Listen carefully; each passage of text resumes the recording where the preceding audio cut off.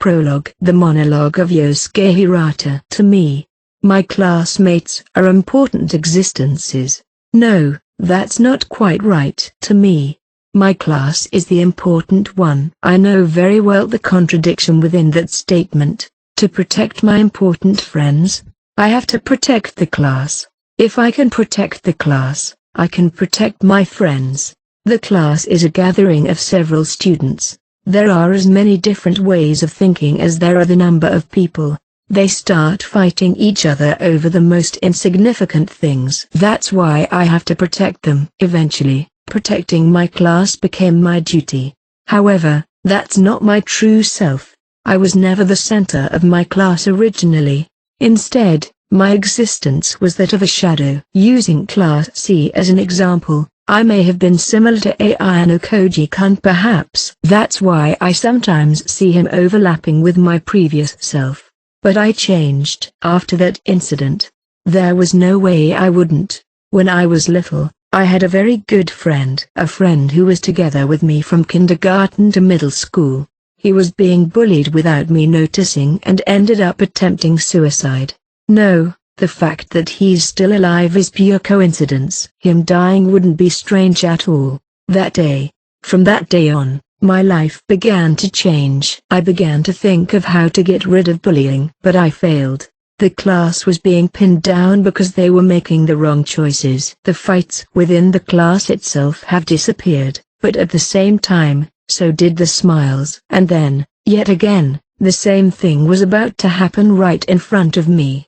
I cannot let the same mistake repeat itself. That was the single answer I reached. The only way to protect this class. That is, the scene spreading out in front of me was filled with my classmates watching me with surprise on their faces. Horikita, can you shut up a bit? Words containing no signs of intelligence. Vulgar and full of violence. My own words.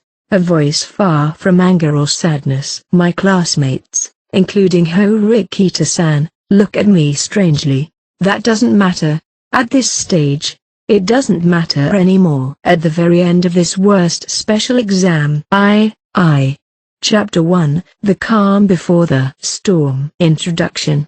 It was finally the 1st of March, a few days after the end of term exams. Monday, the day where everyone was anxiously waiting for the results to be announced. After all, in the case of a failing grade, the only option left was expulsion. Sensei, are you gonna announce the results now? Unable to sit still any longer, Ike practically fell out of his seat as he waited for the homeroom teacher, Chabashira, to respond. Calm yourself. You'll know in a couple of minutes. Chabashira, with practiced movements, spread out a large piece of paper she brought in on the blackboard. This school would usually release our grades digitally, like on our cell phones or on the online forums. However, when it comes to the exams where expulsion was at stake, the teachers would display the results to us like this. Are you feeling confident, Ike? Oh well. Yeah, I studied pretty hard. But you studied hard, huh? Yet you're still so uneasy. Chabashira must have found his reply more amusing than surprising, as she gave off a slight smile. For Ike, who usually gets low scores, it was only natural that he would feel anxious no matter how much he studied. Sudo, you always seem to be in the running for the lowest score, so how are you feeling? It wouldn't be surprising for Sudo to be the most anxious student in the classroom. Considering the previous tests, it was no exaggeration to say that Sudo's scores were some of the lowest in almost every subject. Chabashira was probably expecting a reply similar to Ike's, but his response was something far more unexpected. I'm confident at the very least. I absolutely won't get a failing grade. Oh? Despite the fact that physical prowess was Sudo's only redeeming quality, his expression and tone of voice still managed to hold a distinct air of confidence. Of course, I suppose he would still be anxious about the results, just like Ike. However, thanks to the effort he's put in to overcome that anxiety and the experience he's accumulated, he's been able to establish confidence. This was what Horikita's repeated study sessions had burned into his head. It was different compared to what he was capable of back when his entire strategy for academics consisted of superficially cramming the information the night before. Little by little the seeds of knowledge had begun to grow. As the teacher who guided Sudo's studies, Horikita's face remained unclouded. Well, she did seem somewhat displeased with how Sudo was getting ahead of himself. It's pretty interesting to see how you kids have grown. There's no way to figure out just what you'll accomplish next. And you've all easily surpassed my expectations. Now, I suppose I'll announce the results of your end-of-term exams. Chabashira began posting test results onto the paper on the blackboard, and after this, she would draw a red line across the results. Anyone whose name falls below that line would be forcibly expelled from the school. The results this time with a red pen in hand, Chabashira pressed the tip against the paper and drew a horizontal line. The red line of fate, and the number of students whose names fell below it was 0. In other words, everyone successfully passed the exam. These have been your best results so far. Chabashira revealed that everyone in Class C passed. All right. Ike was the first to cry out. It seemed like he was pretty afraid to hear the results. After all, Ike had the lowest score in the class. Well, that wasn't too hard. Ha ha ha ha. That was close. Ike spoke, his attention concentrated on his name and the red line directly under it. I only studied a little bit the day before and I still managed to pass. Yamauchi said as much, yet his name was listed right above Ike's. Don't lie, Haruki, you were studying every day in desperation, weren't you? Is that so? Wahahaha. At any rate, both Ike and Yamauchi had successfully managed to pass the exam, so nobody had any complaints. Chabashira watched over such a scene with a gentle gaze. Nevertheless, the results were surprising. Ike came in last, with Yamauchi coming up right behind him. They were followed by Hondo, Sato, and Inogashira. Sudo's name was right above Inogashira's. Considering Sudo's results so far, it could be said that he's seen some substantial improvement. Sudo, this past year, you managed to improve your grades better than anyone. You seemed confident that you'd pass as well. I'm looking forward to seeing how you'll succeed in the future. Chabashira appeared to share my feelings on the matter. Hey, it's nothing special. Despite saying that, he looked pleased with how well he did. On the other side of things, the students taking the positions at the top were pretty much the same as usual. Coming in first was Casey, and second place was held by Konji. Casey had been getting good grades from the start, and with how diligent he is with his studies, it was only natural that he'd outrank the rest of the class. However, Konji was still as much of a mystery as ever. He was never studying, and he didn't interact with anyone else, either. If he utilized the full extent of his abilities, then he just may have the potential to surpass even Casey. Because of all the small fluctuations in Konji's test results so far, it's possible that, depending on the exam, he's slacking off when he doesn't think it's worth his time. Horikita was ranked third. She usually trailed a bit behind in English, but this time she scored much higher. She had probably gotten a lot better thanks to the time she spent tutoring Sudo. Sensei, how did the other classes do? They've all pulled through just like you did. In terms of the average score per class, Class C came in third. There was no reason to ask which class came in first, second, and fourth respectively. As I thought, it seems we'll have to aim higher if we want to overtake the upper classes. Without a hint of complacency, Horikita started writing down everyone's scores. The students at the top were just short of perfect scores, so further improvement wasn't an option. In fact, the only option they had left was to focus on improving the scores of the students at the bottom. Good job with Sudo. I'm impressed. It's the result of his own hard work after all. All I did was thoroughly break down each of his weaknesses until he started to see success. Just like Horikita, Pseudo's weakest subject was English, yet he was still seeing quite a bit of improvement with his scores. This improvement clearly showed that the two of them had focused their efforts on English during their studies. I wonder if he's capable of bumping up his score a bit higher next time. Of course, it all depends on whether or not he can continue to concentrate. That was a pointless thing to worry about. After all, as long as Horikita was around, Pseudo would continue to give it his all. He was probably beginning to get the hang of studying by now. He might even be able to squeeze into the upper half of the class soon. It looks like Ike-kun and Yamauchi-kun still have a bit of space between their scores and the red line. It was probably the right decision for us to routinely hold study sessions. If for certain you know who next to me would actually put in the smallest amount of effort, our class's average score might go up a little bit more. Now wouldn't it? This is my limit. As usual, my scores were neither good nor bad. This time, I came in at 18th place. I'm not going to accept that. One day I'm going to make you take this seriously. I'll try my hardest in order to live up to your expectations. In any case, it was great that everyone was able to overcome the exam this time as well. The students who had just barely managed to pass the exams were all clearly relieved that they were over. Ike and Yamauchi had even already begun joking around with each other. Chabashiro watched over her homeroom class with a tender gaze. I have to hand it to you guys. It may be a simple thing to say, but well done. It was usually pretty rare for Chabashiro to praise her own class, but it seemed like it had been occurring more often recently. She probably had a hunch that everyone would pass the end-of-term exams in the first place. We did it.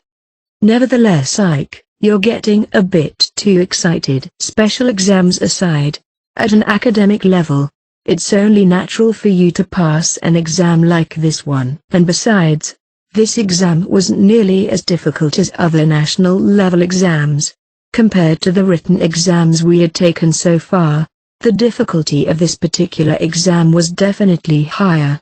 However, the school sets the difficulty of the exams close to the student's current skill level. It seems like it's all for the purpose of maintaining appearances. Well, it can't be helped. But now that the good news is out of the way, Chabashiro cut into the cheerful atmosphere that had been filling the classroom, immediately replacing it with something much heavier. It was the usual display.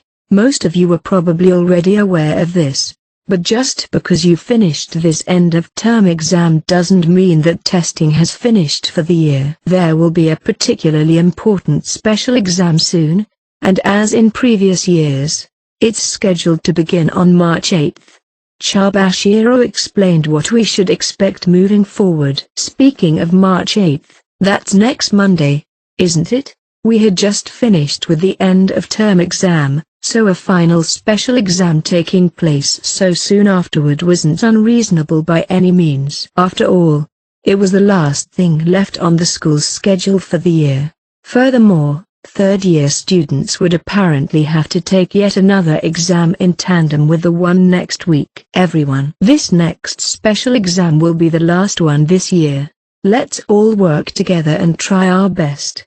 If we do, our class should be able to aim for Class A without anyone being expelled. Hirata's encouraging words seemed to spread amongst the class, with many students speaking up to show their support. Chabashiro watched over the scene, revealing a vaguely relieved smile. The way things have been going recently, I'm starting to think that all of you might just be able to graduate together 2 years from now. With these parting words, Chabashiro dismissed class earlier than usual. Having Sensei give us a compliment like that feels out of this world, doesn't it? Ike and Yamauchi began laughing cheerfully. But don't get too cocky. Your last exam is only a week away, and by no means will it be easy. Chabashiro spoke up again just before walking out of the classroom, leaving us with this one last reminder. Part 1. There was only a little time left for us as first-year students. I used the time between classes to take a quick bathroom break. On the way back to class, I happened across two familiar upperclassmen in the midst of a deep conversation. The first was the current student council president, second-year student Nagumo Miyabi. He was accompanied by his predecessor, third-year student, Horikita Manabu. It was probably by sheer coincidence, but Nagumo spotted me immediately. The moment he waved at me, it seemed like I had lost the opportunity to pretend I hadn't noticed and head back to class. Yo no Koji, did you manage to pass the end-of-term exam? In contrast to Nagumo's direct question, the elder Horikita just calmly looked in my direction. Somehow, he had engaged me with a meaningless conversation. How cold. I don't think that's the right attitude to have when the student council president is right in front of you. Is that so? I straightened up a little bit. I wasn't sure if it was enough for him, but it should be somewhat less objectionable. Well, whatever. You've come by at just the right time. There's something I've been wanting to ask you.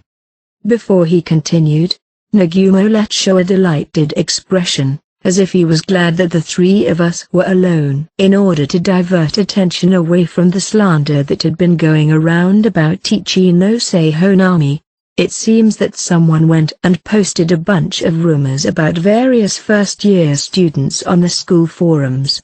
Now, I wonder just who would do such a thing? He was testing me with his words. No, it was entirely possible that he had already seen right through me. It didn't matter how much information he had. My attitude wouldn't change. Well, I have no idea, but at the end of the day, they've caused me nothing but trouble. Oh yeah, you were a victim too, weren't you? What happened with that again? The school's announcement made it pretty clear that we shouldn't be talking about that. I don't think even the student council president is an exception to that. Due to the warning, this sort of inquisitive behavior should be avoided. It's as Ayano Koji says, Nagumo. You should refrain from saying anything too carelessly. With the elder Horikita backing me up, Nagumo immediately backed down. It didn't seem like he was particularly interested in touching on the subject. So, what have you two celebrities been talking about?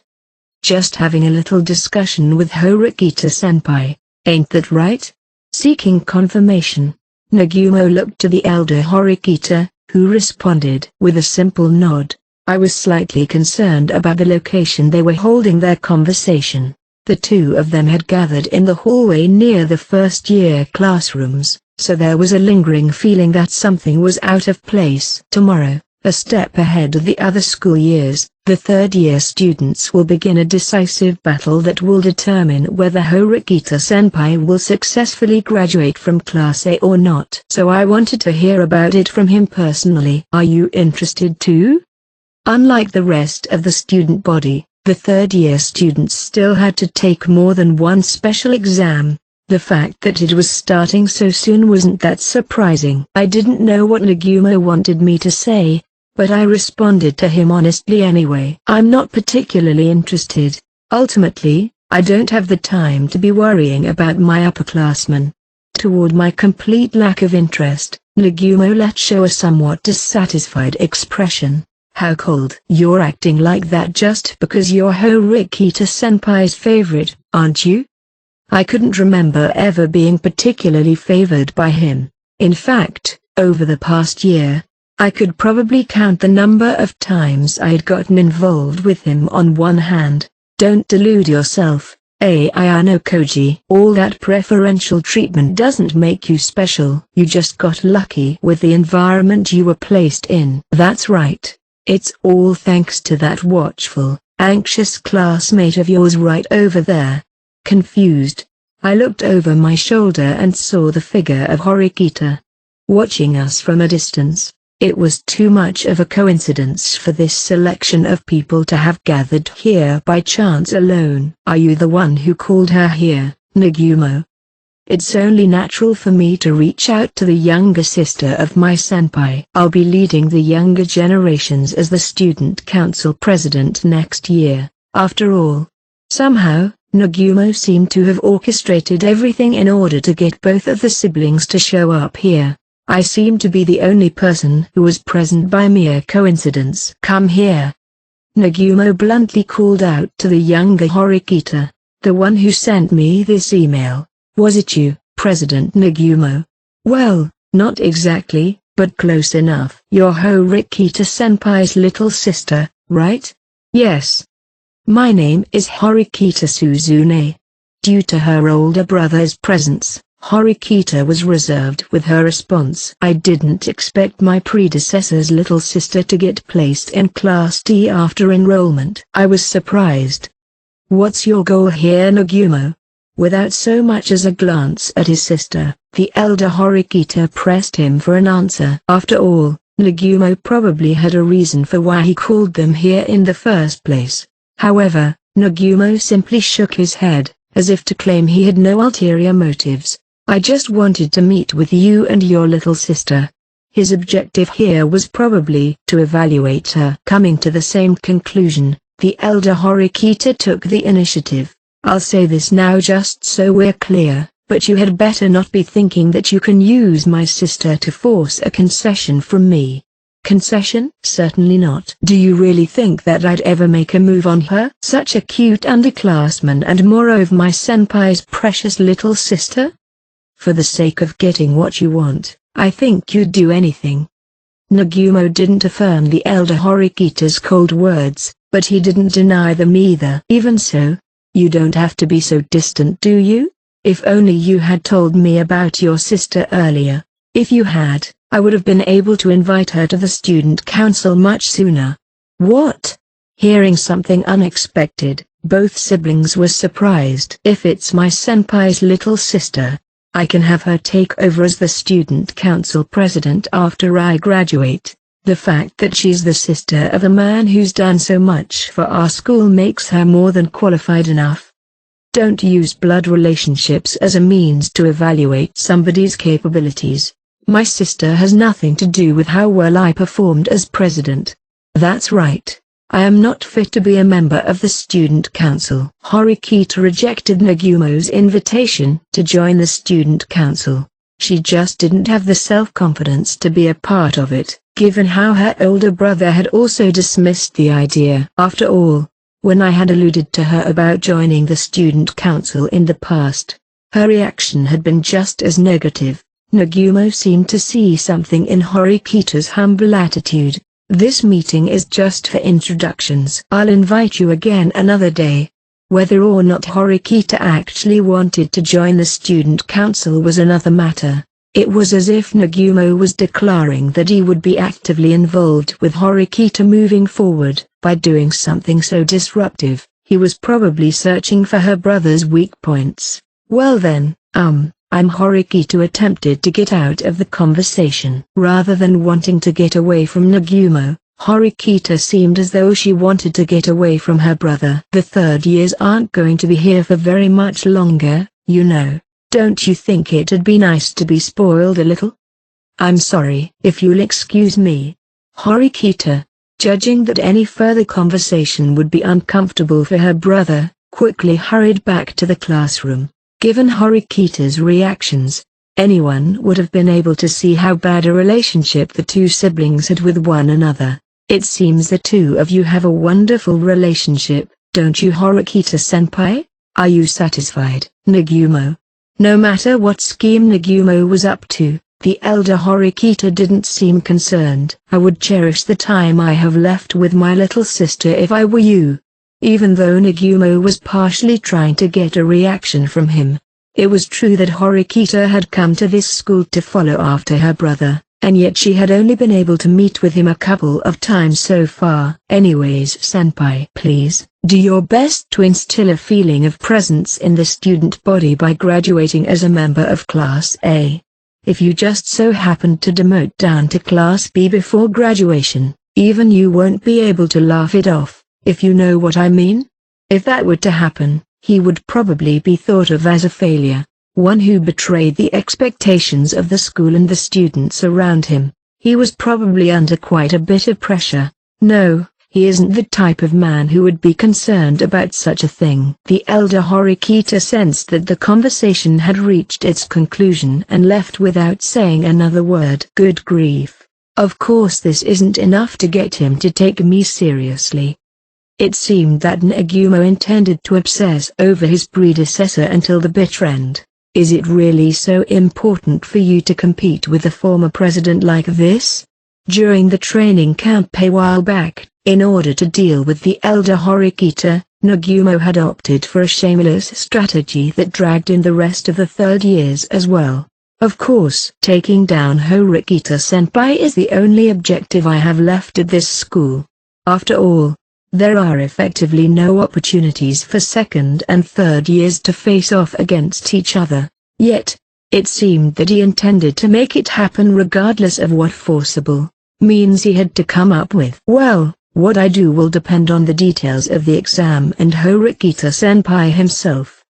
It seemed that no matter how many enemies he makes, Nagumo intended to make things clear with the elder Horikita before graduation. Despite claiming otherwise, Nagumo would surely be deeply involved no matter what the details of the exam turned out to be. After all, there was almost no time left for him to settle things with his senpai. Will there be any problems with next week's special exam on your end, President Nagumo? I wouldn't expect the second years to have it easy either. Well, I wonder. Just carry on, hoping for my inevitable failure. As the break was about to end, Nagumo wrapped up the conversation and took his leave. Shortly after I returned to the classroom, my neighbor Horikita looked over at me. President Nagumo and my brother. What were they talking about? If you were interested, you should have stayed until the end. Well, it was a difficult conversation for her. She becomes docile and meek like a lamb when she's in front of her brother. After all, it's unusual that you stuck around and listened to their conversation in the first place. You've sure become someone who's attracting attention from all sorts of people. Haven't you? I wonder if it's thanks to that relay race you had with my brother at the athletics festival? Her words were beautifully laced with a sarcastic irony. To be fair, it's not like I'm able to predict the future. Everything doesn't always go the way I expect it to. It doesn't seem like there were many chances for you to get closer to your brother this past year. So what? Horikita's mood got worse as soon as I brought up her circumstances with her older brother. That being the case, it would have been better if I didn't get unexpectedly dragged into Nagumo's conversation. Her concern about what had been discussed earlier with Nagumo was written all over her face. Don't you want to try and face him at least once before he graduates? You don't understand anything. There's no way that my brother would look after me. Going out of my way to approach him when I know I would be treated cruelly is just plain stupid. So you enrolled in the same school, satisfied with just watching over him instead? If my brother's interested in anyone, it's unpleasant, but he's only interested in you. I was about to tell her that she was wrong, but I ended up stopping myself. At the moment, Horikita wouldn't believe me even if I were to go into the details. More than anything, it would be meaningless if she didn't have the courage to face him herself. Really? Well, maybe you're right, I responded, cutting the conversation short. While I think Horikita still had complaints, she didn't say anything else. Chapter 2, The Class Vote. Introduction. The next day, Tuesday, March 2nd. Morning homeroom. Chabashiro walked through the door shortly after the bell rang. It was the usual scene that unfolded every morning. The class was enveloped in an air of relaxation. It was announced yesterday that we had all passed the end-of-year exam without any problems. There were still a few days to go before the start of the final special exam for the first years on March 8th, so it was no surprise that there wasn't a hint of nervousness in the room. However, Chabashiro's expression as she stood behind the podium was more grim than usual. She projected a tense, stinging aura that spread to the students as well. Did something happen? Hirata, always prioritizing the stability of the class, took the initiative to speak up. Chabashira didn't answer right away, instead choosing to simply remain silent. The impression she gave off made it seem like she was reluctant to say anything. Up until now, no matter how serious things had been, she would beat her explanations into us without mercy. So, it didn't take very long for the class to realize that this situation was abnormal. "There's something I have to tell you all." She spoke heavily, her expression was as stern as ever, but the sound of her voice made her seem like she was struggling. "As I told you yesterday, the final special exam for the first years will begin on March 8th. After this special exam, you will advance to the second year, as per the general convention of our school." Chabashira turned around, picked up a piece of chalk, and reached for the blackboard. "This year, however, the situation is slightly different from previous years." "Different? How?" Hirata asked in return. "Having felt a sense of danger, not a single student in your grade dropped out this year, even after the end-of-year exam. Getting this far without a single dropout has never happened before in the history of this school. We're pretty awesome when you put it like that, aren't we?" I thought about how we shouldn't be getting ahead of ourselves, but I cut in to do just that. If it was the usual Chabashira, she'd have probably warned him not to get too carried away. "That's right. And the school thinks so too. Normally, this would be something to celebrate. Even we, as faculty of the school, hope to see as many students graduate as possible. However, it needs to be said that several problems arise when things don't turn out the way we expect them to." The way she spoke was strange. Hirata and Horikita both seemed to feel something out of place with her choice of words as well. "It's as if you're saying you're bothered by the fact nobody's dropped out yet." "It's not like that at all. But sometimes things happen that go beyond my expectations." Even though she was saying something she should be happy about, Chabashira's words were heavy. In order to dispel that heaviness, Horikita continued to speak. "Are you implying that there's something wrong with us?" The content of what Chabashira had to tell us wouldn't change, no matter what questions Horikita might ask. She wasn't the person making the choices here. She was just the employee who had been given the duty of relaying instructions. On the basis that there haven't been any expulsions among the first years, the school. Chabashira paused for a moment. Then, she squeezed out the words that had been stuck in her throat.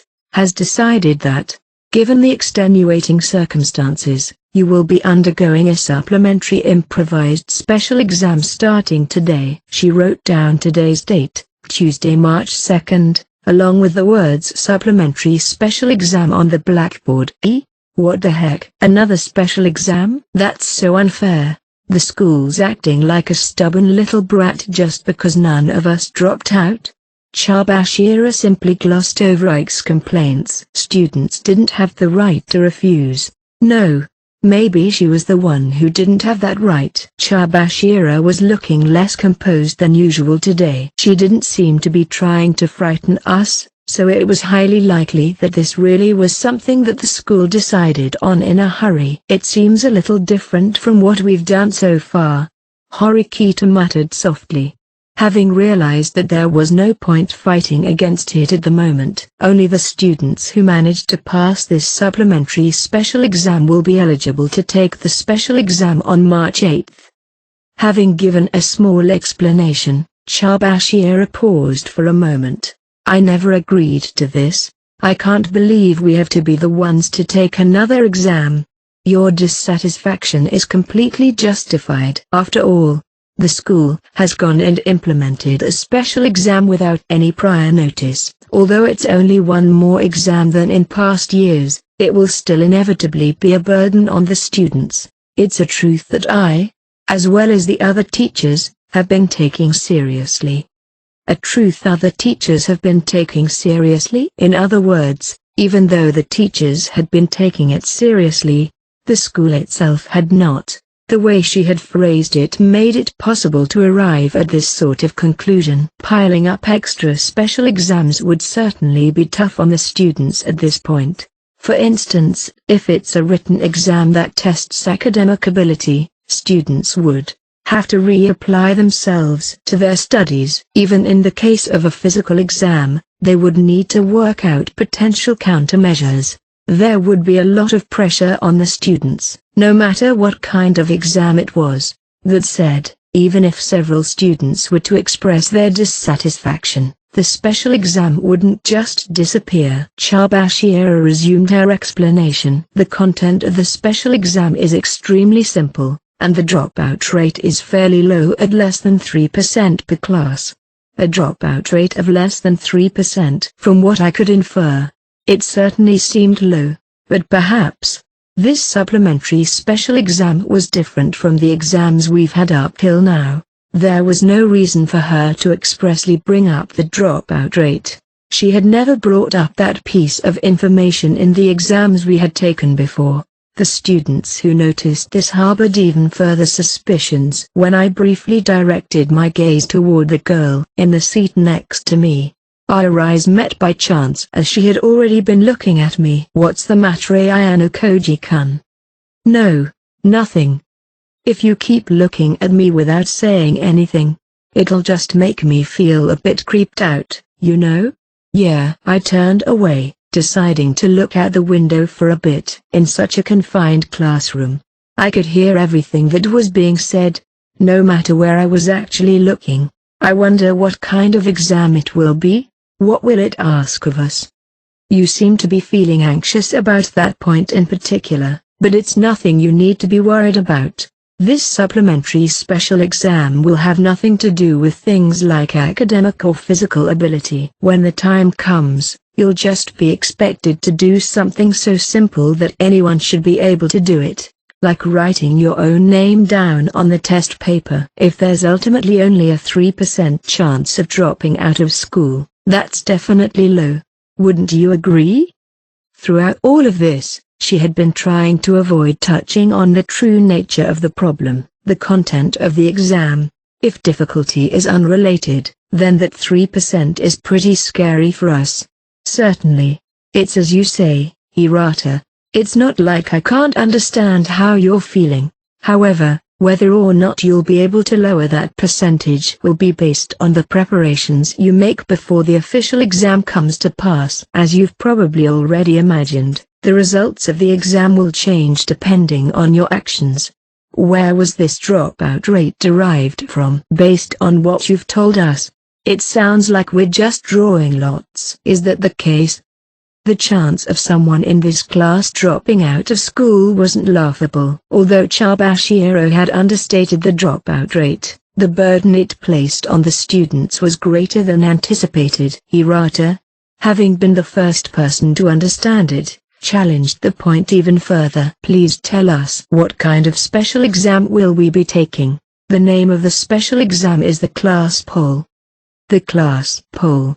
Chabashiro wrote out the name of the special exam on the blackboard. "I'll now explain the rules for this special exam. For the next 4 days, you'll be evaluated by your fellow classmates. Then on Saturday, you'll select the names of 3 students you find worthy of praise, and the names of 3 students you find worthy of criticism, and cast your votes for them.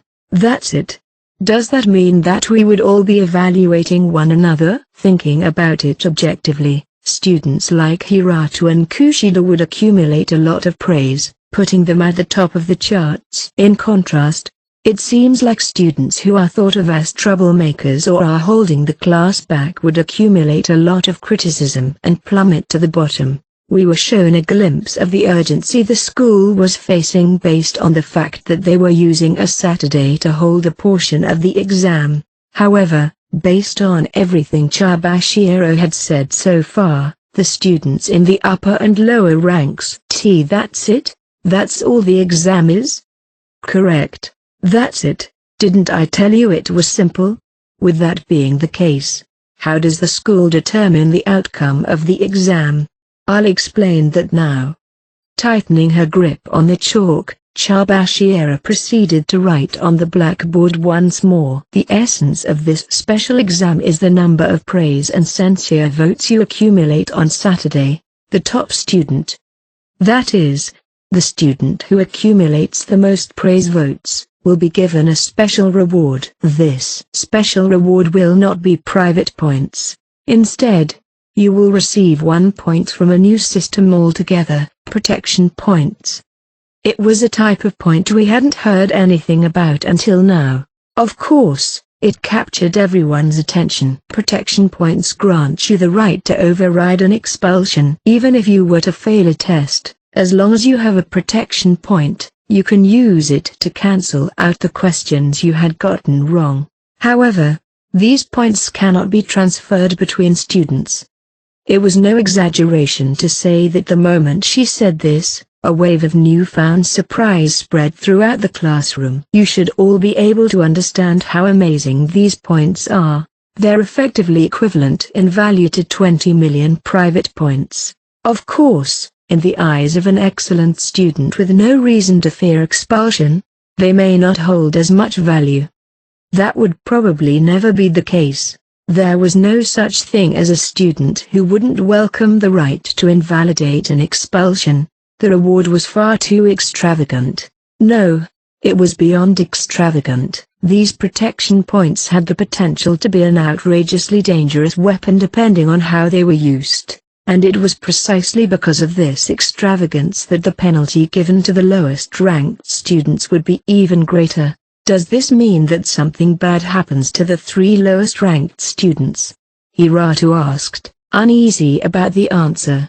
No. This time, the penalty only applies to the student who receives the most censure votes in each class. Other students will not be penalized, no matter how many censure votes they receive. After all, the theme of this special exam is selecting who will take the top spot, and then deciding who will take the bottom. What kind of penalty is it? The special exam this time is different from the ones you've had so far, with one point in particular being very different, namely, that this special exam is being conducted to rectify the problem of there not being any dropouts. Indeed, the detail the students should really be worried about was the reason why the supplementary special exam was being carried out in the first place. If this exam was being held because there had yet to be any dropouts, this special exam is exactly as easy as I told you it was. Even if you lack academic ability or physical strength, you won't be at a disadvantage. But even so, why would the school go out of its way to provide this special reward of protection points? That would be because it's probably impossible for all of you to advance to the second year without leaving one of your classmates behind. Chabashira turned around and looked at each of us, one by one. So, the student at the lowest rank will be expelled from the school. If there was a vote, there would be results, and if there were results, there would have to be a first and last place student, and then, the person in last place would be expelled. This outcome would be inevitable. It would be the same, no matter how superior or inferior the class was. The only difference would be who would face the penalty. That was the kind of exam we were dealing with. The school had set up this supplementary exam simply because they were upset that nobody had dropped out yet. After all, if the supplementary exam took place and no students dropped out, it would have been meaningless for them to implement all of this in the first place. Still, the face of Sakayonagi's father, the chairman of the school, crossed my mind. While he may not have shown me his true nature during my encounter with him, he still didn't seem to be the type of person who would enforce such an unreasonable exam. I don't understand what you mean, Sensei. The person in last place. Are you seriously saying that they'll be expelled? That's right. They'll have to face the guillotine, but rest assured, the class itself won't be penalized if someone drops out this time. That's just the type of exam this is. This was clearly different from previous special exams. Although the possibility of being expelled on an individual basis was higher, there was also a possibility of everyone being able to elude expulsion altogether. But this time, There was a system in place where a sacrifice was inevitable. This was the special case that the school had prepared for us. It was precisely because of their urge to force expulsions that they needed to offer something like protection points in return. Even so, the students would still be burdened with a disproportionate amount of risk. It seems unreasonable, doesn't it? Well, that's what I think as a teacher. But nothing can be done about it now that the school has made its decision. You have no choice but to abide by the rules and take the special exam. Is that really all right? Dark clouds hung over the class despite the fact that everyone had just overcome the end-of-year exam. By this weekend, one student from this class was going to disappear, as there's only a short amount of time left until the day of the vote. I will continue the explanation of the rules. The total number of praise and censure votes for each student will be made publicly available at the end of the exam. In other words, the results for the whole class will be announced. However, information regarding who voted for whom will remain undisclosed, as the vote will be taken anonymously. With an exam like this, they would definitely have to do it anonymously. Votes of praise aside, there would be problems over the censure votes for quite some time if the finer details of the vote were revealed. Moving on, one praise vote and one censure vote will invalidate each other. Let's say, for example, that you received censure votes from 10 people, and praise votes from 30. This would be equivalent to a total of 20 praise votes. Additionally, neither vote may be cast for yourself, and it's also forbidden to vote for the same person multiple times. What about abstention? Would we be allowed to abstain from using our censure votes if we wanted to? Of course not. You'll have to cast all of your votes, regardless of which type of vote it is. Even if you're homesick on the day of the exam, you'll still have to cast your vote.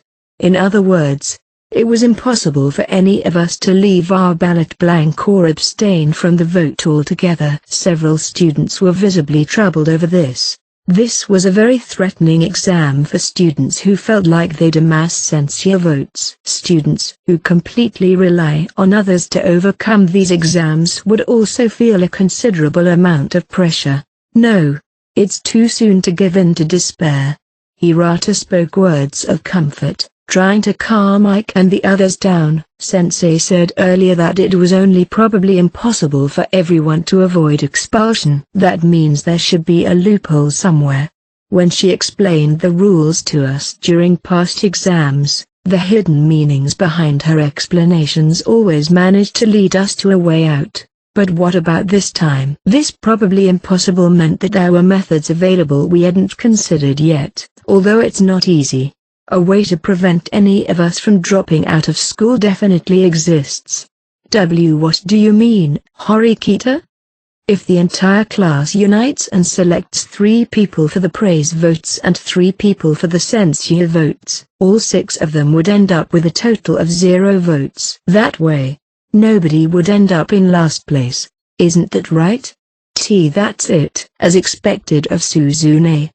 It was certainly possible if all of our classmates followed directions. However, if even a single person turned traitor, the students who had been betrayed would be pushed down the path of expulsion. After all, protection points would incentivize students to reach for first place, while people like Kushida, who hates Horikita, could be problematic. Their influence could be accounted for by making some adjustments ahead of time.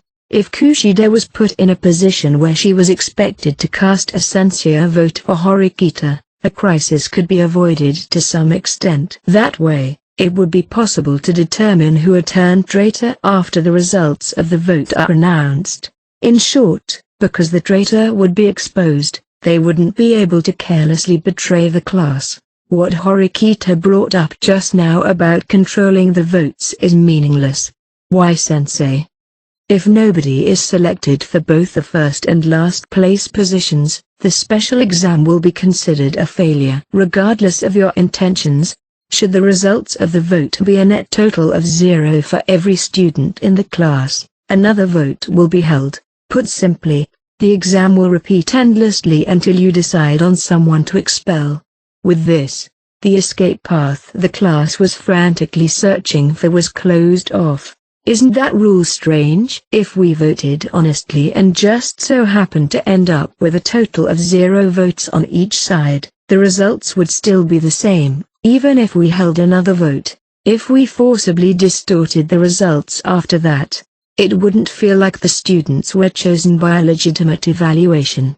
Horikita, your reasoning is correct. Should it just so happen to end up with a net total of 0 votes for everyone, a revote does indeed seem contradictory. But, think about it realistically. Coincidentally ending up with a net total of 0 votes for everyone in an exam where you explicitly choose people for both first and last place is almost impossible, right? Chabashira's response was also very reasonable. A net total of 0 votes for everyone wouldn't happen unless the vote had been intentionally set up that way. Then, what happens when there's a tie for first or last place? In comparison, there was a fair chance of a tie actually happening. In either case, there will be a deciding vote. However, even then, the vote might be tied a second time.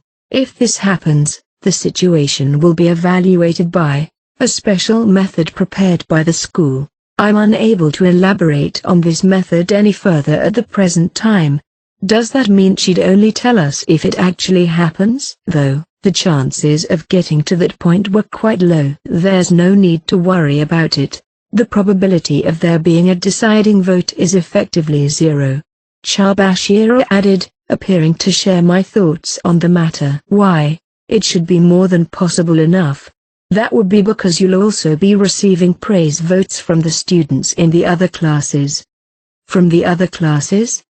You will all be expected to choose one student you find worthy of praise in another class and cast a separate dedicated praise vote for them. Naturally, this will count as a single, normal praise vote. In other words, in the event that a student is heavily disliked within their own class, but substantially popular with students from the other classes, it would be theoretically possible for that student to end with a total of around 80 praise votes, even after the censure votes are accounted for.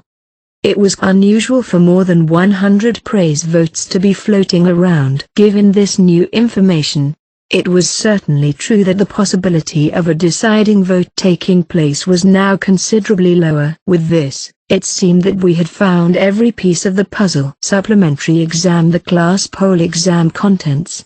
The exam consists of a class vote, where each student in each class is allotted 3 praise votes and 3 censure votes. Rule 1. Praise and censure votes invalidate each other. Praise votes, censure votes equals results. Rule 2. You can't cast praise or censure votes for yourself. Rule 3. Voting multiple times for the same person, leaving part of the ballot blank, abstaining from the vote altogether, and other acts of this nature are prohibited. Rule 4. The exam will be repeated until the first and last place students have been determined. The last place student will be expelled. Rule 5. You are required to cast a separate dedicated praise vote on a student in another class. These were the details of the supplementary exam. There was no doubt that this test was extremely straightforward and simple, but at the same time, it was clear that this exam was the cruelest we've had to face so far. This weekend, someone in each class was going to disappear. However, Sensei, why did you say it was probably impossible? No matter how I look at it, I can't find any loopholes. That's right, there aren't any loopholes. However, it's also true that there's room for uncertainty. You've all probably been thinking this already, but everything changes when you use private points.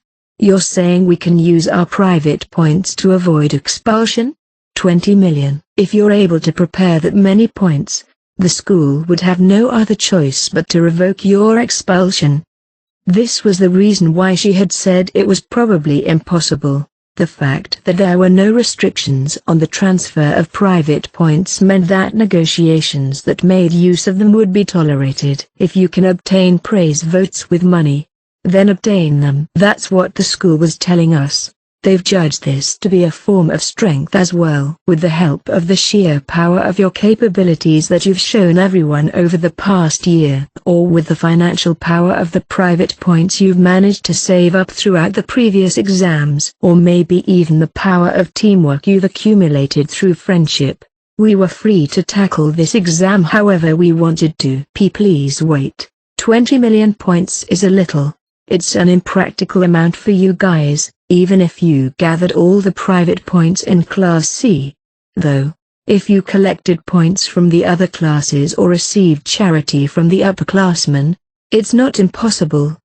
It would certainly be theoretically possible if we went beyond our own class and school year.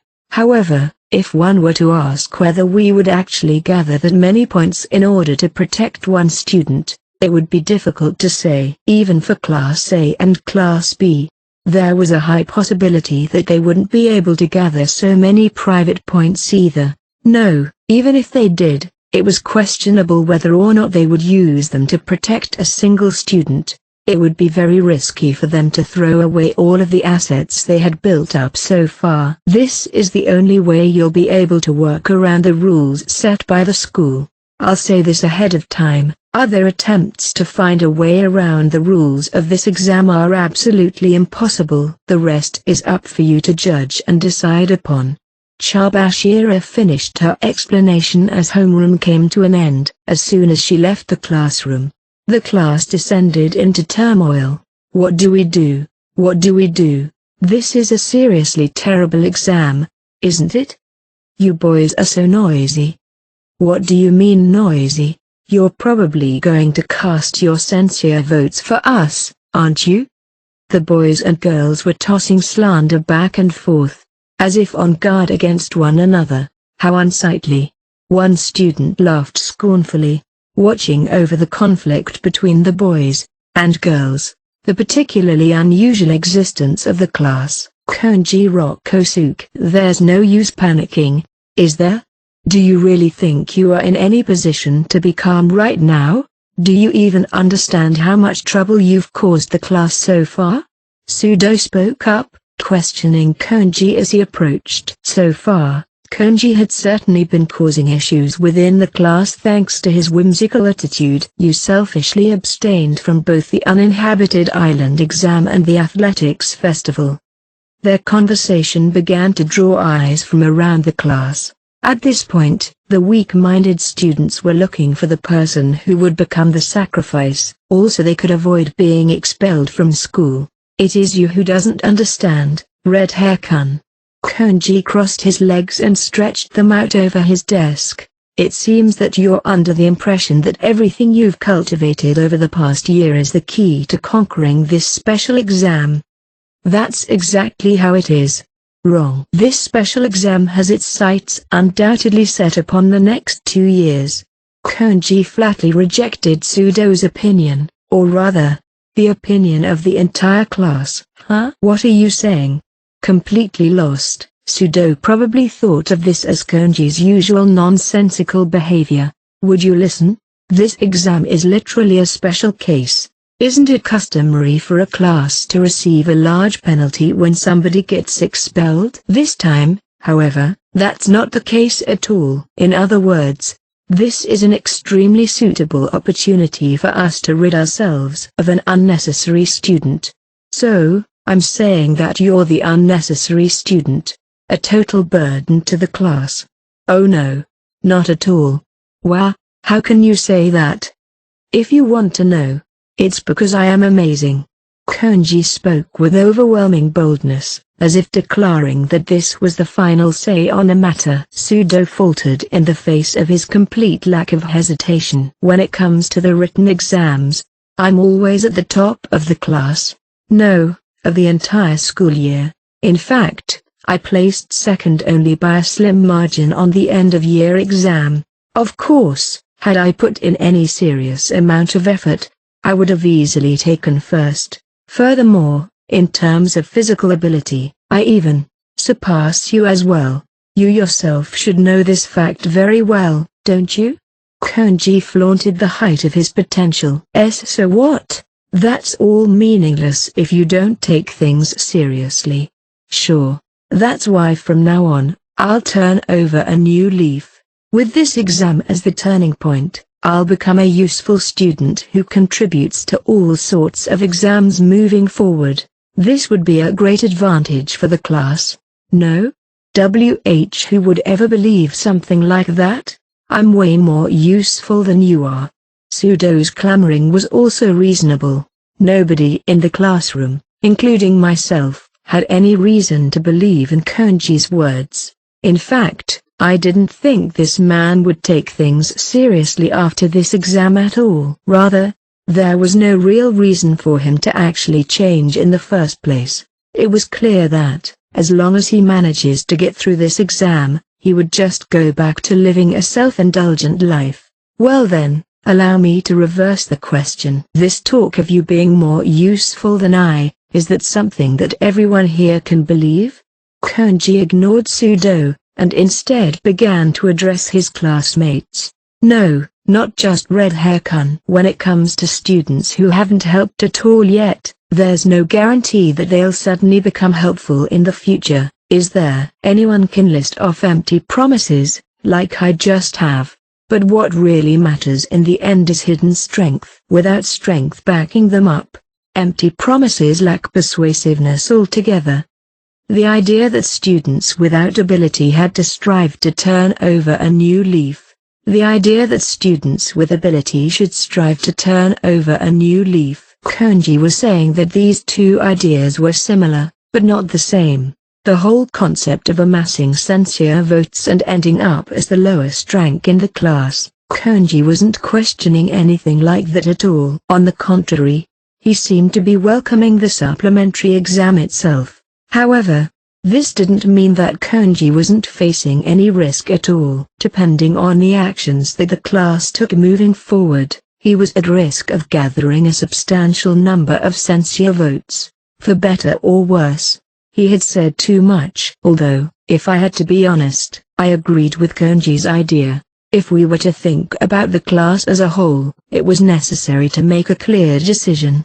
An opportunity had come for us to carefully select an unnecessary student and get rid of them for the sake of the class as a whole, instead of simply choosing based on our personal preferences. In the case of the previous special exams, there were probably many cases where a student who had great strengths would have been expelled because of a couple of weaknesses. Put simply, this was the case with Pseudo, who was arguing with Konji. In contrast to the physical abilities he had been blessed with, his academic abilities were in the running for the worst in the class. In fact, his academic abilities almost held him back so much that, at one point, he was on the verge of dropping out of school.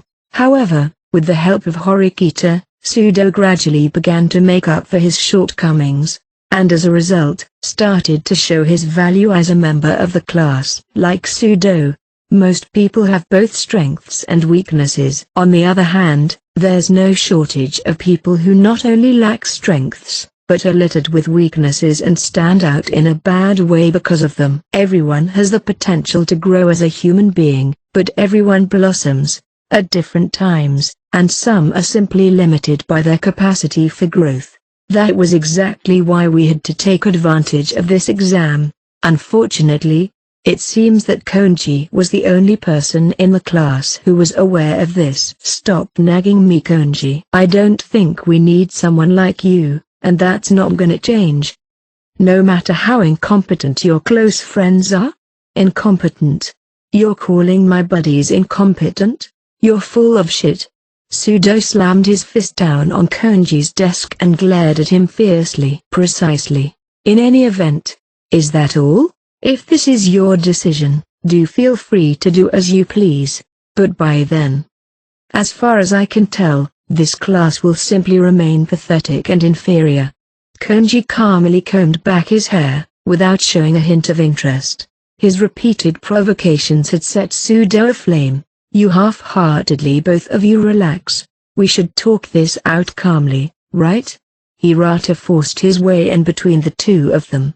How many times had Hirata gone in and mediated like this? It was a scene that I had already gotten used to seeing. But Pseudo was just getting more and more heated and showed no signs of cooling down. What do you mean relax, Hirata? Course you're gonna be fine. After all, there's no way you'd ever end up in last place. Hey. Ike's words poked Hirata in a sore spot. It was true that Hirata had greatly contributed to the class over the past year. Generally speaking, it was no exaggeration to say that he was one of the safest students in this exam. In this exam where someone would inevitably be expelled, the words of a student who was effectively safe from danger wouldn't be able to resonate with others. It's not clear what's going to happen to me. Even though he denied it, his words still weren't able to get through to Pseudo. You hear that, Kanji? Hirata just said he doesn't know what'll happen to him. No, Hirata-sama is definitely safe. Yamauchi and Ike exchanged bitter smiles that were filled with more astonishment than irritation. This reaction was understandable. Nobody here had ever considered Hirata to be a potential candidate for expulsion. Even if he gathered a few censure votes, he was sure to get more than enough praise votes to cancel those out. Hirata attempted to say something several times, but the words wouldn't come out. The special exam had still only just been announced. Given the restless state of the classroom, they wouldn't be able to calmly accept anything Hirata had to say. Let's keep talking, Konji. I have nothing more to say to you. There's more than enough to talk about. Pseudo pressed the matter further. At this point, the only one who'd be able to stop him would be. That's enough, Sudo-kun. Horikita spoke up. The final word for the discussion. Don't get so carried away just because your grades have improved a little bit. No. This time, it's not like that. Zip it. Got it. She had complete control over Pseudo with just a handful of words. Horikita instructed Pseudo to return to his seat and keep his distance from Konji. Horikita-san, you've been a great help. It's no big deal compared to the trouble caused by this exam. Saying that, Horikita also distanced herself from Konji and returned to her seat. I spoke up as she approached. Thank you for your hard work. That took a lot of extra effort. She let out a sigh and sat down. But things have really become troublesome. Despite all the instability and collusion, the class had always been able to cooperate, and yet, they come along and force us to kick someone out. It's far too cruel. Horikita lamented, unable to do anything about the chaos that enveloped the room. Cruel, huh? Of course, I understood that she was just looking to complain. You don't think so? There was never any guarantee from the start. Ever since we first enrolled. Yeah, it was really just an afterthought. But even so, I still think that this exam is outrageous. Well, it seems like revenge for the fact that nobody's been expelled yet. It would be reasonable to feel dissatisfied like Horikita. However, I couldn't afford to be a mere bystander during this particular exam. The whole class had to bear the risk of expulsion. No. As a student toward the bottom of the social hierarchy, I'm afraid that I would be in even more danger of accruing censure votes if I didn't get involved in this exam. To avoid that, it would probably be best to lay out the groundwork ahead of time. I honestly can't come to terms with this exam, but despite Horikita's grumbling, I could sense something like fierce determination in her expression. Afterward, the restless atmosphere persisted throughout the classroom until the end of the morning classes. Part 1. During lunch break, the Ayano Koji group decided to take advantage of the free time to hold a discussion at the cafe. Ah geez, this totally sucks, doesn't it? Forcing someone to drop out is like, what's the school even thinking? Haruka let out an exasperated sigh as she poked a straw into her drink. Casey was the first to respond. I agree. The most unforgivable thing for me is the fact that my classmates have to fight against one another. It's a complete 180 from how the exams we've had so far have required cooperation. It's absolutely baffling. I get you. Up until now, no matter what kind of exam it's been, We've only had to go against the other classes. Akito spoke up in agreement as well. Just because there hasn't been a single expulsion. It's like the school's deliberately trying to get at us, isn't it? Throughout the morning, everyone had been restlessly passing the time in one way or another, unable to calm down. It was only natural, given that many students were dissatisfied with the unreasonable additional exam the school had announced. It was possible that the other cliques of students were talking about it as well. I wonder if there's really no secret trick to the exam. You're a smart cookie. Surely you thought of something? No, I don't think so. Horikita's initial proposal of fixing the vote by spreading the votes out equally is the only strategy I can think of. But, based on what Chabashira-sensei told us, it's probably impossible. Although the additional exam is a little selfish, we can't just ignore the rules set by the school. It was no surprise that Casey couldn't come up with a solution. No matter how you look at it, the way out of this exam had been sealed off. I also figured the school didn't want there to be any dropouts. At least, that's what I used to think, but now it looks like that isn't the case. You're saying that the school really wants to see people get expelled. Having still held on to a glimmer of hope, Haruka's expression turned grim. That's why it'd be better not to be optimistic this time. There'll probably be a harsh outcome waiting for us. A harsh outcome. In other words, an expulsion from our class. It was the inevitable future that was waiting for us. It's possible that one of us will disappear this weekend. Not having said a word for quite some time, Irie shook her head anxiously. Her demeanor made it seem like she was unwilling to imagine such a future. Casey, instead of silently waiting for the exam, there must be something we can do, right? Akito asked, hoping to hear something to dispel his anxiety. As if on cue, Casey nodded once and looked at each of us in quick succession. As Akito says, we have to be doing something to avoid expulsion. So, I have a suggestion. Why don't we come together and vote for each other? By vote for each other, you mean using our praise votes on each other? Yeah, I don't think any of us will rack up enough praise votes to take first place, but just in case, it would be better for us to work together so all of us can avoid coming in last. With the 5 of us working together, we'd each be able to get 3 praise votes. The important point is that it'd also be negating 3 censure votes. But is that okay? Aren't we expected to vote for the student who contributed the most to the class? Sensei also told us it would be a waste of time to try and control the votes like this. The ever-honest Irie spoke somewhat uneasily. To some extent, voting in groups like this is unavoidable. Chabashira-sensei and the other students should all be aware of this already. Furthermore, even if we don't do it, there's bound to be several other groups that will. After all, it's possible to use the same strategy to concentrate censure votes on one person. In fact, the 5 of us alone have the capability of casting 5 censure votes for a single person. 5 votes. That's a heavy number for this exam. If you made a big enough group, it wouldn't be that difficult to put in 10 or 20, would it? That's exactly right. In short, those with a better standing in class will have an easier time with the exam.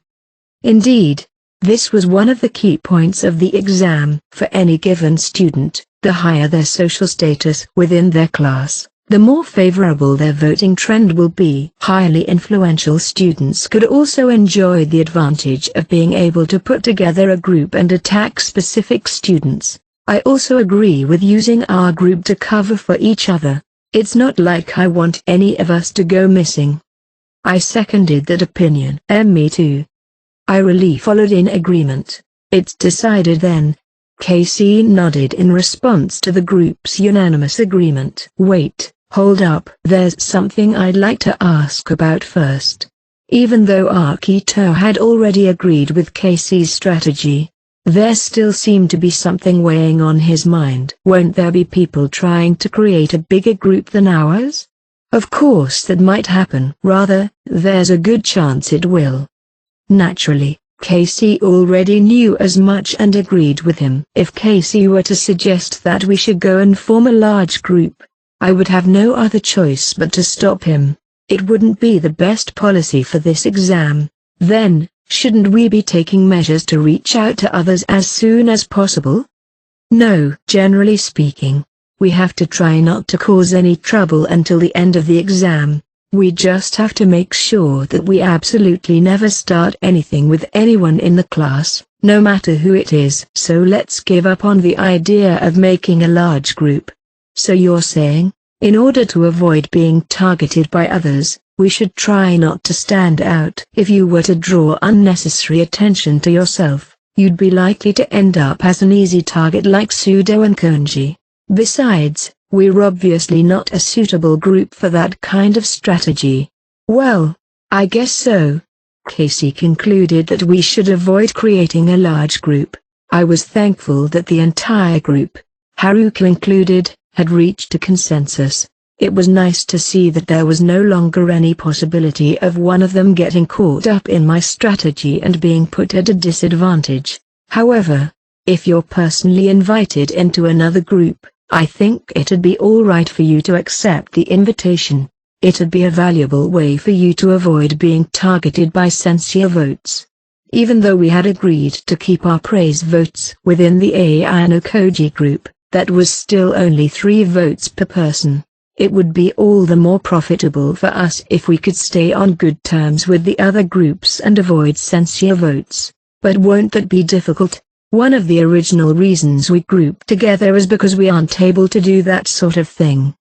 Haruka seemed to be saying that we had created our group precisely because we weren't able to fit in with any of the other groups. Well, I suppose Casey already understood this when he made the suggestion in the first place. Supposing any of us did receive an invitation, it'd be best to follow Casey's advice. While this was the correct decision, it was also true that it came with a noteworthy amount of risk. If you were to foolishly join up with too many different groups and get taken as someone who's trying to be friends with everybody, you may end up suffering instead. You wouldn't be able to find a group that would be willing to take you in so easily. With just 3 votes, there's no saying for sure that we'll all be safe, is there?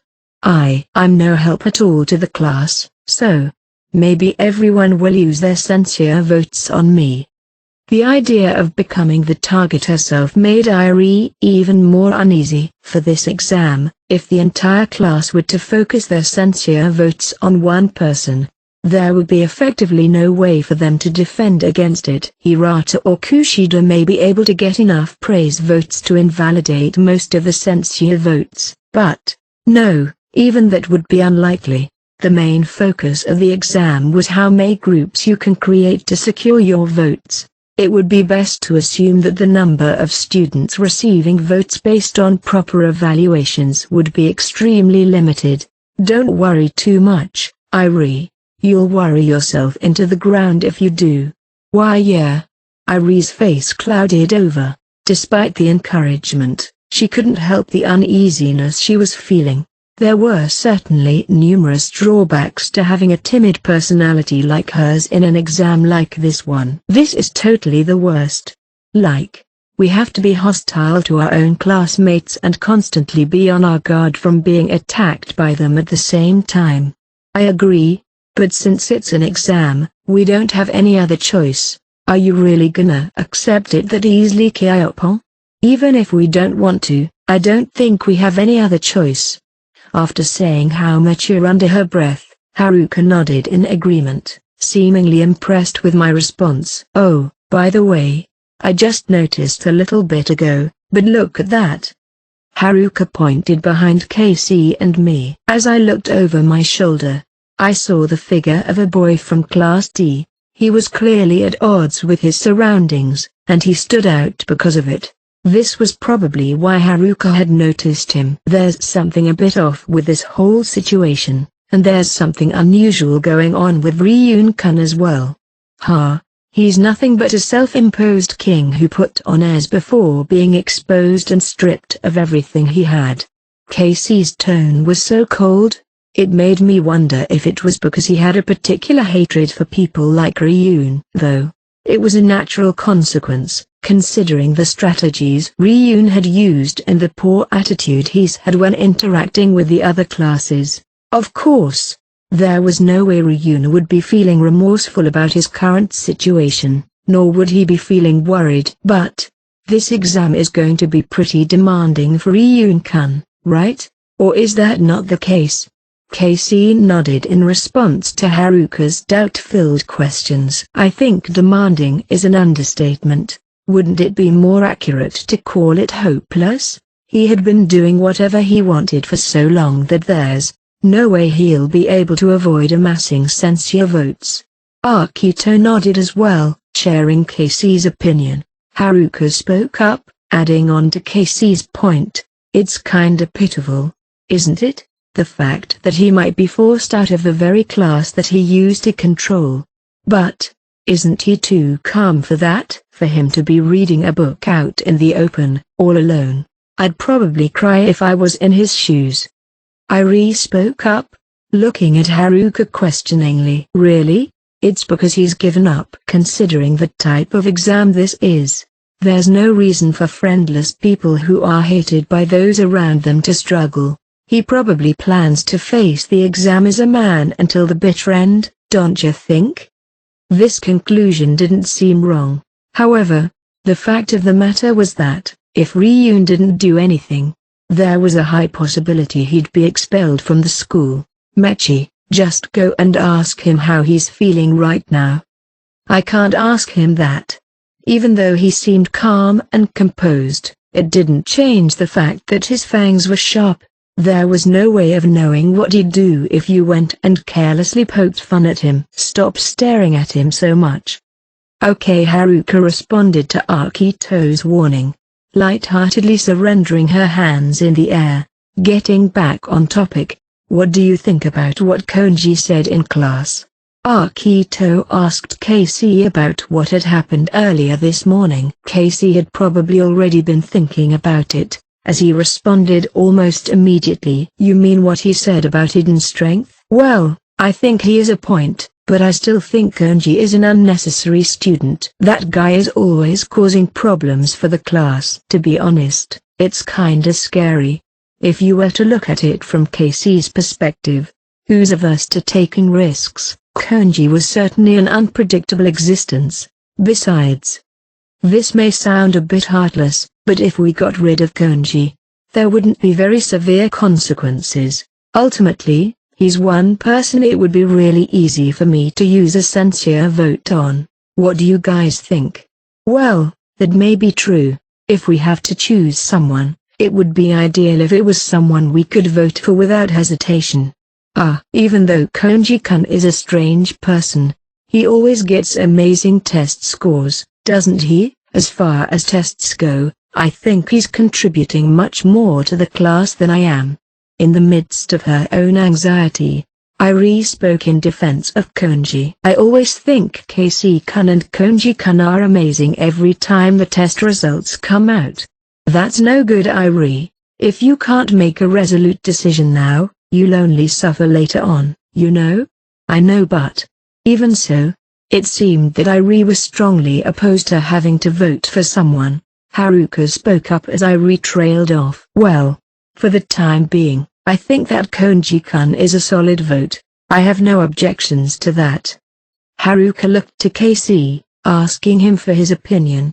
For now, sure. Since we'll have to choose 3 people anyway, we can make adjustments later on if the situation calls for it.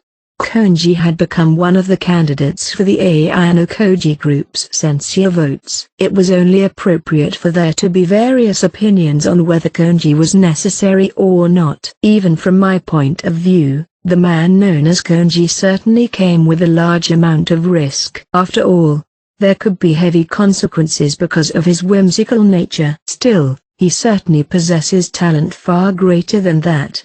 If he were to tackle exams and problems head-on, he'd be able to accomplish pretty much anything. Even if I haven't seen just how capable he is yet, He was certainly capable enough to make me think this way. I don't hate him or anything. But it's hard to say whether Konji's good for the class or not. This also seemed to be the reason why Akito had accepted the decision to vote for him. His presence is pronounced above the rest, or rather, his existence itself seems hard to measure, even after taking rumors into consideration. In addition there's Ike-kun, Yamauchi-kun, and Sado-kun, right? They all seem like solid choices for censure votes as well, don't they? Those four, Konji included, all seem like the likely candidates for expulsion right now. However, I can't imagine that they'll all just sit back and wait for the day of the vote. They all probably form large groups to collect praise votes and try their best to take measures to avoid getting more censure votes. We're by no means safe either. That was exactly right. The exam had already begun. A battle to make allies and establish a common enemy. Given the conversation we've been having, it's hard for me to imagine everyone in the class having been comrades until just this morning. Akito let out a frustrated sigh as he imagined the things to come, as if something had occurred to her. Haruka once again looked at Ryun. There are still several candidates to choose from. Maybe it'd be better if everyone had the chance to avoid expulsion, don't you think? It was precisely because she understood the current state of Class C that Haruka was aware of the difficulties Ryun faced in Class D. No matter who you were, you wouldn't stand a chance if you were targeted by everyone. Mechi, Yukamu, hypothetically speaking. What would you two do if you were in Ryun-kun's shoes? I wouldn't do anything. It'd be pointless to struggle if the entire class was against me. I'd probably give up. Akito would have quickly thrown in the towel. Casey pondered over her question seriously for a while before finally shaking his head. It's impossible. Impossible? What if you, threaten the entire class or something like that? That would only be counterproductive. There were probably several students who expected Ryun to do just that. Those who felt threatened would be able to cast their censure votes for Ryun without reservation. Then what about gathering praise votes by prostrating yourself to the other classes? If Ryun asked you, would you vote for him? Hilda? I don't think so. That's how it is. Casey spoke in agreement.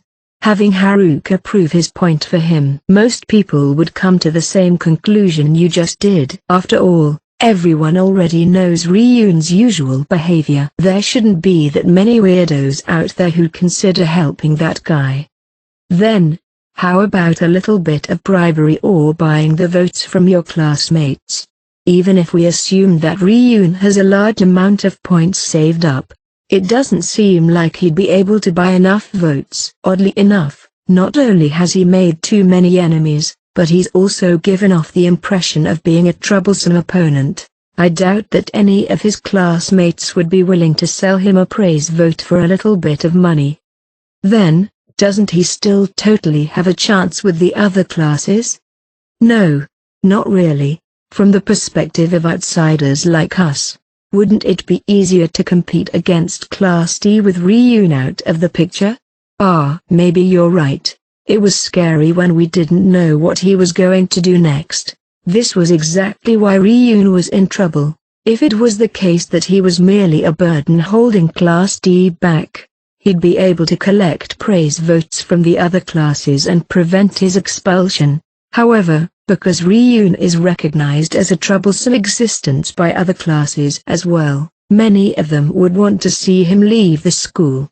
There were very few advantages for any of the classes to deliberately allow such a potential threat to stick around. There may be some Class D students thinking about the distant future, or blindly believing that Ryun would become the savior of the class, but there's no doubt that these students would be in the minority. Even if Ryun formed contracts with several other students promising to cast praise votes for each other, it would be difficult to prove whether or not they've actually carried out their contractual obligations. Because the vote will be carried out anonymously, as long as you receive a single praise vote, Anyone would be able to lie and claim that they voted for you. Even if Ryun wanted to start a dispute over improper conduct, it'd be too late. He would have already been expelled.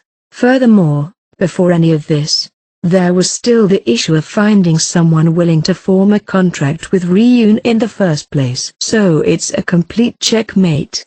He's doing all he can to put up a calm front. After all, desperately struggling just because you don't want to be expelled would be unsightly. Yeah, that'd be pretty shameful for someone who used to act like he owned the place, wouldn't it? It was a pity, but Ryun's expulsion was pretty much set in stone. Of course, if he actually had a reason to struggle, the situation would be a bit different. But we wouldn't find the answers, no matter how much we discussed it here. What he thought about all this was something known by him alone. Then, how about we try to find out? Someone spoke up from over my shoulder, the sound of their voice ringing out close to my ear. It was Horikita. She had a plastic bag in hand with a sandwich lunch peeking out of it. What do you mean by try to find out? Akito questioned her, feeling something out of place with her choice of words. No, it was more like he had felt something unsettling. What he thinks about all of this, what he plans on doing next. We have no choice but to ask him to find out. Stop it, just let sleeping dogs lie. Nobody wanted to volunteer to approach Ryun. That's fine then. There's no reason for any of us, you included, to get involved with Ryun right now. He has nothing to do with this exam. That is true, isn't it? He's certainly of no concern to the class, but he may prove useful to me. Horikita said this before pausing for a moment. Shortly after seeing that I had no intention of joining her, she left to see him on her own. May prove useful to me? What even? Casey and Akito didn't understand, as they both tilted their heads to the side in confusion. Hey, isn't this a bit problematic? Isn't Horikita-san in danger? I think so too, Kiyotaka-kun. Haruka and Irie spoke up as they passed the situation off onto me. I suppose I'll go check it out for a bit. I didn't think anything would happen, but it'd probably be better if she had someone with her, just in case. For better or worse, Horikita wasn't one to mince her words. I stopped Akito from coming along and left to catch up with her. What do you plan on talking about with Ryun? I just thought he may be able to provide me with some useful information. Useful information? I couldn't understand what she expected to find out from him, but seeing that she was taking action, she probably had a reason behind it. Did Sakura-san and the others ask you to watch over me? Something like that. Oh really? Throughout our short exchanges, Horikita's pace didn't change. Before long, we had reached where Ryun was seated. He should have already noticed our presence, but his gaze was fixed on the book he held in his hand. Based on the page he was reading, it appeared to be some sort of literary novel. You're awfully composed, Ryun-kun. I was wondering who it was, but it was just Suzune and her mindless little follower. He suddenly closed the book, the seal on the cover showing that it had been borrowed from the library. It went without saying, but the mindless little follower he spoke of was, of course, referring to me. He only looked at me for an instant before averting his gaze and facing Horikita. And what sort of business do you have with me? I was curious why Horikita was even taking the risk of trying to reach out to Ryun in the first place. I'll be blunt. This new special exam, what are you going to do? It's not like I have a lot of choices. I'm not going to do anything. In other words, you're saying you've obediently resigned yourself to drop out of school? If things stayed as they were, Ryun's expulsion would be inevitable. I make for a good target for the whole lot. In an exam like this one where someone has to be expelled, nobody wants to attract the resentment of the poor sap who gets kicked out, but in my case, that just ain't how it works. Having discerned that the conversation wasn't worth his time, Ryun reopened his book and continued reading. the censure votes will be cast for you. While many students may feel guilty about it, the mental burden on everyone would still be far less than it would be if they voted for somebody else. Ryun appeared to be seriously considering the idea of leaving the school. If you really intend on leaving the school, I won't say a word. No, not just me. There are probably many people in Class B and Class A who want you to disappear as well. For better or worse. You went too far. Nobody's willing to lend you a hand. She outlined the reality of the situation. In some cases, words like these would be a powerful blow, even to somebody who already understood the situation. But they wouldn't mean anything to Ryun. He had already understood everything on his own and accepted all of it from the bottom of his heart. That's probably right. Class D doesn't stand a chance after I'm gone. As students from the other classes, it would be the best and the most appropriate judgment for you to crush me here. Rather than spinning it in a negative way, he spun it in a positive one instead. That's an awfully high evaluation of yourself. How typical of you. But even with all that confidence, you've fallen to Class D because of your lack of capability as a leader. Haven't you? QQ. Certainly. Class D was able to move forward under Ryun's dictatorship. Now that it had collapsed and they've tumbled down to the bottom, they were losing the opportunity to rise back up again. However, Ryun's plan never had anything to do with the class rankings from the very start. Whether you're Class A or Class D, as long as you had private points, you'd be able to turn defeat into victory. This was why, even in the face of criticism over being the lowest rank, he had no need for agitation. Class A may be the superior class, but superiority in and of itself didn't have value. Ryun's strategy was focused on the future. It was an interesting way to fight, but there were many shortcomings. He used force to hold his position, and didn't seek understanding from his classmates. He looked too far ahead and couldn't see what was happening around him. These were the reasons that played a part in his defeat and led him to his current situation. It doesn't seem like we'll ever be able to understand each other. Soida seems satisfied. Even though I'd been listening to Horikita's conversation this whole time, I still didn't understand what she wanted to learn from him. Today might be the last time we'll be able to speak to each other, so is it all right if I ask you a single question? She seemed to be getting to the heart of the matter. Was this the question that would lead Horikita to the information she was looking for? You're in a more desperate situation than anyone else right now. If you put a serious amount of effort into tackling this exam, would you be able to survive and avoid expulsion? She looked at him with a sharp gaze, daring him to look her in the eyes and respond. This was the reason why Horikita was talking to Ryun. Even though she had no reason to be concerned with him. She wanted to ask Ryun how he'd be able to overcome the near-certain outcome of being expelled from the school. What a stupid question. Of course I could. Ryun responded without hesitation. He held the conviction that, as long as he wanted to survive, he would be able to. The look he had in his eyes didn't have a shred of uncertainty. That's what I'd expect from you. Even if you're bluffing. I don't feel anything but confidence from you. Are you finally satisfied? Or do you want to hear my secret plan for surviving the exam? There's no need. I'm not in the same position you are. Of course. Thank you. It feels like I may manage to steel my resolve a bit more thanks to you. Your resolve? Horikita nodded, clarifying herself. There will definitely be expulsions because of this supplementary exam.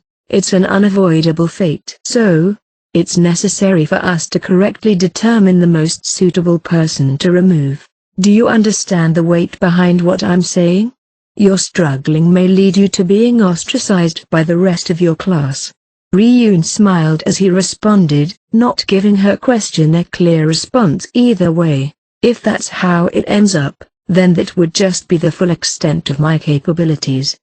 How lame. So it was all just a bluff? Even though Horikita had been talking to Ryun calmly, Ryun had seen through her calm facade.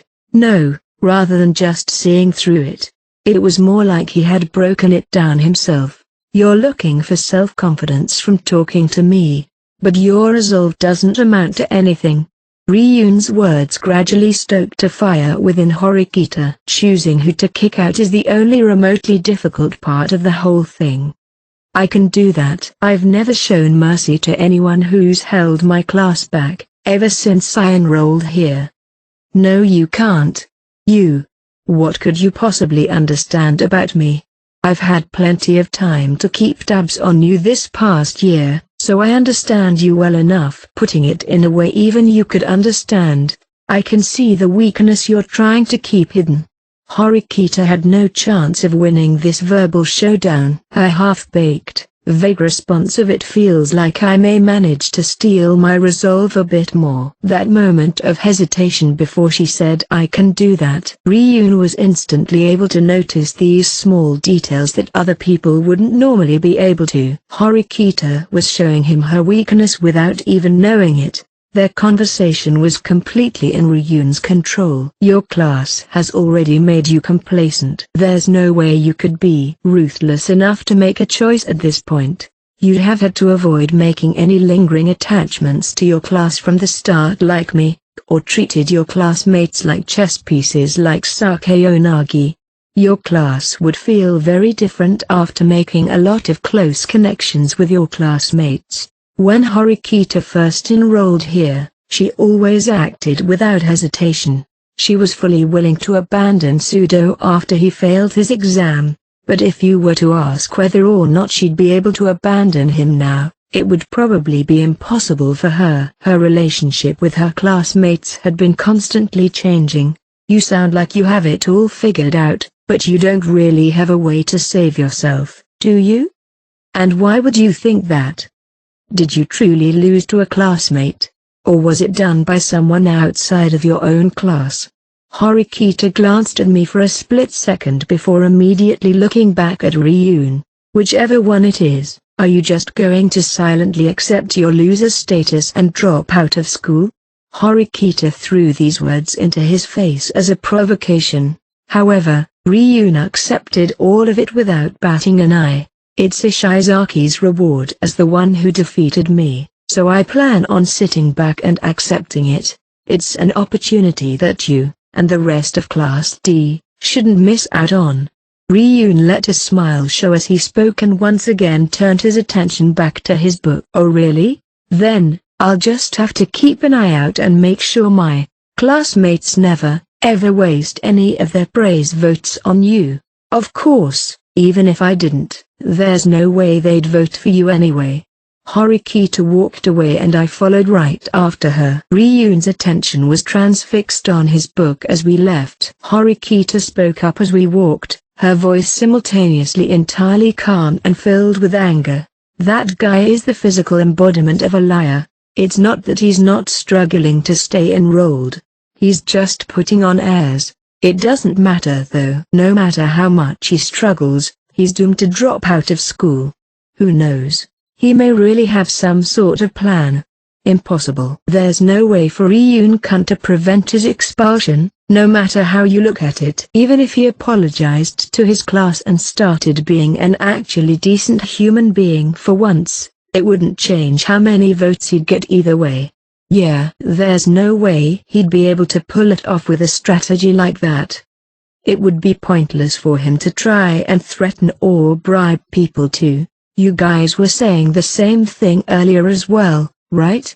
She was right about that. She must have been listening in on our conversation. Or, perhaps you've already thought of something? A way for Ryun-kun to avoid expulsion? Nope, not at all. I had been trying to think of a solution for a while, but given his situation, I still couldn't think of anything that would reliably save him. I was still missing an essential piece of the puzzle. Then that's all there is to it. Horikita left the cafe in the same frustrated mood she had entered with. I turned around briefly, glancing over at Ryun. I imagined what it would have been like if Ryun and I had met each other earlier. No. It's a meaningless delusion, at least, for the time being. There was no reason to think about a student who was about to disappear anymore. I stopped thinking about it and decided to return to the Ayano Koji group. Part 2. That night, I got a phone call from Kay. For the most part, it had to do with the special exam. Yeah, so, this exam, what should I be doing? You've started forming a group around you, right? Well, kinda. There are 7 girls in my group. She listed off the names of the girls other than herself. They were all girls that Kay usually got along well with. After all, everyone's totally scared of getting expelled. If I'm being real with you, I'm not sure how many people hate me. It wouldn't be that strange if you got a few censure votes. Shouldn't you be telling me otherwise, even if you have to lie about it? Kay angrily snapped back at me from the other end of the phone. For now, the best course of action is to act quietly so that you don't attract too much attention. It's possible that you could become a candidate for expulsion if you stand out in a bad way. Gotcha. I'll make sure not to do anything stupid. Good. Also, the fact that you've already broken up with Hirata by now may be advantageous for you. Eh? Hirata is very popular with the girls. If you are still together with him, some of them may have planned to use expulsion to forcibly separate the two of you. Ape, that's spooky, although totally possible. Other students might do something impulsive purely because of the anonymity of the vote. You should be fine, right? You don't stand out because you stick to the shadows, and your grades are average too. In the eyes of most of the class, there shouldn't be anything to criticize or praise me for. Keeping a low profile can have its advantages. But it's possible for you to get a censure vote from Sudo-kun, isn't it? Like, in order to get rid of a rival aiming for Horikita-san. Though, well, that's probably just what he thinks. Maybe. Because there was no other choice but to vote for 3 people, everyone would probably get a couple of censure votes. Though, it wouldn't be enough to be worth worrying about. Out of the whole class, I'd say that the 3 idiots and Konji-kun are all kinda terrible, right? It appeared as though Kay's group of friends had come to a similar conclusion as the Ayano Koji group. They're the top choices, but we still don't know what will happen. That said, Konji probably isn't in a very good spot at the moment. He's not the type of person who would make groups and coordinate votes, is he? Yeah. Ike, Yamauchi, and Sudo would obviously form a small group to support each other. Konji, on the other hand, was helpless and alone. He also had a tendency to make enemies thanks to that headstrong attitude of his. Furthermore, on the very day the exam was announced, he had a tense argument with Sudo in front of the whole class. So what are you gonna do? Who do you plan on using your censure votes on? I haven't really thought about it yet, but I plan on picking people I don't expect to be useful to the class moving forward. How level-headed of you, but that's your style, isn't it? Seeing as someone inevitably had to leave the school, this was the only way for me to make my decision. There's no way, but you're not talking about people like me, right? You're important to the class. There's no way I'd do that. Really? Well, of course. Her surprised reaction sounded just a little embarrassed. If the class makes a decision on the students to get rid of, that is, if you notice that they've made a decision about who exactly they'll be using their censure votes on, let me know. It's difficult for me to get that kind of information myself. Okay. I ended the call with Kay. Even though I had told her I would pick people I didn't expect to be useful moving forward, that was only my personal opinion on the matter. Since I wasn't actively involved in the class, I didn't have any intention of getting deeply involved with manipulating the votes. Accordingly, I intended to wholeheartedly accept whatever outcome the class came to, no matter which groups went at each other. Of course, if I were to come under fire, that would be a different story altogether. Anyway, just as Kay had mentioned earlier, the chance of Ike, Yamauchi, or Sudo being expelled isn't low. Konji as well. Furthermore, on the girls' side of things, the ones with poor grades like Inogashira, Sato, and I probably aren't safe either. Moving forward, however, groups would gradually begin to take shape. Large numbers of votes would start to move around for reasons completely unrelated to academic ability. Isolated people like Onji and timid people like Irie who don't have many friends would also become easy targets. I wonder what'll happen next. I just had to collect information to prepare for any unexpected developments and keep an eye on the trend of the vote. Chapter 3, The Difficulty of Salvation. Introduction. I checked my phone when I woke up the next morning, and, sure enough, the AI no Koji group's group chat had progressed greatly while I was asleep. It hadn't even been a full day since Chabashiro had announced the supplementary exam, so it was understandably at the center of their discussion. They're really being driven by their anxiety, aren't they? Irie's concern was particularly obvious given the way she had written her messages. Things would get messy if someone in our group became a target. I wasn't sure just how much I'd be involving myself, and it was also true that it was a difficult situation to make countermeasures for. Even though I intended to make the necessary arrangements for Hirata and Kei, there were no guarantees. Even if you threatened someone and forced them to make an agreement, there was still a chance they would change their votes at the last minute. There was simply no surefire way to avoid expulsion if you were targeted by a large number of censure votes. In any case, everyone had to undergo at least a certain amount of risk. As I scrolled back through the messages, there was an interesting proposal from KC. I began reading from there. KC, how do you guys feel about having one of us go to school early for the next 3 days to collect information? Akito, since we're such a small group, that might be a good idea. I'm on board. Haruka, that might be a good move. I am curious about what kind of stuff other groups will be saying.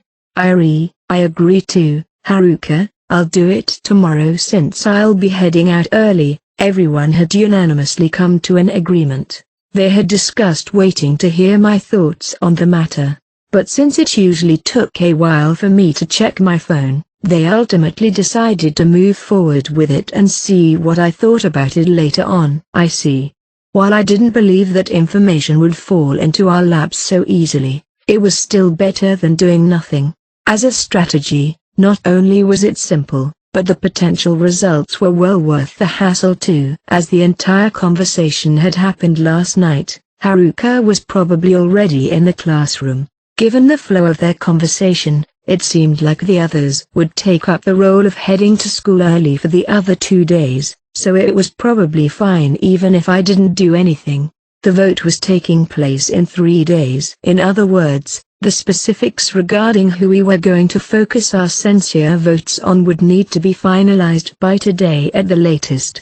For the time being, it'd be lucky if the AI no Koji group could learn any valuable information in the mornings like Casey planned. Meanwhile, as I waited to hear back from Kei about the girls in the class, I thought about scoping out information about the boys from Horikita, who was reigning in Sudo, or Hirata. After all, it was important to have a grasp on the information as early as possible. Part 1. It felt like I was finally getting used to my daily life here. Without noticing, almost a full year had passed since I started living in the dorms. It feels like time doesn't pass by like it used to. The passage of time would feel different depending on how much you were enjoying yourself. Honestly, when I first learned about this phenomenon, I didn't understand the meaning very well. Before I started high school, every second of my life had felt exactly the same, but now, it was different.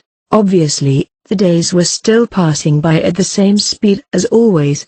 There were still 2 years left until graduation. But it was strange. The more I thought about it, the more I felt like graduation day would come along in the blink of an eye.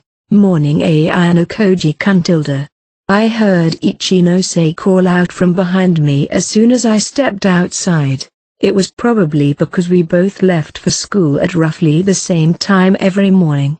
I looked behind me and responded to her. Good morning Ichino-sei. Strangely enough, As soon as I called out to her, Ichinose stiffened up for some reason. She was standing perfectly still, frozen with her hand in the air. "What's wrong?"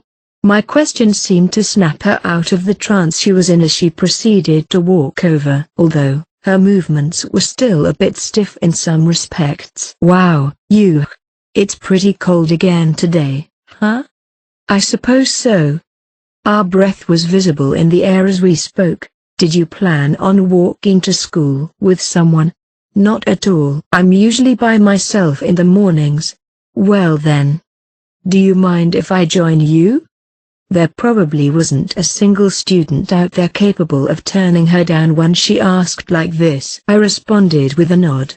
Whenever the two of us had ended up alone together in the past, Ichinose would usually be the one to start the conversation. This time, however, the only sound breaking the silence between us was the sound of our footsteps as Ichinose walked a short distance behind me. So, I decided to try asking her about the exam. "This next special exam must be a pretty difficult thing for you and your class, huh?" In comparison to the other classes, Class B had overwhelmingly solid teamwork and a strong overall sense of camaraderie. Being forced to decide on which student to remove would probably be heart-wrenchingly painful for all of them. Well, yeah. I think this exam is the toughest we've had by far. Probably. I could tell as much based on her clouded expression alone. Ichinose, as the leader of her class, was the only one who was absolutely safe. Compared to Hirata or Kushida, she was in a completely different situation altogether. She seemed like the only student effectively guaranteed to make it through the exam. And this was why having to cut someone from the class was such a painful decision for her. She may as well stick to the sidelines and not get involved with the vote at all. It would probably be less stressful for her that way. It might have been possible for Ichinose to do something like that, but in the face of such a terrible exam, I really have no choice but to do something, don't I? Well, that's probably true. Yeah, I must do something. She walked up beside me as she said this. From the side, I could see a thin smile on her face. "Are you thinking of dropping out yourself, Ichinose?" No way. I definitely didn't say anything like that. She denied it, but the look in her eyes gave another impression that she was fully prepared to make that choice if she needed to. "Just for the record, your classmates wouldn't be willing to vote for you very easily. I told you that I never said anything about dropping out myself. But, if you really think so, then I guess you're probably right about that. The fact that you've been considering it is written all over your face." Really?" Ichinose hurriedly tried to confirm it. Was this natural or was she doing it on purpose? It seemed to be the former this time. Keep it a secret from everyone, okay? Are you really willing to sacrifice yourself for someone else's sake? Not exactly. I just feel like I have to fight, and bear responsibility for the risk on my own. Bear responsibility for the risk on my own. In other words, she had no intention of taking the easy way out by passively watching from the sidelines. "I don't understand. Is this your own way of paying tribute to the classmate who gets expelled? Even though it would mean more coming from Ichinose than from someone else, it still wasn't something they'd want. Either way, I simply couldn't imagine that student leaving the school with a smile on their face. There's not much more I can tell you. It's not something I'd like other people to hear about. Furthermore, you're in Class C. No matter what kind of exam it is, there are times where we just aren't able to collaborate. That's certainly true. If anything, the most we were able to discuss with one another was about the praise votes. If you were able to secure Ichinose's vote, you'd be in a somewhat favorable starting position for the rest of the exam. Be that as it may, Ichinose wasn't a student who needed praise votes in the first place. Even so, she wouldn't just simply hand over her vote in exchange for private points either. So I didn't even try to bring it up. Even if, for argument's sake, I bought her vote. In the end it wouldn't amount to anything more than a lucky charm. Anywho, the school is pretty terrible, isn't it? What with making someone drop out of school and all. Even if you manage to get praise votes from the kids in the other classes, someone still has to leave in the end. Not everyone was welcoming this exam, especially given that they forcing the expulsions just as the first year was coming to an end. Will you be alright, Ayano-koji-kun? Well, it's hard to say.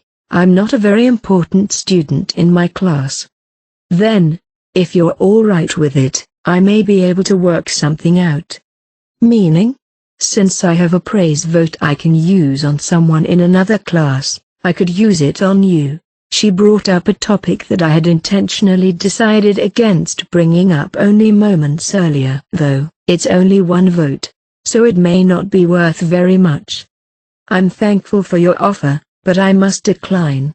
Your vote would be wasted on someone like me. That's not true at all. Rather, I honestly think it would be the most justified vote in the entire exam. It's meant to be for someone worthy of praise in another class. Yeah, I can't think of anyone more worthy than you, as the one who saved me. Her words were extremely difficult to respond to. I see. Well, then, if something comes up, I'll reach out to you. Sweet. I'll remember that. With that, Ichinose let show a smile. Good morning, Honami. I heard someone call out to Ichinose from behind us. Good morning to you, Asahina-senpai. Well, aren't you looking lively today? By the way, you two are in separate classes, right? You geese must be on pretty good terms then, yeah? Yes. He's a good friend. Ichinose seemed a little embarrassed with her answer. Oh Tilda? A good friend, huh? It would have caused fewer misunderstandings if she hadn't responded like that. Well, whatever. Anyway, I'd like to borrow Ayano-koji-kun for a bit, is that alright? Asahina had approached the two of us, hoping that Ichinose would take her leave so she could talk to me alone. I understand. Well then, Ayano-koji-kun, I'll be going on ahead. With no particular signs of discontent, Ichinose bowed her head, following along with Asahina's request. Sorry Honami. See you. Oh no. Please excuse me. I didn't sense anything abnormal about their short conversation.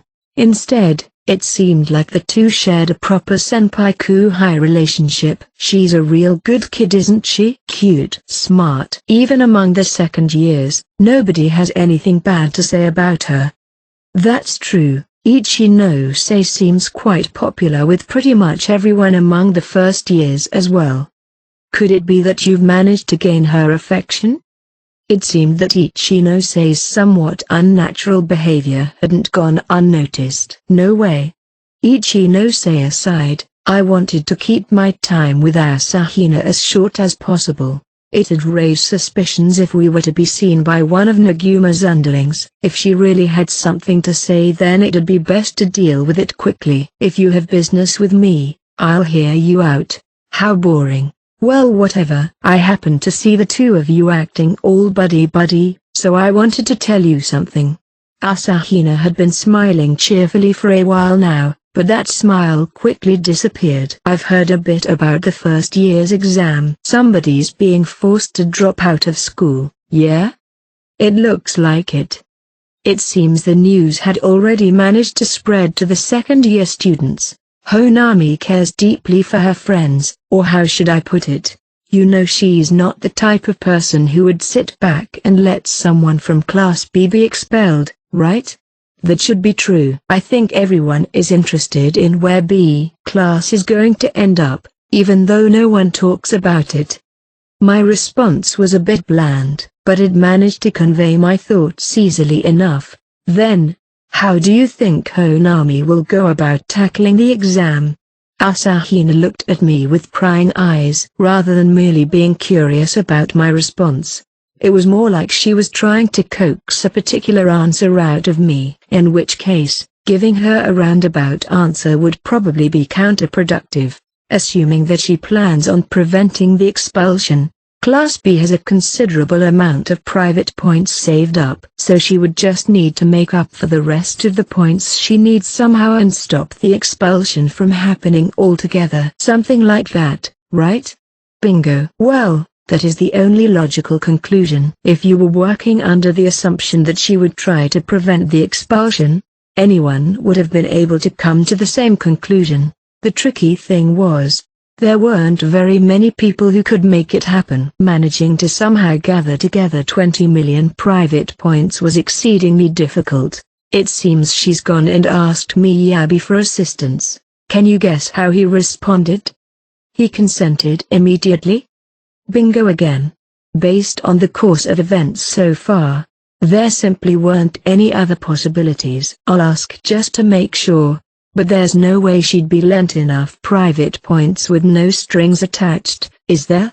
Even though Class B possessed a large number of private points, they were still probably short by a sizable amount. Several 100,000 points still wouldn't be enough. Of course there isn't. Sure, it'd be a different story if we were only talking about a few thousand points. In that case, there'd be plenty of room for discussion. But once it gets into the 100,000s or the millions, nobody's gonna give away that many. Asahina answered without hesitation. The third and second year students have to be thoroughly prepared for the special exams awaiting us moving forward.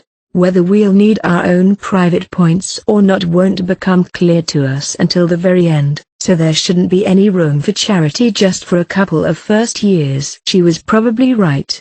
This was also the very reason why Chabashiro had spoken about it so impassively. Even if you managed to secure some private points from the upperclassmen, it would be nearly impossible for them to hand over a relevant amount. You could sweeten the deal by offering to pay it back with interest, but that wouldn't mean anything to the third years who were so close to graduating. Furthermore, even if you managed to secure a loan from a second-year student, it still seemed impossible to secure such a large number of points. If there's someone capable of meeting these expectations, President Nagumo's the only one who comes to mind. He's gone and saved up quite a lot of points after all. So what happened? I asked her this, but based on the flow of the conversation, the answer was already clear as day. Even so, given that Ichinose seemed to be hesitant about something, there were probably conditions attached to Nagumo's cooperation.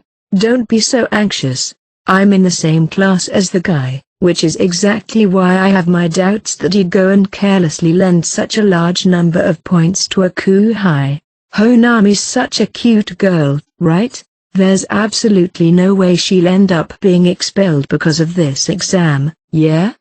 I guess so. It does seem like the strategy is to prevent one of her classmates from being expelled. So I'm personally not a fan of her entering into this kind of deal with him. Of course, it's partly for the sake of my own class, but more than that, I guess I just feel sorry for her.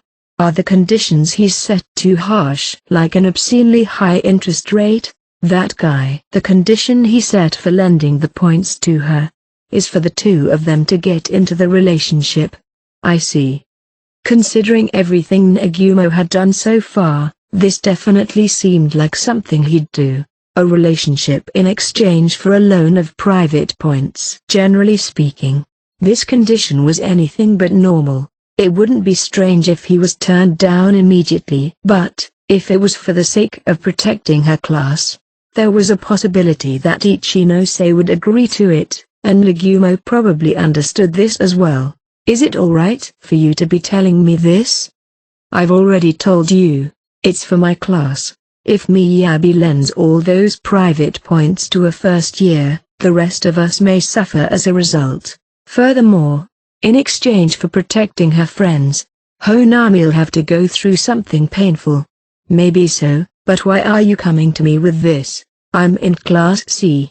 We have a hostile relationship with Ichinose. I dunno. But, if it's you, you'll probably be able to do something about it one way or another. You're overestimating me. There's no way I can afford to make up for Class B's lack of points. It would be a different story if it were possible to gather up enough points without relying on Nagumo. But that wouldn't work either. Oh really? Well, you two are rivals. Actively helping out a rival class would be far too foolish when we should be feeling thankful for the loss of a potential threat. In the first place, it would require several million points, so everyone in Class C would have to band together to help out. It would be absolutely impossible. I can't do anything about it. That's okay. Even if you don't do anything, I won't hold it against you. It's just wishful thinking on my part either way. That said, even though you say you can't, I think you just might take the chance anyway. After giving me a slap on the back, Asahina began to leave. Anyways, I've told you everything you need to know. I'll be leaving the rest up to you. With that, Asahina ran toward the school without saying another word. Based on her behavior and the way she spoke, she didn't seem to be lying. Striking a deal with Nagumo, huh? It wasn't very becoming of her. But it seemed that this was Ichinose-sei's strategy. If she really ended up going through with it, she'd be able to prevent the loss of one of her classmates. It was a way of fighting available to her solely because of her united class and the huge sum of points they had saved up together. However, based on the way Asahina was speaking, it seemed that the requirement of a relationship was a high hurdle for Ichinose. After all, if Nagumo's condition wasn't actually weighing heavily on her, it'd be safer to borrow the private points before Nagumo could change his mind. Well, it's difficult to make a quick decision when it comes to a full-on relationship with someone of the opposite sex. It'd be fine if it was simply a matter of cooperation, but there was absolutely nothing I could do about so many private points. Class B was probably short by about 4 to 5 million points, which was well beyond the scope of something I was able to help with. It'd be more cost-effective to cut ties with your classmates, but how would Ichinose weigh the options if she put Nagumo's condition on the scale? Given her personality, how would things turn out moving forward? It wasn't very difficult to imagine. Part 2.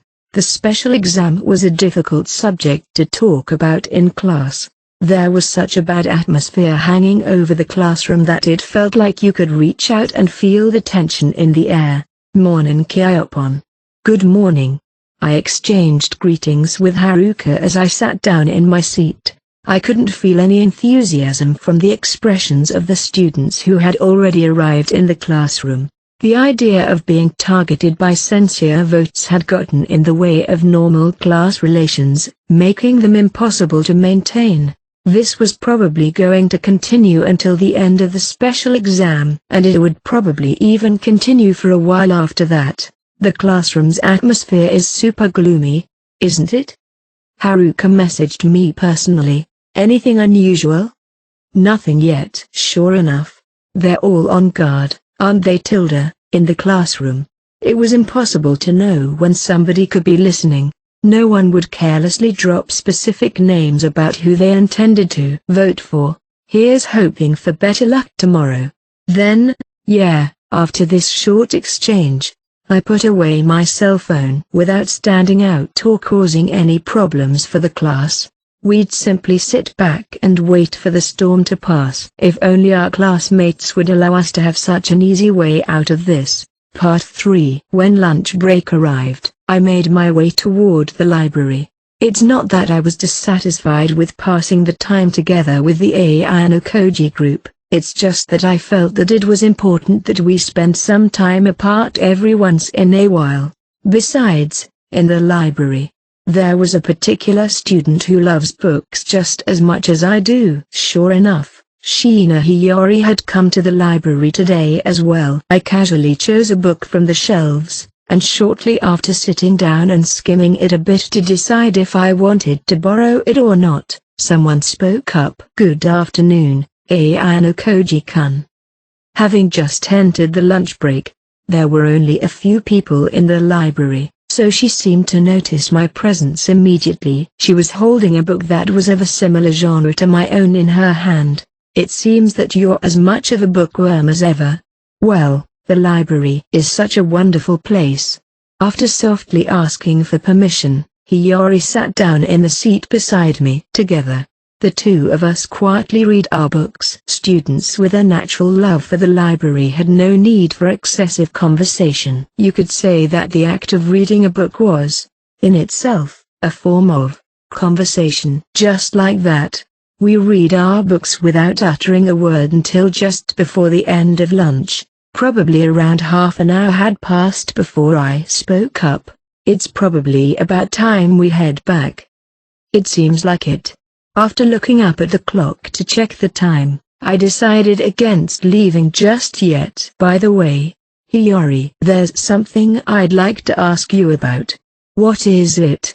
Unsure of what I wanted to ask, she curiously looked up from her book. It's about Ryun's current situation. Ryun-kun's situation, is it? To be honest, it's not very good. So he's Class D's top choice for expulsion after all. Yes, pretty much everybody in the class has agreed to cast a censure vote for him. Has Ryun himself also accepted it? I believe he has. In fact, he's been visiting the library after school lately and I've been able to chat with him a little bit, so I feel fairly certain of it. The book he was reading when I saw him at the cafe earlier had been borrowed from the library. It got me to think that he had probably been in touch with Hiyori, which, after coming here, seemed to be correct. What do you think of all this, Hiyori? It's a pity, but we simply can't avoid the expulsion. So, I'm ready to accept the fact that we're going to lose someone, potentially even me. Though, if Class D really wants to reach for the top again, I've been starting to think that we might need Ryun-kun. She probably has some misgivings about Ryun, but it appears as though she recognizes his true capabilities. Speaking of which, I couldn't recall Ryun ever treating Hiyori roughly before. Sorry I asked about it, I was just interested in the current state of class. I cut myself off, at a loss for words. No, I guess I just don't want Ryun to be expelled from school. I didn't need to come all the way here today. However, I wanted to know what was happening with Ryun, so I ended up coming anyway. It's better to keep as many friends as you can, isn't it? Yeah, it felt kinda strange somehow. We weren't supposed to be anything but enemies after all. This. I don't think somebody like me should be saying this, but although it seemed a bit difficult to say, Hiyori continued. Ayano Koji-kun, please don't drop out of school, okay? With everything that's been happening, I just don't want my precious friend to disappear as well. I'll do my best. I gratefully accepted Hiyori's concerns as we parted ways and headed back to our respective classrooms. Part 4. The bad atmosphere persisted even after classes had ended. Whether she minded it or not, my neighbor Horikita quietly began to prepare her belongings just like always. It was difficult to tackle an exam like this one by yourself. Usually, you would want to think about making as many allies as possible. Yet Horikita didn't show any intention of doing such a thing. Putting it optimistically, Sudo was pretty much the only person guaranteed to cast their praise vote for Horikita. That said, I recalled Horikita's confrontation with Ryun the other day. Pondering over what she wanted to gain from him and what she lacked as a person had allowed me to understand her strategy moving forward. It seemed as though she intended to handle this exam in a different way from everybody else, but that wasn't an easy road to take. However, if she could really pull it off, it'd be a wish come true as far as I was concerned. I'd be able to treat her strategy and mine as the same thing, and have Horikita take responsibility for all of it. I turned and looked throughout the classroom, envisioning how Horikita saw our classmates. It's rare that you haven't tried to ask me for advice yet. You're really fine with the exam? Even though it had only been a day, I decided to confirm whether Horikita had changed or not. Even if I asked you for advice, it's not like you'd give me a straight answer. Certainly. Horikita was gradually beginning to understand that I wouldn't give out advice so easily. Besides, This isn't exactly the type of exam where you can just go and ask your classmates for help. Many of the other students have been forming groups in order to secure praise votes, though. If people want to do that, then they are perfectly free to do so. Horikita finished gathering up her things and got up from her seat. Then, what are you going to do? What I can. With these words, Horikita left the classroom. As I was a bit curious, I decided to follow after her. What is it? She stared at me with a bit of a scowl, displeased that I had followed after her. I'm a little interested in what you're going to do. You usually don't like to involve yourself with me, so why now? Why, huh? Put simply, it was because I was looking forward to the strategy she had decided on. If she really put it into action, I wanted to fully support her. That said, I didn't intend to say this to her here. You haven't joined a group yet, right? If you're in a pinch, I can help you. Is that how it is? More or less. You're worried about my situation, aren't you? If I asked you for help, you're saying that you'd let me join that group you're a part of? It wouldn't be troublesome for us to take in another person. Even though I appreciate the offer, I must refuse. You aren't the person I'm looking for right now. It appeared as though she had already resolved herself. However, her resources were limited and she was still at the point where she was being driven by her anxiety. I probably wasn't the right person to make up for those deficiencies. You really? She scowled at me even more intensely than before. What? Just leave me alone. She spoke harshly, stopping me in my tracks. If I were to continue to follow Horikita, it would only serve to make her angrier. After watching her leave, I gazed through the hallway window for a moment. Taking in the view, I guess I'll head home for today. Could I bother you for a moment, Ayano Koji-kun? As if he was just passing by, Hirata showed up. It made me wonder if he had followed behind me as well. Judging from the timing, he had probably been waiting for Horikita and I to separate. If it's all right with you, could you join me for a bit after school? I need to talk with you. It was a rare invitation from Hirata, one which I had no particular reason to turn down. As I responded to him with a nod, Hirata let out a sigh of relief. After passing a full day immersed in the strained atmosphere of the classroom, he seemed to be the most worn-out student in the class. Of course, I could infer this was largely related to the special exam. All right. How about meeting near the southern entrance of Kiyaki Mall at 4:30? Sure. That was all we said to each other. It didn't seem like it was something we could talk about here. After all, the students heading off to club activities and returning home were constantly walking past us. I had been planning to meet up with Casey and the others after school today, so I had to tell them that I was going to be a little late. Hirata seemed to be busy talking with his friends for the time being, so I decided to head to Kiyaki Mall ahead of him. Part 5. After leaving the classroom, I immediately headed toward the front entrance of the school. On the way, I happened to come across Class A's Sakeonagi Arisu. I could see Kamuro standing beside her. Ayano Koji. On guard, Kamuro's body stiffened up. However, as usual, Sakeonagi didn't show any changes.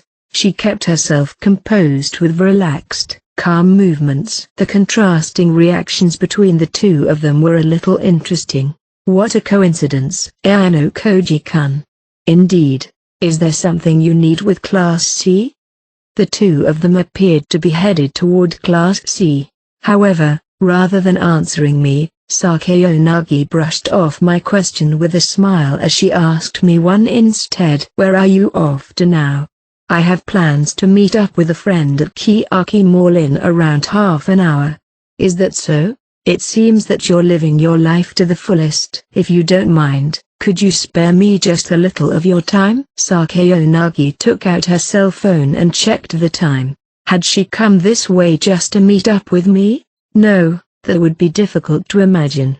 It was still only 10 minutes past 4. Even if it took several minutes to reach Kiyaki Mall, There would still be over 10 minutes left until 4:30. Are you fine with standing as we talk?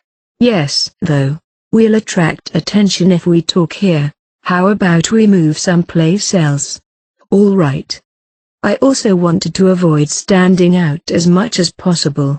It would have been different if it was with a classmate, but Sakayanagi was the type to attract attention whether she wanted to or not. Since she was definitely aware of this herself, we began moving to a less populated location, matching Sakayanagi's slow walking pace. Time passed by as we moved through the building. At any rate, Ayano Koji-kun, Masumi-san, don't you think this supplemental exam is far too unreasonable? They've decided to force expulsions on us just because nobody has been expelled yet. Setting up an exam like this one, thinking about it rationally, it's ridiculous. Totally. Mashima-sensei's usually pretty composed, but even he's been giving off a sorta shaken vibe recently. It seemed like the other teachers weren't satisfied with the supplementary exam either. Sakayanagi and Kamura continued to talk. There is a reason for that. What? You know something? It's a personal matter that I'm a bit ashamed of, but my father was suspended from his position a few days ago. Suspended? Your father? If I'm not mistaken, he's the board chairman, right? Having known about Sakayanagi's father already, Kamuro pressed for more information. I haven't heard about it in detail, but it seems that quite a few unfavorable things have come out regarding my father. The father I know is not the type of person who would dirty his hands with those sorts of matters.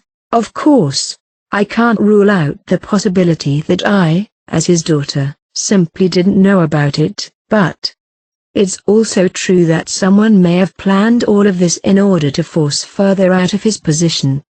On the surface, these words had been spoken to Kamuro, but in reality, they were probably meant for me. If Sakayanagi's father really was innocent, it wouldn't be surprising if that man had a hand in all of this. The impression I had of Sakayanagi's father may not have been a misunderstanding after all. That said, this is something that has absolutely nothing to do with students like us. It's nothing but simple, idle chatter. It seemed that Sakayanagi didn't see her father's forced suspension as anything worth paying attention to. Even so, what does any of that have to do with the exam? Don't you think it's possible that the school hastily prepared the exam, all for the sake of forcing a certain someone's expulsion? Someone. Kamuro glanced over at me for an instant before immediately returning her gaze to Sakayanagi. I've tried not being bothered by it until now, but you, why have you been keeping your eye on Ayano Koji? Kamuro asked as she walked beside Sakayanagi. Oh? You've tried not being bothered by it until now, have you? Of course I have. Kamuro denied Sakayanagi's implications, but the look on Sakayanagi's face was one that seemed to fully understand everything. However, instead of pressing the matter any further, she returned to Kamuro's question. I simply know him from a long time ago. Is this answer not acceptable enough? Contrasting with Kamuro's concern, Sakayanagi answered nonchalantly, considering the fact that she hadn't told Kamuro anything before. It was a fairly revealing answer.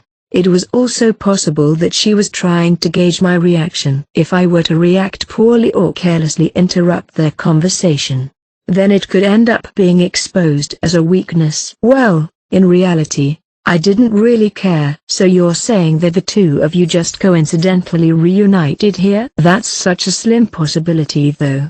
Yes, the possibility is indeed slim. Right, Ayano Koji-kun. Maybe so. While I had never once been acquainted with her before coming here, there technically wasn't anything incorrect about what she said. Back then, our knowledge of each other was definitely one-sided. Then, is he really a difficult person to handle? Sorry, but I just don't see it at all. Just as Sakayanagi had done earlier, Kamuro got straight to the point. In some sense, perhaps the two of them really were similar. You've become quite inquisitive lately, haven't you? Up until now, I don't think you've ever thrown me this kind of question before. It appeared as though the few times I'd made direct contact with Kamuro had given her some ideas of her own. Perhaps this had sparked some kind of uncontrollable curiosity within Sakayanagi as well. You can ask anyone and they'd probably be thinking the same thing. You've never been so fixated on someone like this before. You came across to me as a particularly indifferent person who didn't like to interfere with other people's affairs. That was why I had no reservations with asking you to keep an eye on Ayano Koji-kun. But you're quite hopeless, aren't you? Sakayanagi sounded a little surprised, while also a bit delighted in some respects. I had thought she was only saying this to see my reaction, but she just might have been asking these mean-spirited questions because she was interested in Kamuro's responses instead. As they talked, we arrived at our destination. Nobody will bother us if we talk here. We had arrived at the special building. It certainly was quiet, given that it was after school. Well, Masumi-san, I apologize, but please head on back to the dorms without me. Sakayanagi apparently had Kamuro walk all the way here simply because she wanted a conversation partner. Whatever. Sakayanagi ultimately decided to send Kamuro back home without saying too much about me at all. Kamuro turned and walked down the stairway without resisting, making me wonder if she knew it would turn out this way all along. Was that okay? Yes. Wouldn't you have found it troublesome if I went and revealed something? Not particularly. If I showed any signs of weakness here, I'd be giving her a chance to take advantage of it. Furthermore, there was no need to give Sakayanagi any extra information. I see that I've been recognized as your enemy. I suppose I'm willing to accept that for the time being. My response and the reasoning behind it were so obvious that Sakayanagi understood the meaning behind my words without any issues. Going so far as to have Kamuro head back without you. What are you looking to talk to me about? We had spent a lot of time coming out here, so there wasn't too much left until my meeting with Hirata. I urged her to get to the point. It's about the promise we made with each other. I agreed to face off with you during the next special exam. That is, this exam. Yes, that was certainly the plan. However, if it's all right with you, I would like to put it off until next time. This supplementary exam isn't a competition between the classes. Rather, it's a screening process for us to evaluate our own peers. The only way we can influence the other classes is with praise votes, and we can't attack one another even if we wanted to. So wouldn't it be fine if we postponed our match until next time? In other words, she was here to tell me that this particular special exam didn't count since it wasn't a befitting scene for our competition. Are you willing to accept this proposal? Make whatever decision you want. Since I had given her the response she was looking for, Sakayanagi respectfully expressed her gratitude. Thank you very much. I've been wondering what I would have to do if you didn't agree. Now, I'll be free to focus my attention on Class A's internal politics. Though, because we've agreed to a ceasefire, I suppose I'll tell you something in order to gain your trust. For this exam, I won't do anything that would put you at a disadvantage. That is to say, I absolutely won't cast you any censure votes. She gave her word, restricting her own actions moving forward. In the unlikely event that I were to interfere with Class C somehow and negatively impact your results, I wouldn't mind accepting my loss. It would be perfectly acceptable for you to refuse to have a match with me during the next exam. If my classmates were to focus their censure votes on me, there wouldn't be a next time in the first place. I'd then be expelled. End of story. You are certainly right about that. Either way, please have some peace of mind. That's all I'm trying to say. Her words were more than just courteous, but I guess these were the steps she needed to take in order to gain my trust. Perhaps it's possible that your subordinates betray you before our match can even happen. Fufu, you're quite the funny one. Nearly every student in Class A was part of the Sakayanagi faction. She was confident that the class wouldn't dare attempt to remove its own leader. I had already decided who would be expelled as soon as the exam was announced. You decided early on who'd be removed? Sounds like the right decision. Sakayanagi was able to make this decision precisely because she sat at the very top of her class. So, when do you plan on telling your class who it is? I already told them all a long time ago. Had I waited until the last minute to inform them, it would have only caused anxiety in its own way. By making it known ahead of time, it's easier on the rest of the class, don't you agree? It would be unbearable for the students slated to be forced out of the school. However, the rest of the class would be able to avoid falling into disarray. Do you know who it is I've chosen, if I may ask? Who knows? I don't have the slightest idea. Despite having stated otherwise, I had a fairly good idea. Katsuragi Kihei-kun. A reasonable choice? He's the former leader of Class A who opposed me earlier in the year. There's no need for two people to stand at the top of the same class, after all. Katsuragi is a calm and composed person. He most likely understood that he'd be the scapegoat the moment he heard the details of the exam. He had seemingly accepted his fate without resistance. There were still some students who continued to follow Katsuragi like Yahiko, but they were greatly outnumbered. I know you've seen him as an enemy since the beginning, but I was under the impression that he had stepped back from trying to lead the class. Even among Class A, Katsuragi ranked high in terms of overall excellence. I felt it would be a pity to lose him, but it seemed that Sakayanagi felt differently. Among my friends, many already hate him. They simply can't agree with his conservative way of thinking. With that being the case, I can raise morale by showing him the door instead. She appeared to be making a trade-off between losing out on combat power and boosting the morale of the class as a whole. Is it alright for you to be telling me this about who you're targeting? It's not like you're going to do anything behind the scenes to protect him, right, Ayano Koji-kun?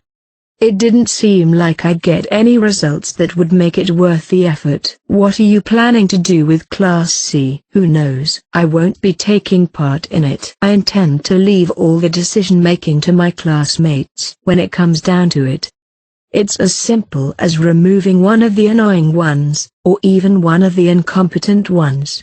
Sakayanagi seemed to be enjoying herself as she thought about it. There's no need to think about what Class D intends to do. They're clearly going to rid themselves of Ryun-kun. I didn't have any objections for her. For Class A, there were no particular advantages to lending Ryun a hand. Class A most likely wanted to see him expelled, even if it meant giving up a chance to get rid of the binding contract he had made with Katsuragi. Though, I have no idea what Class B will do. For this entire exam, I'm looking forward to seeing who gets expelled from that intimate class the most. Though, perhaps Ichinoshi-san has come up with something interesting? Sorry, it's about time I go. She was free to have as many delusions as she pleased. It's just that I would much rather she do it on her own. You're right, we can leave our conversation here for the time being. After all, the next special exam begins next week. The distinctive noise of her cane striking the ground resounded throughout the hallway. For a split second, Sakayanagi's gaze turned to the surveillance cameras set up near the ceiling. The movement was so subtle that I wouldn't have been able to notice it if I hadn't been watching her closely. I wasn't able to determine whether it was intentional or just a random, casual glance somewhere else. Well then, our match will be decided by the final special exam of the year, just as we had originally planned. It's a promise. I responded with a small nod before leaving the special building. Part 6. There weren't very many stores that were suitable enough for meeting up after school. Usually, people would meet at the cafe in Kiyaki Mall, but today was different. Thanks for coming today. It's no big deal, Hirata. I wanted to talk to you as well. I'm happy to hear that. Anyway, how about we walk for a bit? After joining up together at the southern entrance, Hirata did a quick check of the surrounding area before we started walking. Sorry Ayano Koji-kun, do you mind if I change our plans a little? How so? Is it a problem if we talk in my room instead? I think I'd feel better if we did. I don't particularly mind either way. Thanks for understanding. It seemed as though the mall wasn't a very good place for what he wanted to talk about. Looks like he didn't want anyone to listen in on our conversation. Hirata initiated some small talk as we walked toward the dormitories. Our first year is already almost over. How did yours go, Ayano Koji-kun? He let out a sigh as he looked up to the sky. Between being sent to the uninhabited island and being forced to participate in the training camp, it was quite the tiring year. Yeah, it was definitely tough, but I still had fun. Ever since enrolling here, I feel like I've been able to successfully build trusting relationships with the people around me. Yeah, I think so too. I didn't deny it. There were still many people in the class who hated one another. However, I suppose the enemy of an enemy is a friend. Throughout the process of being forced to work together, bonds had gradually begun to take shape. Honestly, there were never any problems until this exam started. A shadow loomed over Hirata's smiling face. Is that what you wanted to talk about? Yep. Sorry, I'm well aware that you don't want to talk about it. I wouldn't actively involve myself, no matter what kind of special exam it was. During previous exams, Horikita had always disregarded my feelings and asked for my cooperation. Interestingly enough, it was the exact opposite for this exam. Horikita didn't turn to me for help, while Hirata did. It appeared as though Horikita was steadily becoming more and more mature these days. Perhaps she had come to understand that I wouldn't cooperate, as the frequency of her requests was also petering out. Little by little. This exam, I just can't think of a solution. No matter how many times I think about it, nothing comes to mind. No matter how many times. Looking closely, I could see dark circles beneath Hirata's eyes. It made me wonder if he had been thinking about the exam all night, unable to get enough sleep. It sounds difficult. In an exam like this one, the more you think about your classmates, the harder it gets. Never mind.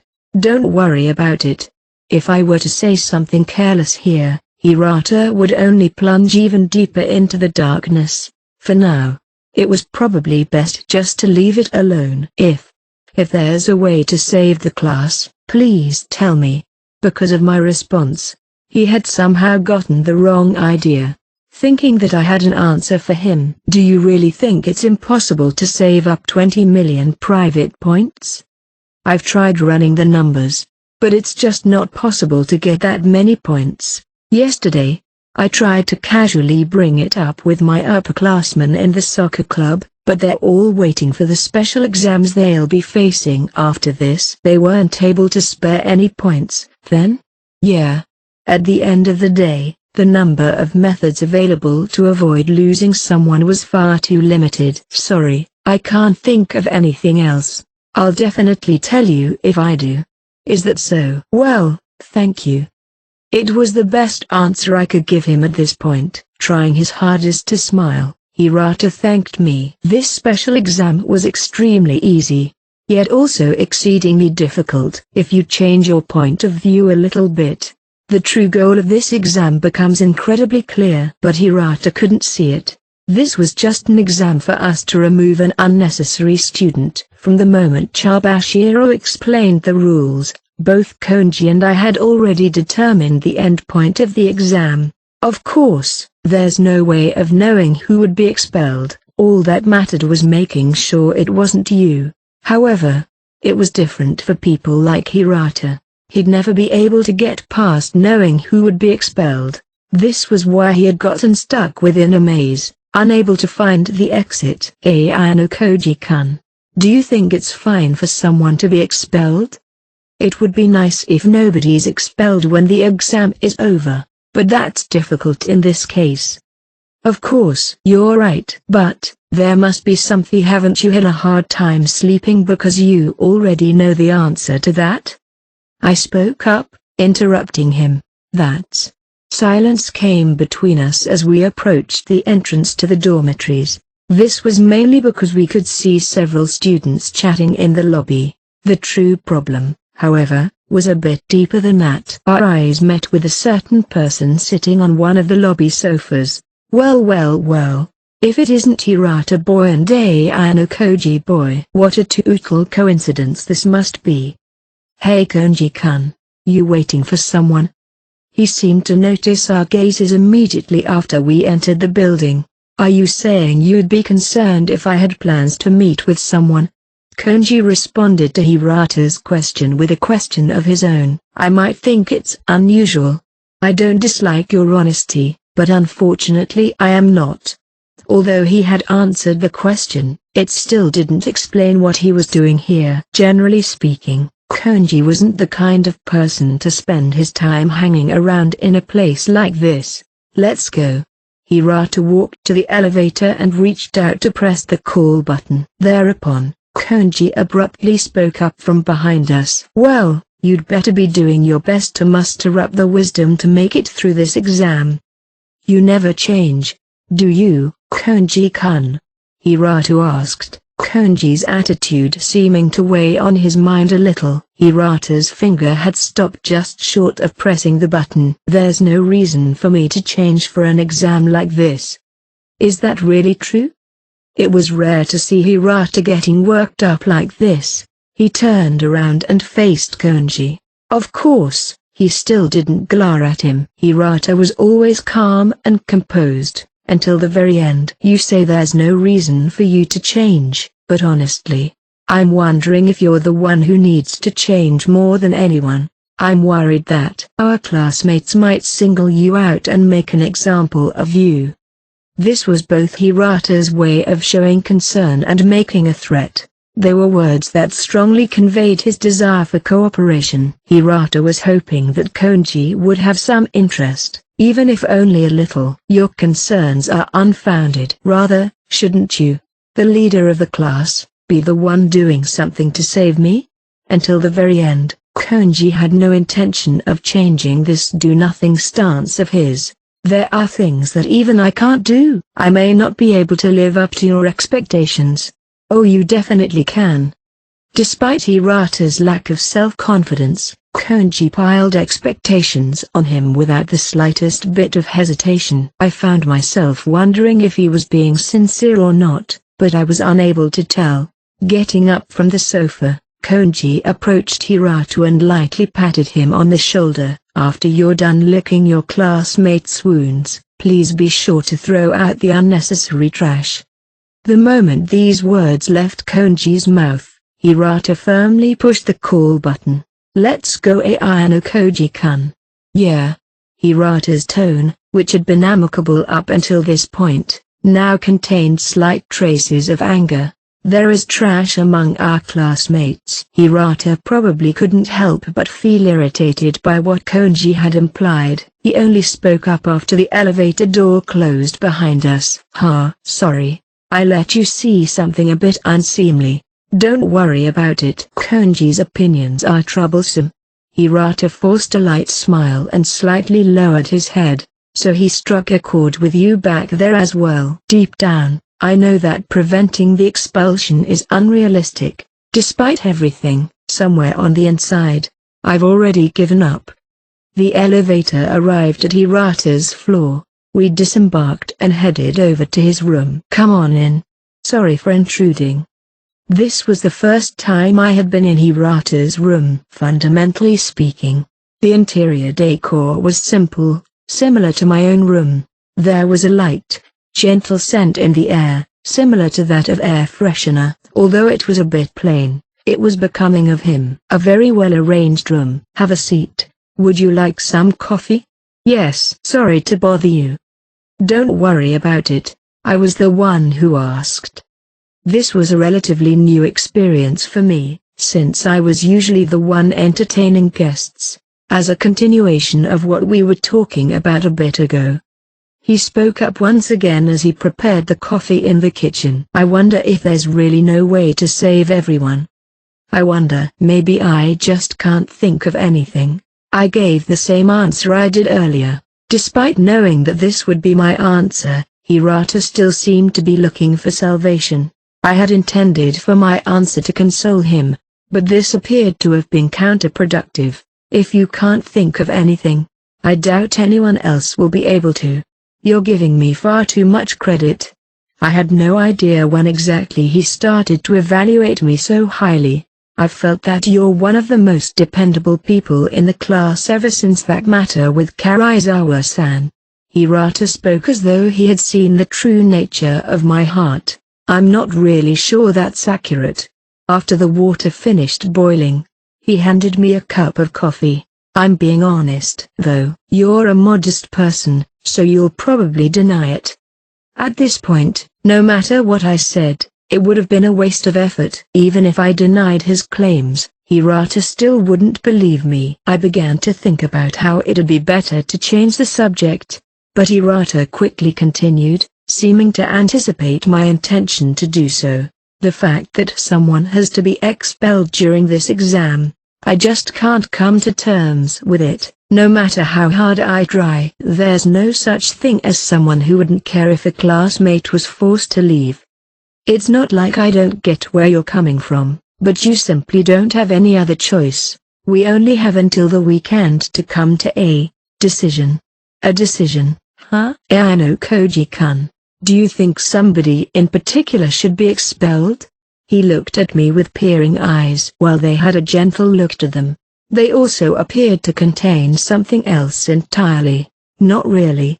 It may have been interpreted as an unfairly neutral statement, but it was my honest thoughts on the matter. Even though there were a few students up for consideration, nobody wanted to openly nominate one for expulsion.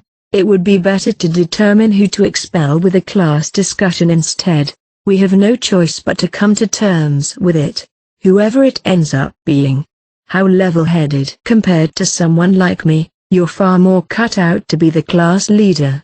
Hirata had taken the initiative to pull the class together earlier in the year, but his words were now filled with a timid uncertainty.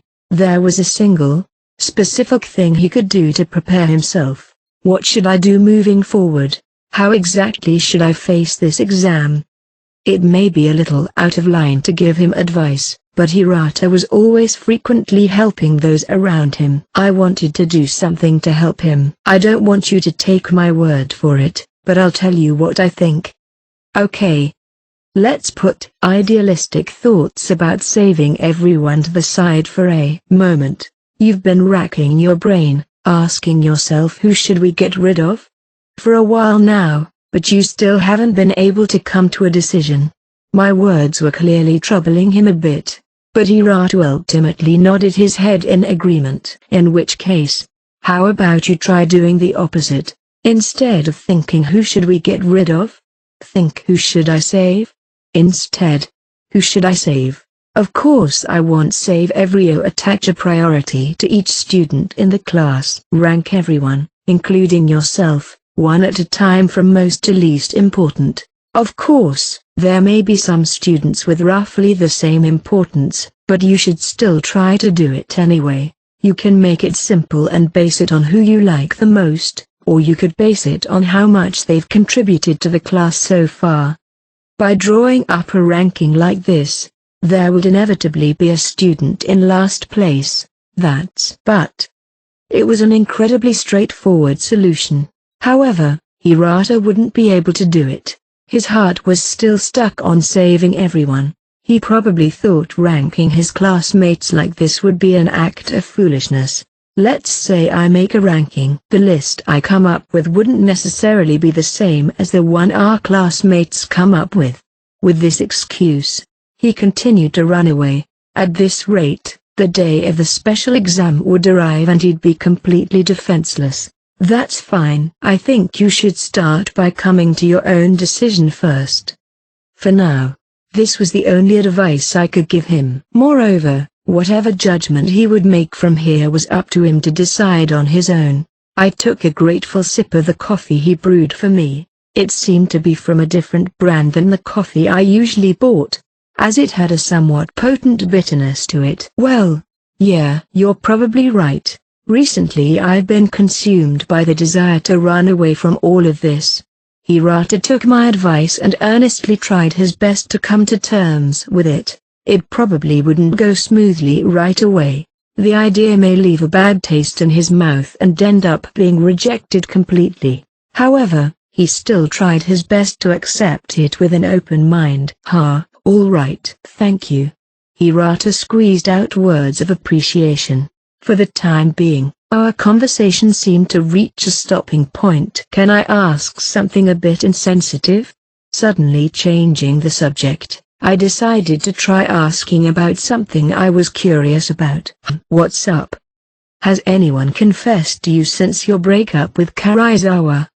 Well, that's an unexpected question. I never thought you'd be asking me something like that, Ayano-koji-kun. There was a mix of surprise and bewilderment on Hirata's face. I was interested in Hirata's potential love interests because of my past conversation with our classmate, Mi-chan. Before the end-of-year exam, she had reached out to me for advice because she was interested in Hirata, so I was curious about what had happened with that. I found myself wondering if she had already taken action. Well, I won't say who, but yes, a girl has reached out to me. In other words, girls were already beginning to confess to Hirata. Whether it was Mi-chan or not, I had no intention of pressing him any further to find out. Regardless, attractive guys like Hirata really are incredible. Girls were constantly throwing themselves at him, even if he didn't do anything. No, rather, Hirata's popularity stemmed from the way he carried himself. He wasn't slacking off in any way. Are you going out with this girl? Certainly not. I'm not going to go out with anyone right now. He decisively asserted his stance on the matter. Is there someone you like already or something? I could understand where he was coming from if he only had eyes for the one his heart was set on. Dating someone is just too much for me right now. I'm unqualified. If that's how it is for you, then it must be nothing more than a pipe dream for someone like me. In the first place, when it comes to falling in love, there's no need for qualifications. I'm just not fit for love. The more capable the person, the more humble they are. The less capable the person, the more arrogant they are ultimately. Our conversation ended without either of us delving too much deeper. Part 7. Sorry for calling you out so late, Ichinose. That night, at a bit past 11, I invited Ichinose over to my room. It wouldn't have been unusual for her to be on her guard and turn the offer down, but she didn't seem to have any issues with it. It's totally fine, though. It's quite rare for you to reach out to me like this. It's because I really wanted to talk to you. For the time being, if it's all right with you, feel free to take a seat on the bed. The floor might be a bit cold. After expressing her gratitude, Ichinose sat down on the bed. My heart's beating kinda fast. Oh, no, it's nothing. How come we couldn't talk over the phone? How come, huh? I picked up a white cup as I set some water to boil in a kettle. I wanted to confirm a bunch of stuff with you that's difficult to convey just by talking over the phone. I see. I suppose I'll cut to the chase and ask you directly, what are you going to do about the exam? Are you looking to continue this morning's conversation? Well, I've been putting a lot of thought into how to overcome the exam without anybody being expelled, I suppose. And has anything specific come to mind? I took a look over my shoulder and watched as she tried to answer the question. Of course, it was just something I had said for politeness' sake. We both knew that there was no other way to do it besides forking over 20 million private points. Not yet, unfortunately. There's already not much time left, so I'm getting a bit anxious. I couldn't see any signs that she was hiding something based on her words or behavior. I was reminded that, back during the cruise ship special exam, I had been impressed with Ichinose-sei's unexpectedly adept poker face. I was thinking that you might go to President Nagumo for help. What kind of help? If they aren't properly prepared for it ahead of time, posing a question like this might cause the other person to become flustered. Yet Ichinose still returned my question as if nothing revealing had been asked at all. However, what I was about to say next would surely be enough to break her poker face. As the water in the kettle began to boil, I prepared a cup of hot chocolate and handed it to her. Thank you.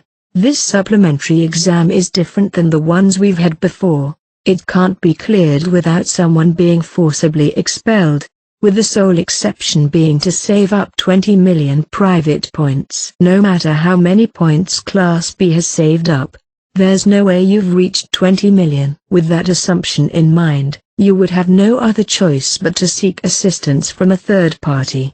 Ichinose eyes shifted to her hot chocolate, letting out small, steady breaths to cool it down. Is that so? Well, Asahina-senpai also knew about it, though I didn't think she'd tell you, Ayano Koji-kun. She seemed to realize that there was no use in trying to hide it anymore, immediately making the connection as to how I knew what I did. Then, I'm guessing you've also heard about his condition for lending me the points we need? As I responded with a small nod, a bitter smile took shape on Ichinose-sei's face. Isn't it just ridiculous? In so many ways. Lending out private points on the condition that she enters into the relationship. Furthermore, she was seriously thinking about accepting this condition. This was probably what she meant by "in so many ways."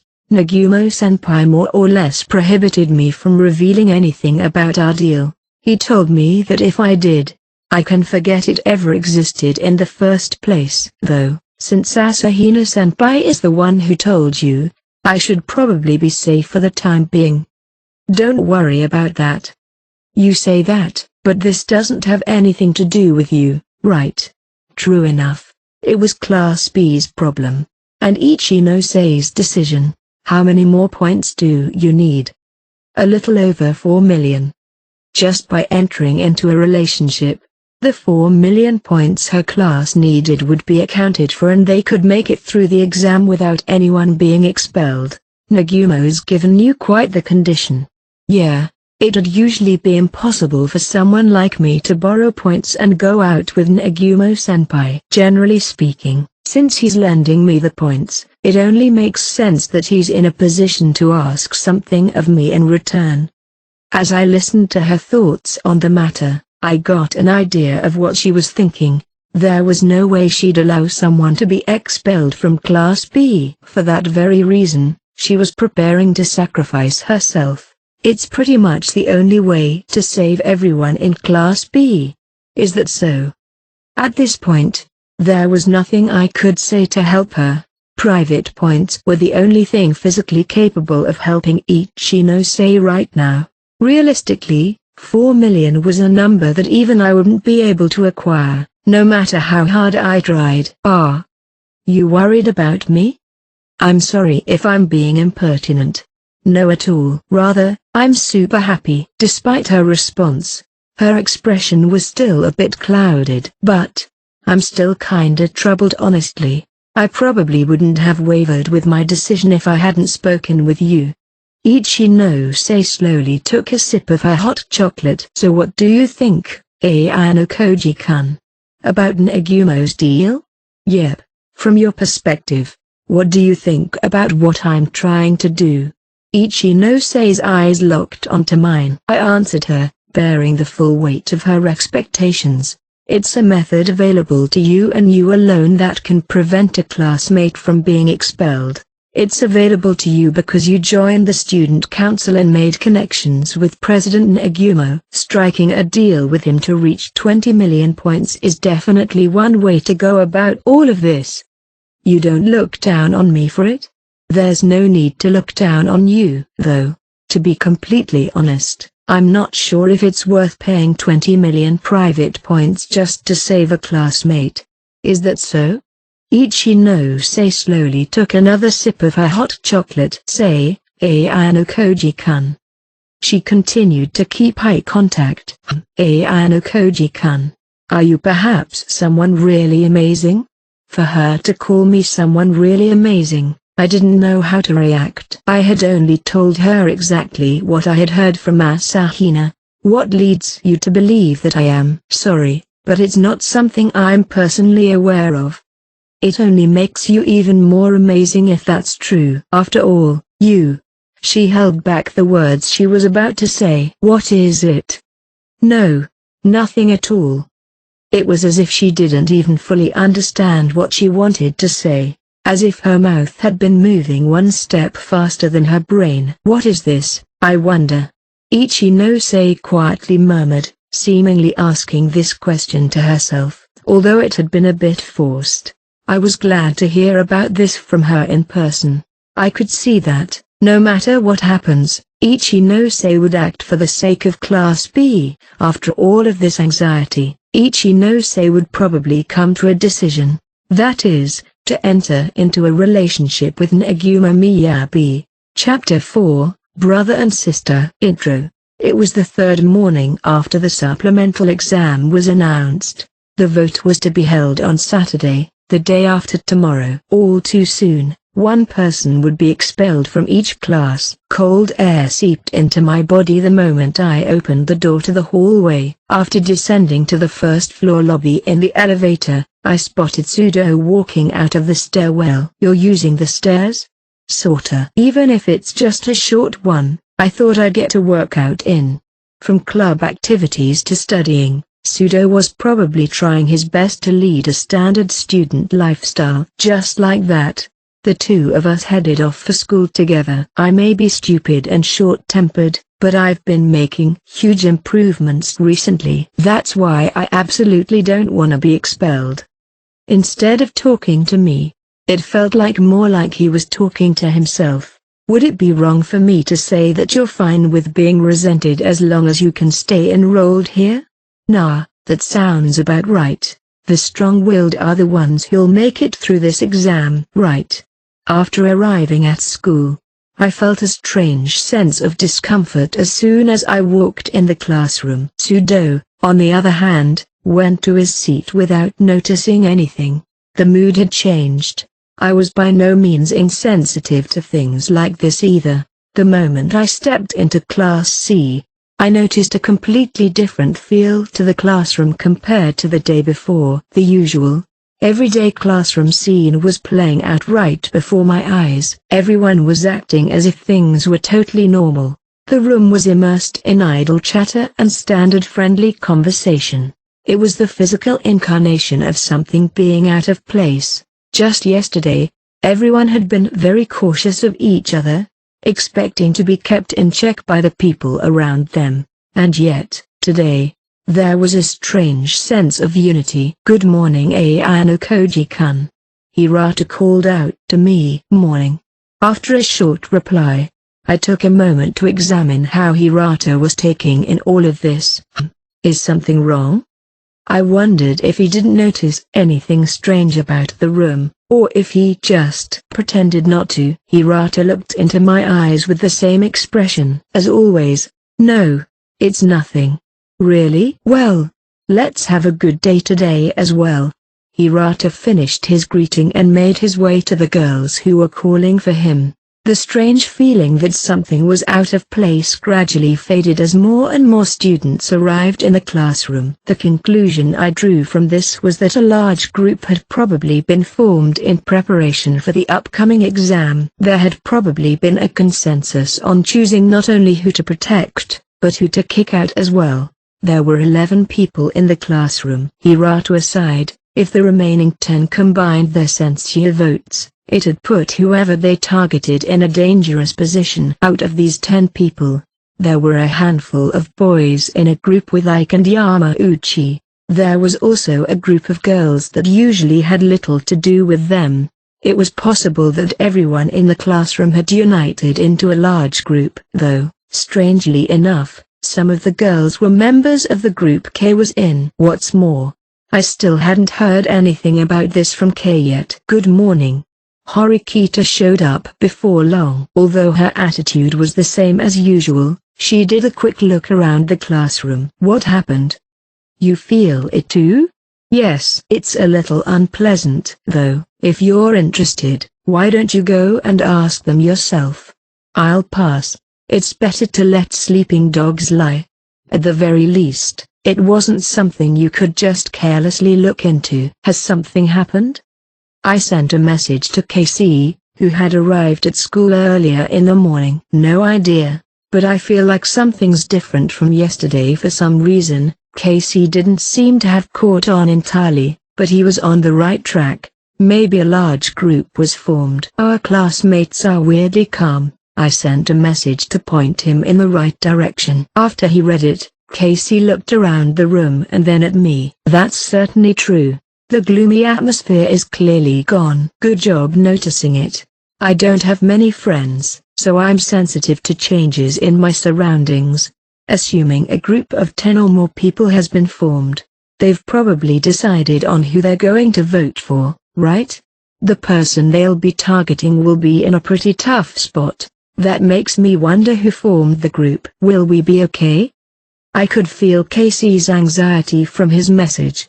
As the number of people in a group increases, in order to increase the overall sway, students who aren't very close to the original members would inevitably end up joining. Leading a group like that isn't an easy thing to do. Since more people had arrived in the classroom, I stopped messaging Casey for the time being. The continuation of this would have to wait until lunch or until after school. Part 1. Lunchtime.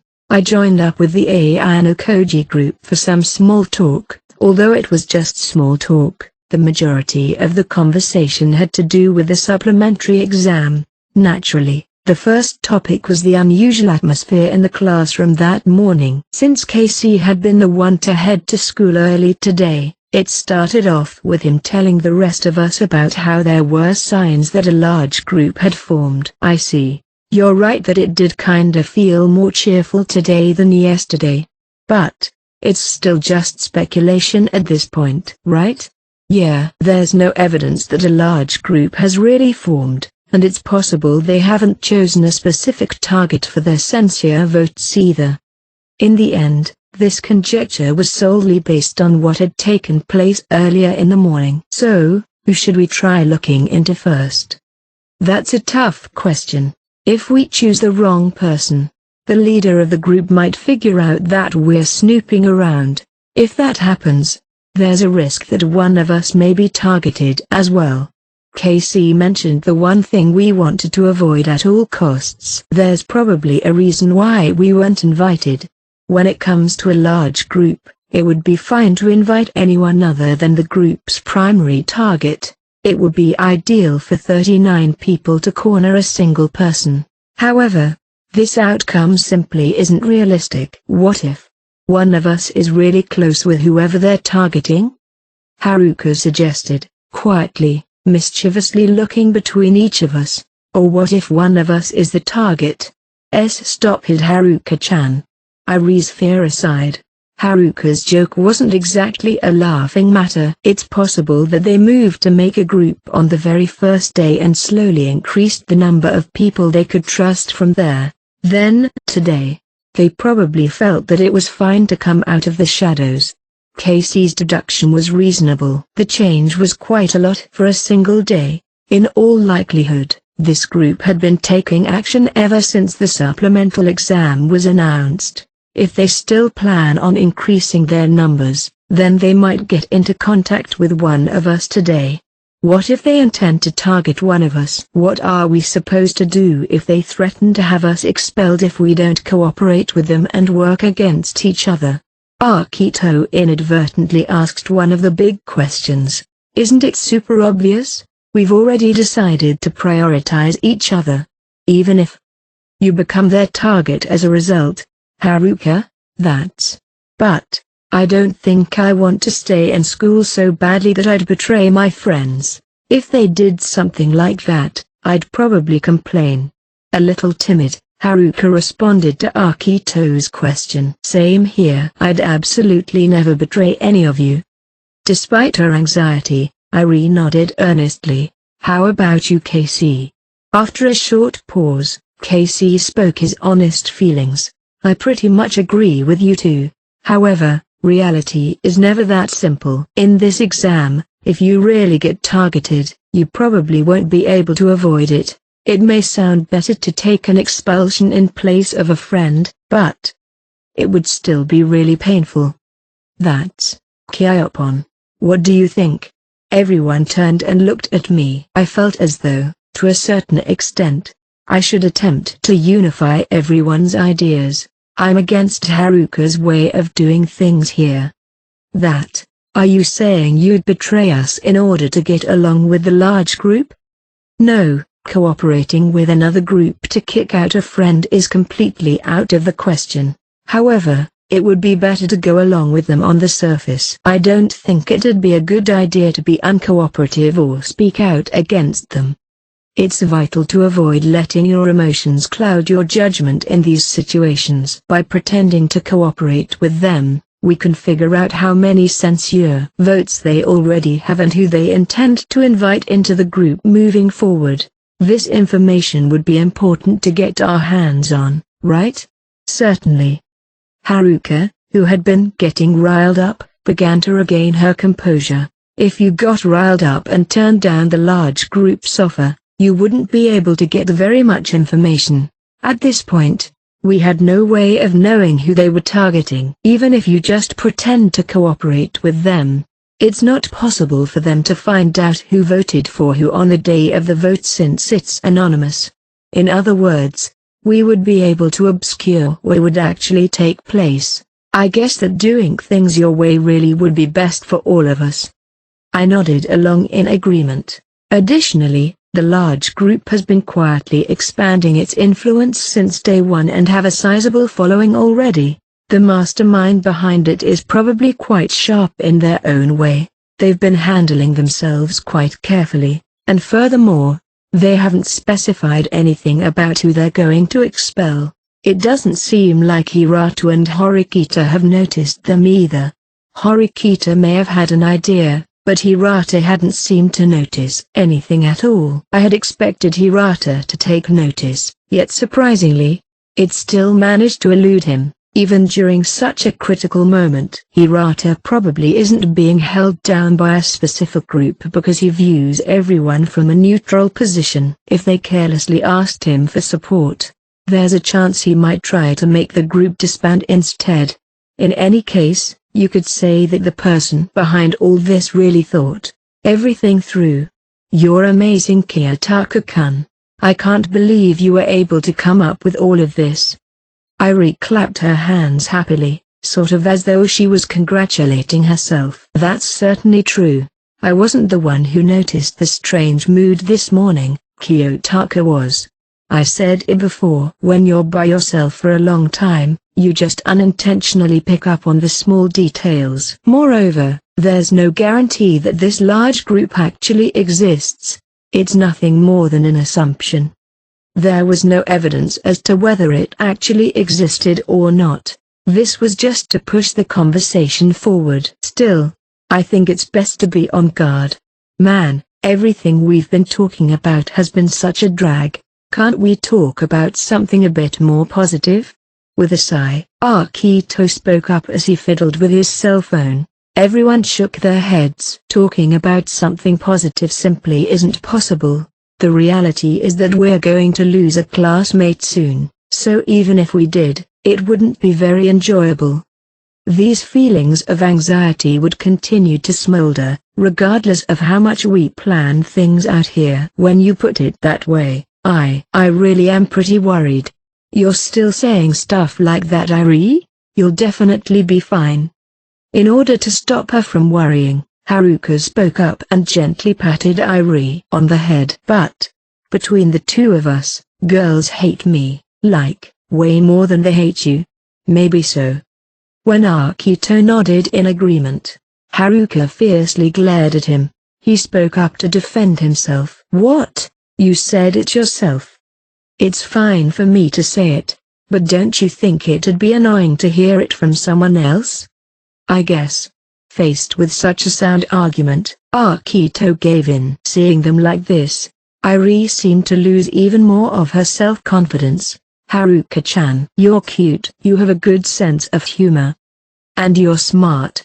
No, at the very least, you shouldn't be saying that first bit. Although Haruka was somewhat surprised, she still consoled Irie. There's no need for you girls to worry so much. There are far too many better targets among the guys.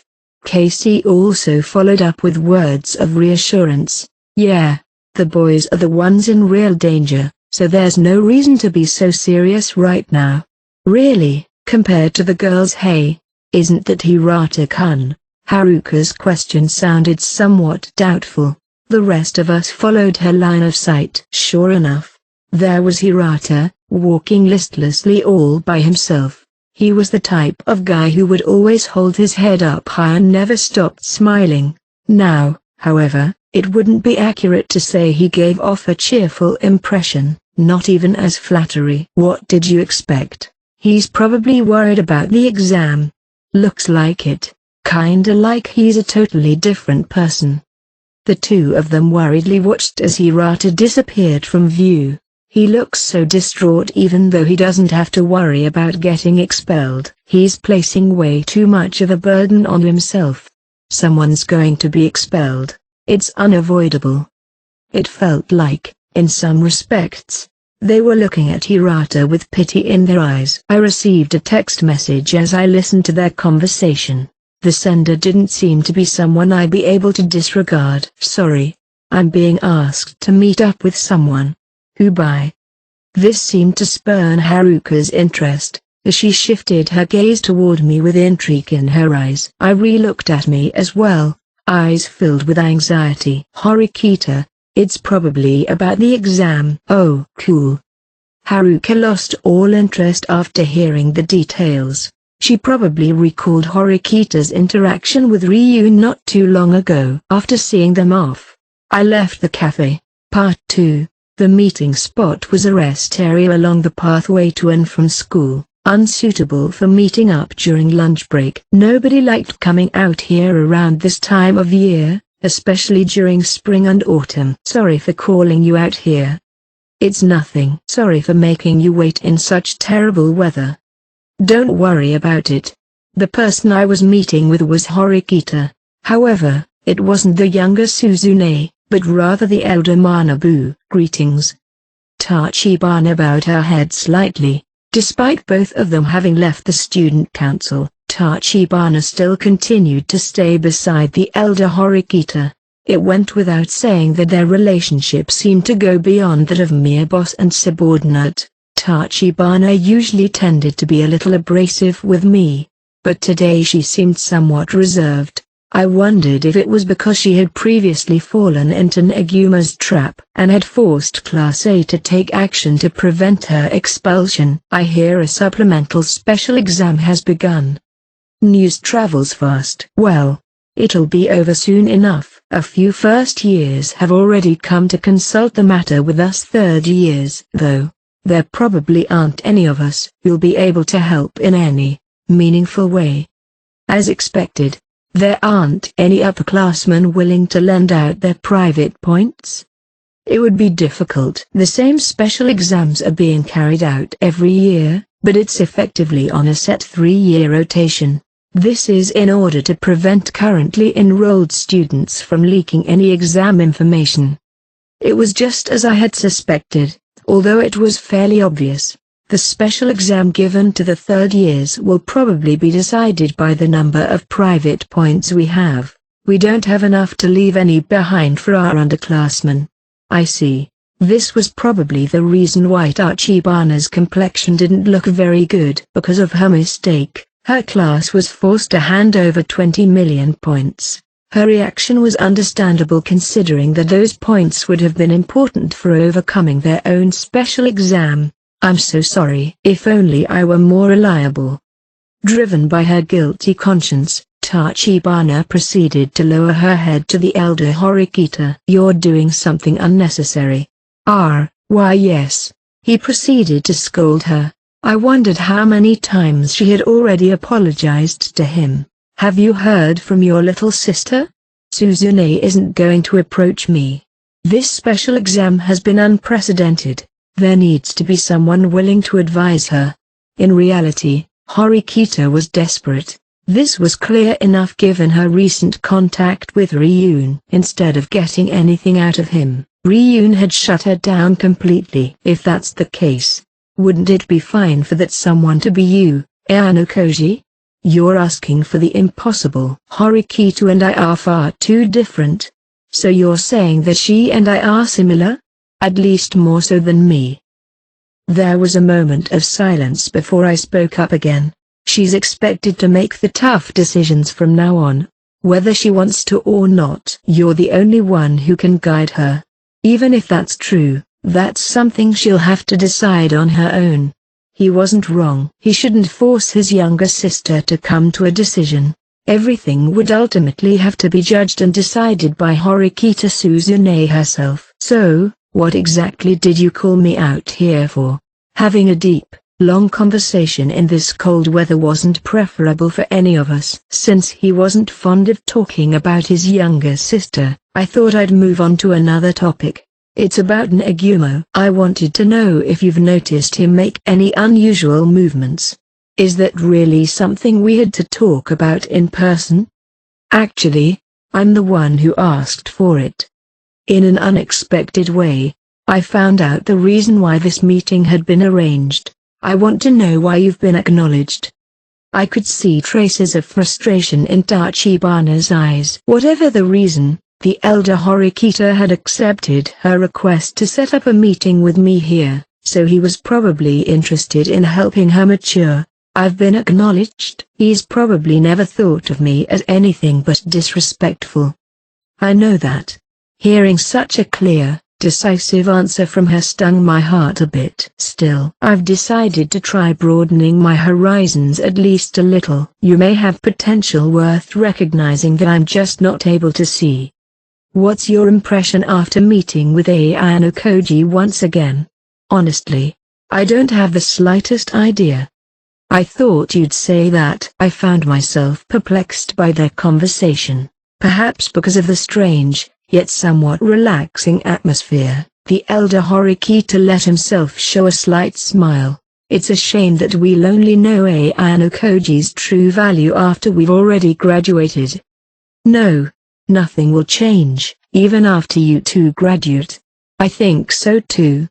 Tachibana gave her thoughts as well, agreeing with me. They had called me out into such cold weather just for this. Well, I suppose this was also a testament to how large the wound Tachibana has been carrying actually was. I spoke up again. Nagumo hasn't shown any interest in me because of his obsession with you. If you want him dealt with, you might as well face him head-on, just this once. This wasn't the type of request I should be making of a man about to graduate from Class A. It was just that, one way or another, Nagumo would surely make his move. No, it was entirely possible that he already has. Nagumo has been in close contact with the third year's Class B recently. I think he's going to offer them his complete support, just like he did at the training camp. For the sake of defeating his long-term rival, Nagumo may have offered to help demote Horikita Manabu and his class down to Class B. There's always something else. I just want to pass the time in peace. If you really want to do that moving forward, this problem with Nagumo, you can't afford to neglect it like this. The elder Horikita was confident that something terrible was going to take place next year. After Horikita Manabu takes his leave and there's no longer anyone he's obsessed with defeating, Nagumo would start to act violently, doing whatever he pleased. That is to say, I would suffer greatly if I didn't take the necessary countermeasures by then. I'll do what I can. I gave him this answer for the time being. Part 3. That evening, after I had gotten out of the shower, I checked my phone only to see that I had several missed calls from Kay. It seemed to be something urgent, given that she had called nearly every other minute. Having barely finished drying my hair, I began to dial her number to call her back, but I was met with yet another call from her, so I simply answered that instead. Hello? Geez, finally you pick up. You seem awfully panicked. No duh, I'm panicked. Like, something absolutely terrible's happened, Kiyotaka. Something terrible? I have no idea who's behind it, but Kiyotaka, everyone's gonna vote you out of school. Is that so? Does that mean you already knew? No. This is the first I've heard of it, though. I was vaguely aware that somebody was being targeted. The fact that this somebody was me was something I had only just now found out about. Why are you still so calm? Do you know how many people are going to vote against me? I don't know exactly, but, from the feel of it, it's probably already around half the class. They kinda threatened that if anyone told you about it, that person would be the one getting expelled next time. Since they were trying to drive me into a corner, it was only natural that there'd be a couple of threats getting tossed around. I wondered if they had already managed to convince the majority of the class. If they had, even with the praise votes from the Ayano Koji group and the one I'd get from K, it would all still be just a drop in the bucket. Are you okay to tell me this, then? You could end up being targeted yourself. Of course, that would only be if I went around telling everyone I had heard about it from K. I didn't know who was behind it, but they had done a good job. Although the strategy of singling someone out and forcing their expulsion was, in and of itself, simple, gathering the votes needed to actually make it happen was not. After all, somebody who singles out a classmate would be seen as evil by the people around them. If someone with a strong sense of justice or a close friend of the target was to find out about the plan, it'd be possible for the mastermind to be forced out of school instead. While there'd be resistance when it comes to judging a classmate, there'd be far less resistance when it comes to judging evil. This was the exact reason why Haruka and Akito, who are both relatively sharp-tongued students in their own right, wouldn't take the initiative and nominate someone to expel during our group conversations. Ultimately, our entire group discussed the candidates and came to a joint decision about who to vote for moving forward. The mastermind targeting me wasn't afraid of becoming a target themselves. You're gonna do something, right? Like, you can do something about it, right? I wonder. It's troublesome if half the class is against me. Even if I managed to gather 10 praise votes, it wouldn't necessarily mean I'd be able to escape from such a tough situation. The mastermind's group would obviously distribute their own praise votes amongst their friends. I was facing a significant risk of being expelled. Thanks for letting me know this. It's no big deal or anything, but, for real, what are you gonna do? What will I do? I'll have to think about it for a bit. You may seem perfect, but even you have flaws, okay? If I wasn't here, isn't it totally possible you could have been expelled without noticing anything? That's exactly why you're here. Oh, I see. It was exactly because I had someone capable of obtaining information out of my reach that I was able to find out about this expulsion crisis. I'll contact you again soon. Gotcha.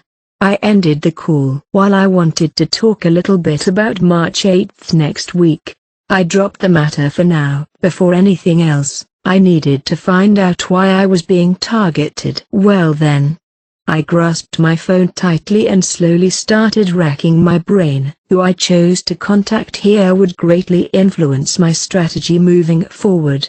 Contacting the mastermind or one of their followers was simply not an option. That being said, the situation wouldn't improve at all if I reached out to someone useless either. In which case, I promptly dialed a number directly from my contact list. I decided that, first of all, I should finish what I needed to do. After a while, the call connected. What is it?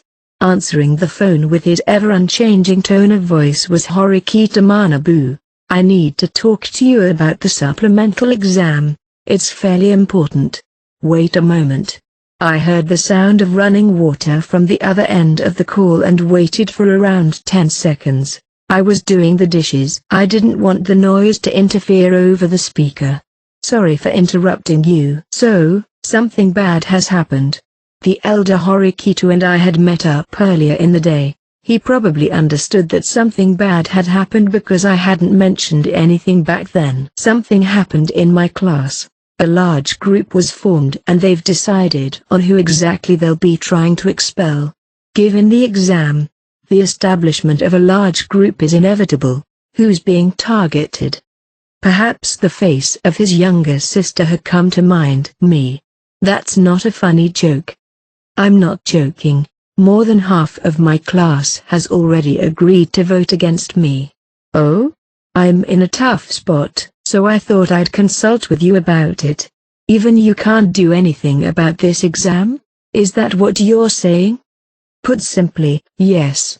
Though, to be precise, I was talking to him because I was trying to do something. What do you want from me? When it comes to this exam of yours, I don't think there's anything I can do to help you. Well, there's only one thing I want from you. I offered him a proposal. My path moving forward would depend on whether he accepted it or not. I see. So that's what you want. As far as you're concerned, it shouldn't be a bad offer. You can use it as your reason. Indeed, I wouldn't have agreed if that were not the case. You also don't need to exert your authority as the former student council president, nor do anything to help me directly. A capable student like the elder Horikito should be able to understand what I'm getting at, even without me explicitly stating my intentions. You were probably going to use this strategy of yours regardless of whether you got targeted or not. Yeah, I had planned on getting in touch with you anyway. I would have brought it up earlier today, but you didn't because Tachibana was there? Of course. I knew she wasn't the kind of student to go and let out a secret, but I refrained from saying anything, just in case. I'm in a tough spot, you say. You aren't in a tough spot at all. That depends on tomorrow. Without your cooperation, I'd have been forced to change tactics, and you should be well aware that it's not beneficial for me to take center stage. All right, we'll act tomorrow. You've saved me a lot of trouble. I'll get in touch with you when I identify the mastermind. I cut the call with the elder Horikito and plugged the charging cord into my cell phone. Now that I have that out of the way. It was a strategy I'd been planning on carrying out for this exam since it was first announced. A necessary action to remove an unnecessary student. However, in the case where I ended up becoming the target, it was vital that I raise the accuracy of said strategy. I decided to call Kushida next. Good evening, Ayano Koji-kun. I somehow thought I'd be getting a call from you today. I assume you have a grasp of the situation, then? Yep. Looks like you're in quite the pinch. As expected, the news that I had become an expulsion candidate had already reached Kushida's ears. Oh, don't tell me that you wanted me to clue you in just because of our cooperative relationship, okay? If I leaked any information to you, I'd be the one being targeted next time. After all, of course, this probably wasn't her real reason for not telling me. Who did you hear about it from? That you're being targeted. Kushida's interests lay in finding out who told me I was being targeted. They were anonymous.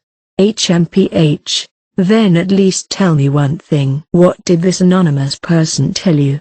What did they say, huh? I stayed silent since I had no intention of answering that question. You're quite the smart one, aren't you, Ayano Koji-kun? You're probably thinking you should be careful to avoid saying anything important.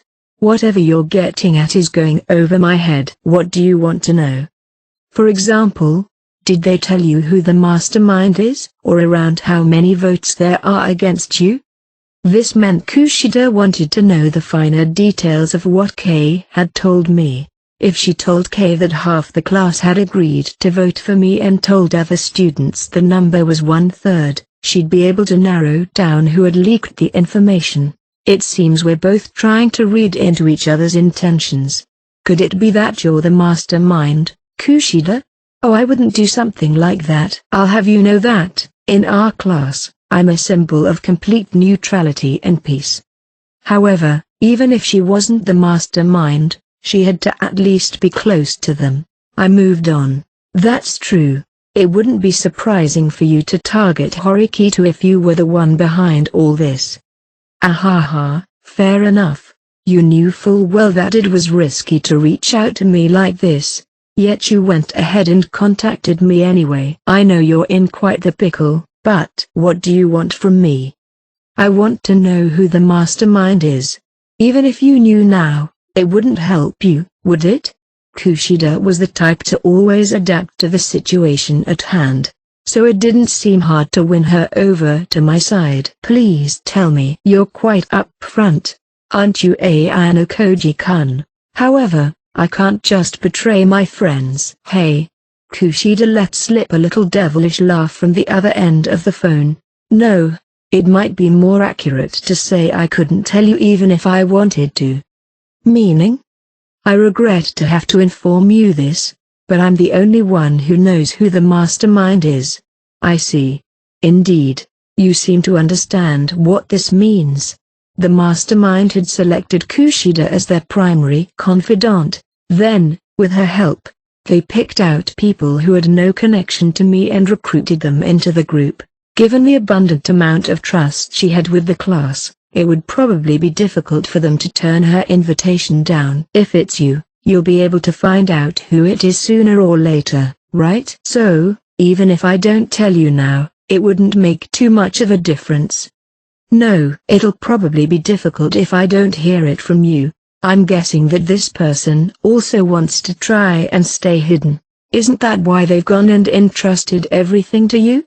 You sure do speak your mind, don't you? That's because, knowing you, you'd probably manage to see through any plans I have if I didn't. I had a hunch that my plan to find out about the mastermind would be a success if I went to Kushida, though, at the same time, it had also been a failure. I'm surprised you decided to participate in getting someone expelled from school.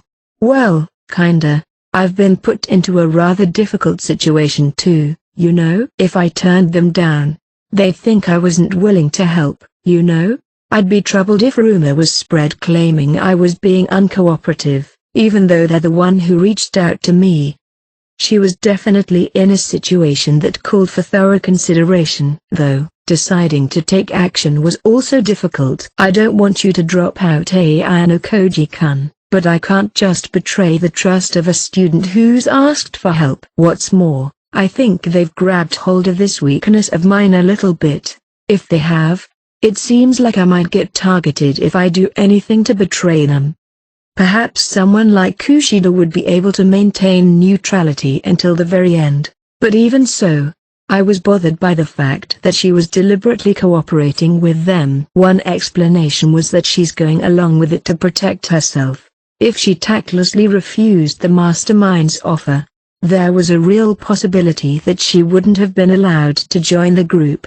Alternatively, there was also the possibility that she would be resented, suffering as a result. That being the case, it was better for her to be in a position of control within the group instead, even if it meant taking a bit of a risk. This explanation was valid enough. The girl named Kushida personifies pride and self-importance. Despite that, she's worshipped and praised by others, preferring to rule over them. She was the type to feel delighted about people being inferior to her. So, do you understand the situation I'm in?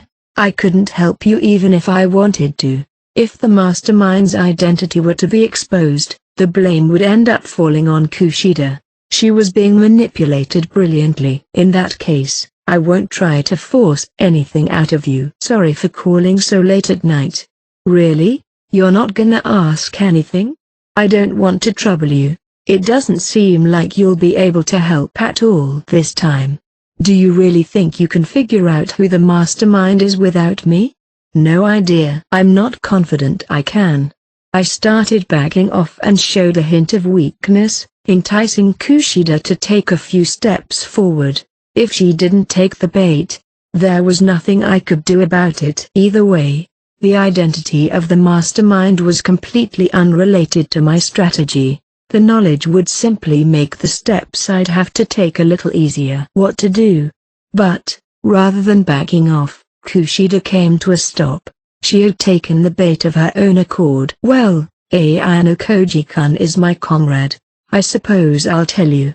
With that, I stopped backing off as well. Why did you change your mind?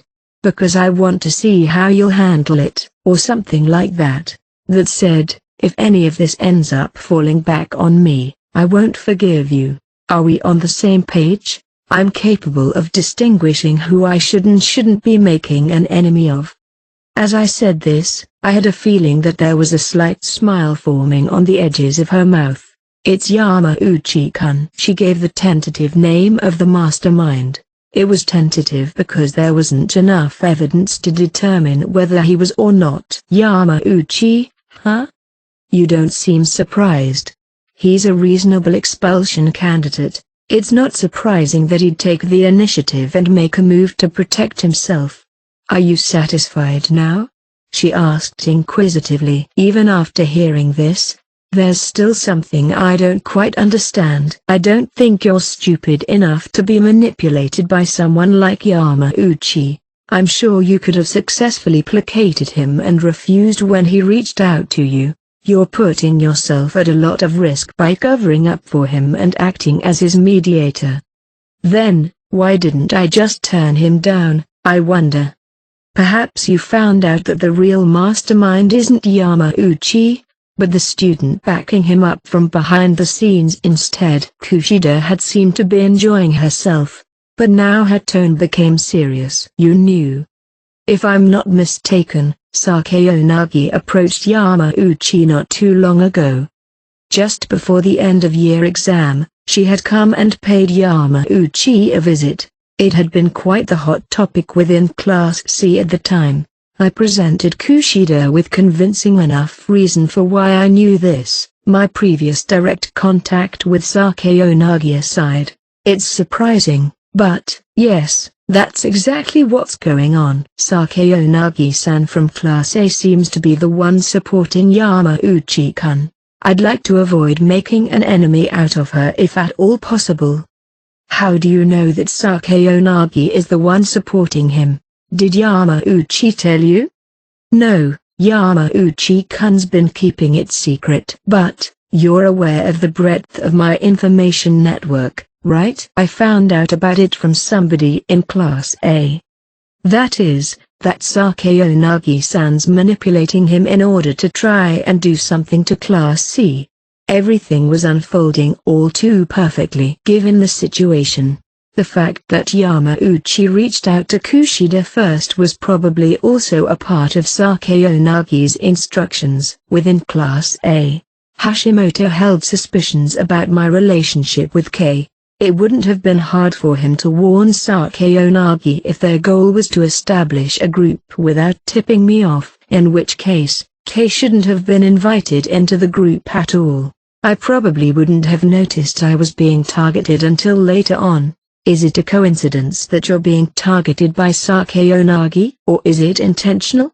Who knows? I haven't interacted with her very much. Maybe she's just targeting someone who doesn't stand out. Well, that is possible. After all, other than Horikita-san, Sado-kun, Sato-san, and your friends in that group of yours, there's probably not anybody willing to take the risk to tell you about your situation. Despite all of this, it was unusual that the mastermind was Sakeonagi. Why had she approached me and asked to postpone our face-off until the next special exam? Did she really want to defeat me so badly that she was willing to break our agreement? She had to be well aware that I'd refuse to compete against her during the next special exam if she started anything against me. Having Yamauchi gather censure votes against me was, without a doubt, a violation of our agreement. In other words, if I had to force some sort of meaning out of this, it would be that our agreement itself had been nothing but a lie. Saying that our competition would be postponed until next time had just been a distraction from her trap. No, from what I knew of Sakayanagi, she wasn't the type of person who'd be satisfied with winning that way. In which case, what should I make of all this? You've been a great help, Kushida. Be careful how you conduct yourself and make sure not to get expelled. I ended the call and tossed my phone onto my bed. No matter what they've got in store for me, what I have to do still hasn't changed. Now that I knew the identity of the mastermind, all I had to do was relay the information to the elder Horikito and get the ball rolling. Chapter 5, Good and Evil. Introduction. As I walked into class the next morning, most of the students in the room turned and looked in my direction. However, they averted their gazes almost immediately.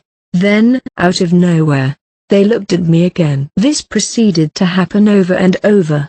The reality was that they had already begun taking action to expel me. This was the true form of the out-of-place feeling I had experienced the day before. The members of the Ayanokoji group, such as Akito and KC, didn't seem to notice anything unusual. In all likelihood, none of them had the skills necessary to act like they hadn't found out who the large group was targeting. Furthermore, our opponents had done a lot of work to carefully construct such a large group, so there was effectively no chance the information leaked out to any of them. I also wasn't willing to make them worry about me excessively by telling them the reality of the situation myself. If I revealed my current situation to them carelessly, K's involvement in leaking the information to me may end up being made public. I had no choice but to deal with this on my own. Good morning, Ayanokoji-kun. Good morning. Having just arrived in the classroom herself, Horikita didn't appear to be aware of the situation either.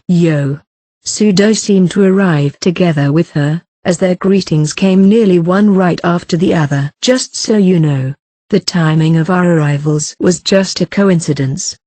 I wasn't asking.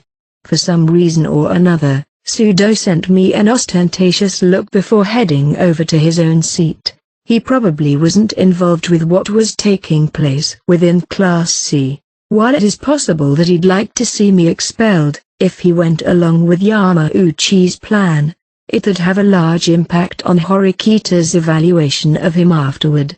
Besides, he wasn't a skilled enough actor to maintain a poker face either. By the way, Horikita whispered to me after Sudo was out of earshot. What did you do? Aren't you leaving out some details? Be more specific. Regarding me. What did you do? Her question was still fairly abstract. I don't know what you're trying to say, but I didn't do anything. I don't have the time to spend looking after you. You don't have the time? What are you getting at? It's my own problem. Don't worry about it. Class was going to start soon. Based on Horikita's attitude, she still hadn't gotten in contact with her older brother yet. It was probably going to take place later this afternoon. Part 1. It was lunch break on Friday and tomorrow's special exam was rapidly approaching. I, Horikita Suzune, thought back on the events that had taken place the night before. Just as I was thinking it was about time to go to bed, I received a text message. I remember my heart nearly skipping a beat when I saw who it was from. It was a message from my older brother. He had only written a single line of text. Is there anything you regret? This single message that seemed to be asking me a question. After reading it several times over, I thought about what I could do despite having lost my way. However, this was a once-in-a-lifetime opportunity. If I let it get away from me, the next time I'd be able to hear my brother's voice would be during graduation. Would you be willing to talk with me? Having made up my mind, I wrote out this message in response. Even though all I had to do was hit send, my fingers were heavy and I couldn't easily bring myself to do it. I stabilized my breathing and pressed the button. The only thing I could do now was wait for my brother's response. Around the time when my anxiety over whether or not he would reply had almost faded, a response came back in the form of a phone call. Instead of anxiety, I felt relief. Fortunately, he had responded with a phone call. It would have been hard for me to message him back with my trembling hands. "It's me, Suzune. You said you wanted to talk?" "Yes. What did you want to talk about?" "Ah, your message. Why did you send me it? Is that really important right now? Is this really what you needed to talk to me about over the phone?" No, that's not it." Feeling like he was about to end the call, I quickly, frantically denied it to stop him from doing so. "If it's okay with you, would you be willing to meet with me in person?" "In person? Why, yes. When you first enrolled here, I suggested that it would be better for you to drop out. The moment you rejected my offer, your relationship with me was over. You do understand that, don't you?" He brought up the cold, hard facts of the matter. I could only imagine his decision to contact me like this as nothing more than a whim.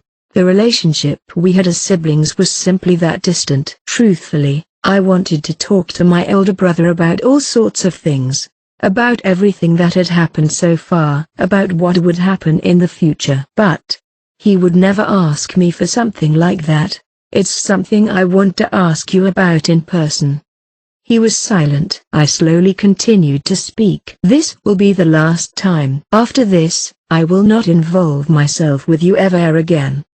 It was the only thing I could offer him. "All right, I understand." That was the conversation that took place last night. I was now heading out to meet my older brother. To avoid being seen by others, we arranged to meet at the special building, a place usually devoid of other people. By the time I arrived at my destination, he was already there. Part 2. "Sorry to keep you waiting."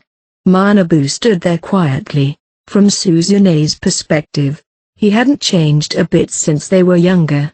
He was still the same person she had been chasing after all this time. How long has it been since the two of us talked alone like this? If we don't count what happened immediately after I enrolled here, about 3 years. I see. It has probably been around that long. Manabu thought back to when his younger sister was in her first year of middle school. When he decided to attend Kodo Ikusei High School, he pushed I away.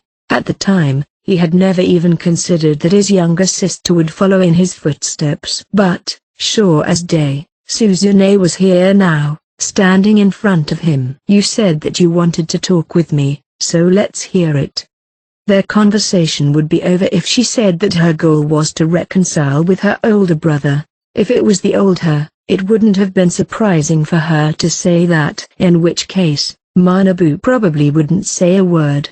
He'd simply take his leave without a moment's hesitation. "It is to do with this supplementary exam. You're aware of what the first years are going through, right?"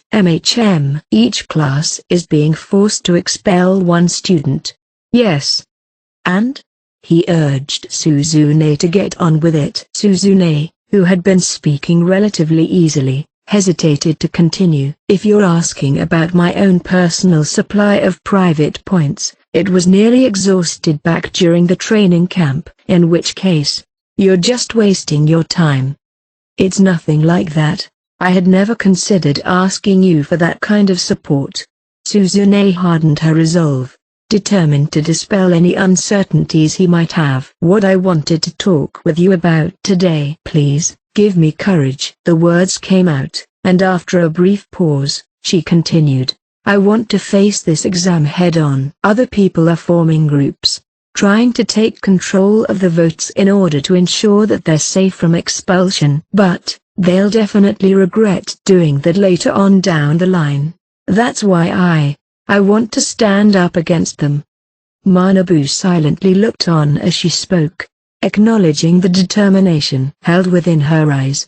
At the same time, he thought back to what Ayano Koji had told him the day before. What she was trying to do was by no means easy. But, with her own two hands, she was trying to do something that no one else could. To resolve herself, she made up her mind and came to meet with her brother. "How much time do you have?" "I don't have any plans after this." "Really?" Suzune was somewhat taken aback by Manabu's unexpected question. "Then, I'd like to ask you a few things before I hear you out. What do you think of this school?" Eh? Are you enjoying it here? Ah, you. I see. Her brother's unexpected question had clearly caught her off guard. I am sorry that, Manabu didn't reprimand her even though she was fumbling her words. Whether or not I enjoy being here, I honestly don't know. At the very least, it's not boring. Is that so? Suzune couldn't understand the meaning behind Manabu's question. After all, it had been quite a while since the last time she had a normal conversation with her brother. It seems you've managed to overcome one of your shortcomings. My shortcomings? Indeed. You focused so much on yourself that you never paid attention to what was going on around you. By broadening your own horizons, you've managed to break away from spending your days in boredom. You somehow seem different today. In Suzune's eyes, her older brother was serious and dedicated. Someone who pretty much never smiled. Someone who would never neglect an opportunity to improve himself. She felt like it was impossible for him to think of going to school as something to be enjoyed. You only ever paid attention to my academic achievements, always obsessed with scoring high on tests. That's because you've always been my role model. This was something Suzune had already said many times over by this point, and Manabu's face clouded over every time he heard it. Role model, huh? I understand that it's absolutely impossible for me to catch up with you, but still, striving to shorten the distance as much as possible shouldn't be a bad thing. Despite being aware of her own shamelessness, she still wanted him to see how hard she was trying. Without responding to his sister's feelings, Manabu quietly closed his eyes for a moment. What do you think of Ayano Koji? What do I think of him? Just tell me your honest impression of him. He's an irritable classmate. Even though he's capable enough to be recognized by you, I don't like how he doesn't even try to make use of it. But I think that, someday, I'll be able to catch up with him and, hopefully, surpass him. It's unfortunate, but you'll never be able to catch up to Ayano Koji. That said, there's no need for you to catch up with him. It's absolutely fine for you to grow at your own pace. My own pace. Manabu moved a little closer to his sister. If Suzune were to do the same, the distance between them would be short enough for their hands to reach each other. However, Suzune wasn't able to take that one step. Are you scared? Yes, this sense of distance was something Suzune hadn't been able to overcome, even when she was younger. It was so short, and yet so hopelessly far. To get closer, you have to be willing to take a step forward. What can I do? What can I do to get rid of this distance? Let me help you find the answers you're looking for. So tell me, what do you want to put forward to your class? With a nod, Suzune slowly began explaining things to her brother. Part 3. After school, the day before the vote. Tomorrow, the decision would be made on which student to expel, and their seat in the class would be emptied. There was a lingering feeling of uneasiness weighing down on everyone, but even so, they still had a reassuring belief that things would be all right. This was because someone had been chosen as a sacrifice. Ayano Koji Kiyotaka would be expelled from school. More than half the class had already sided with this course of action. Many of them were probably harboring some guilt about it right now, and yet, that guilt was a small price to pay as long as they were able to save themselves. After a while, the guilt would fade away. A year from now, they would simply remember that I had been one of the students in their classroom. That being said, I felt no resentment toward them. For the sake of avoiding expulsion, everyone had been desperately racking their brains to come up with countermeasures. Ultimately, I just happened to be the target. After gaining pity from his classmates, Yamauchi skillfully won over Kushida and suggested a target for the vote based on sympathy and understanding. Kushida then roped in the classmates she could. Since the invitation came from a trusted friend with whom they had confided their secrets, they were completely unable to turn her down. Yamauchi's strategy wasn't bad. He took a risk and did his job well as the mastermind. It was just a pity that he decided to go after me. If his goal was really to avoid being expelled, he should have gone after Ike or Sudo instead. After all, the two of them wouldn't have the capacity to recover from something like this. Well, since Sakayanagi was the one actually pulling the strings, there was no way that was going to happen. In any case, since it had come down to this, I had no choice but to take action to remove someone else instead. But this time, I wouldn't be the one to do it. I'm just a low-profile, unimpactful student who was being targeted by Yamauchi.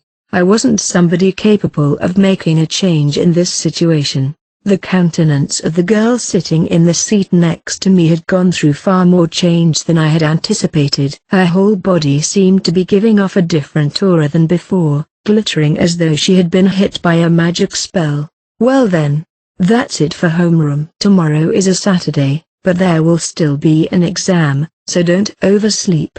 Chabashira's words marked the end of school for the day. Everyone was ready to begin packing up their things and head home.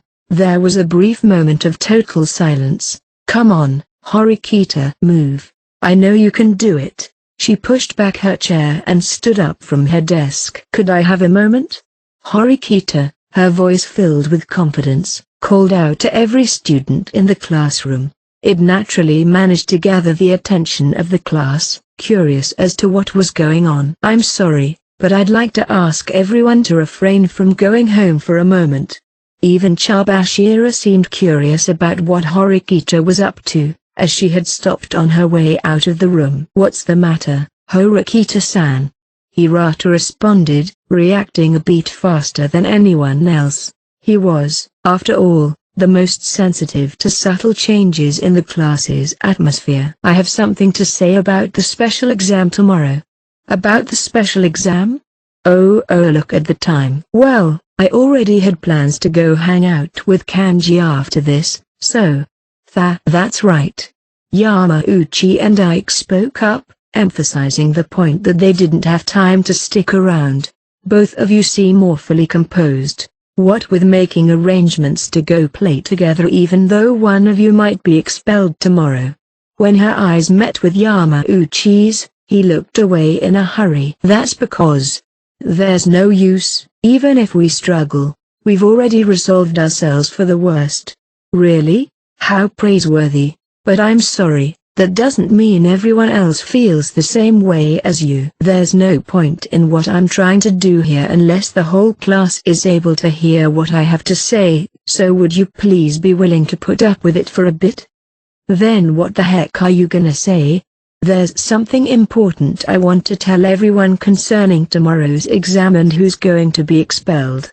Horikita walked to the front of the room and stood behind the teaching podium. She probably wanted to be in a position where she could see everyone's faces properly. About who's being expelled. What are you getting at? Yamauchi began talking notably faster than usual. He was probably doing it involuntarily because of the combination of his own guilty conscience and the extraordinary atmosphere of the classroom.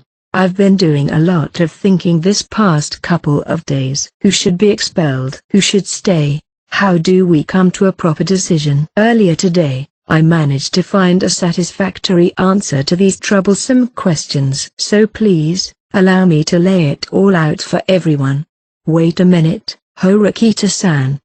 It was Hirata, not Yamauchi, who spoke up to stop her. Nobody in this class deserves to be expelled. Is that true? Isn't it possible that somebody does, though? Something like that. I've had some serious concerns since the moment we were told about this exam. Even though it's important for us to be able to discuss things with each other and come to a decision about who we're going to expel, the school hasn't provided us with any class time to do it. As a result, it has become a battle where we form into groups and try to control the outcome of the vote. We're running the risk that we might end up expelling an excellent student, even though they shouldn't be considered for expulsion at all. Can we really call something like that an exam at all? Chabashira was the first person to look visibly impressed, shortly followed up by Konji. I haven't the faintest idea what's gotten into you, but you seem to me like an entirely different person. You've really gotten right to the heart of the matter, haven't you? With a clap of the hands, Konji continued to speak. Let us hear it, then. What do you suggest we do? Originally, I thought we should hold a discussion with everyone in the class and collectively decide on who to expel, but I understand that, realistically speaking, that would be difficult. Therefore, allow me to nominate someone I think we should expel. Hirata interjected. Hold on Horikita-san. Sorry, but I'm speaking right now. I'll give a proper explanation for my nomination later. Staying conscious of how much time she was taking, Horikita pushed the discussion forward. No way, I'm against you throwing the class into chaos like this. Even so, Hirata refused to back down. It wasn't in his nature to do any differently. She's at least got the right to speak. We can listen to your objections after she's done. Sudo cut in to stop Hirata from interfering. It's as Red Hair-kun says. I've given up some of my valuable time to be here, so I'd appreciate it if you'd refrain from wasting it by being a hindrance. Konji spoke up in support of hearing Horikita out as well, seemingly interested in the direction the discussion was heading. But, taking advantage of Hirata's hesitation, Horikita once again opened her mouth. For this special exam, I have decided that we should expel Yamauchi Haruki-kun. Under the watchful gaze of the entire class, Horikita explicitly stated the full name of her nomination. So far, outside of the public eye, several students had been nominated as targets for censure votes. However, Horikita was the first person to nominate a target publicly like this. One might ask, why hadn't anyone else done the same thing? That was because they'd immediately gained the resentment of whoever they nominated. More importantly, if they failed to convince the rest of the class, there was a high probability that they would become a target themselves. Why me, Horikita? Naturally, Yamauchi was the first person to show any sort of reaction to this. After all, if Horikita's reckless nomination garnered enough support, he would become the target for the censure votes. It was effectively a death sentence. There's a clear reason for it. To start out with, your contributions to the class over the past year have been particularly low. That's not true. My test scores have been higher than Ken's this whole time. He overtook you last time though? But, that was just a one-time thing. For argument's sake, let's say your academics are superior to Sudo-kun's. Even then, you're still several levels beneath him in terms of physical ability. Then isn't Kanji in the same boat as me? He's definitely worse than me when it comes to physical fitness. Naturally, Yamauchi desperately tried to defend himself. Anybody would get desperate if they were being singled out in front of everyone like this. It's true that there are a handful of students who are all on a somewhat similar playing field. I'll give you that much. That's right. Nominating me so seriously. Could you please give me a break?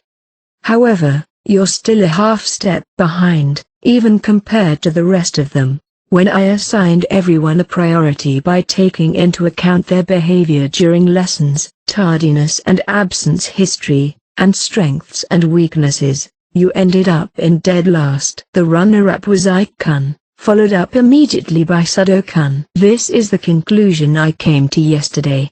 I'm a candidate as well? Panicking a bit, Sudo spoke up. You've certainly improved in terms of academic ability and critical thinking these past few months, but that doesn't just get rid of all of the times you've been a burden to class. Or am I wrong?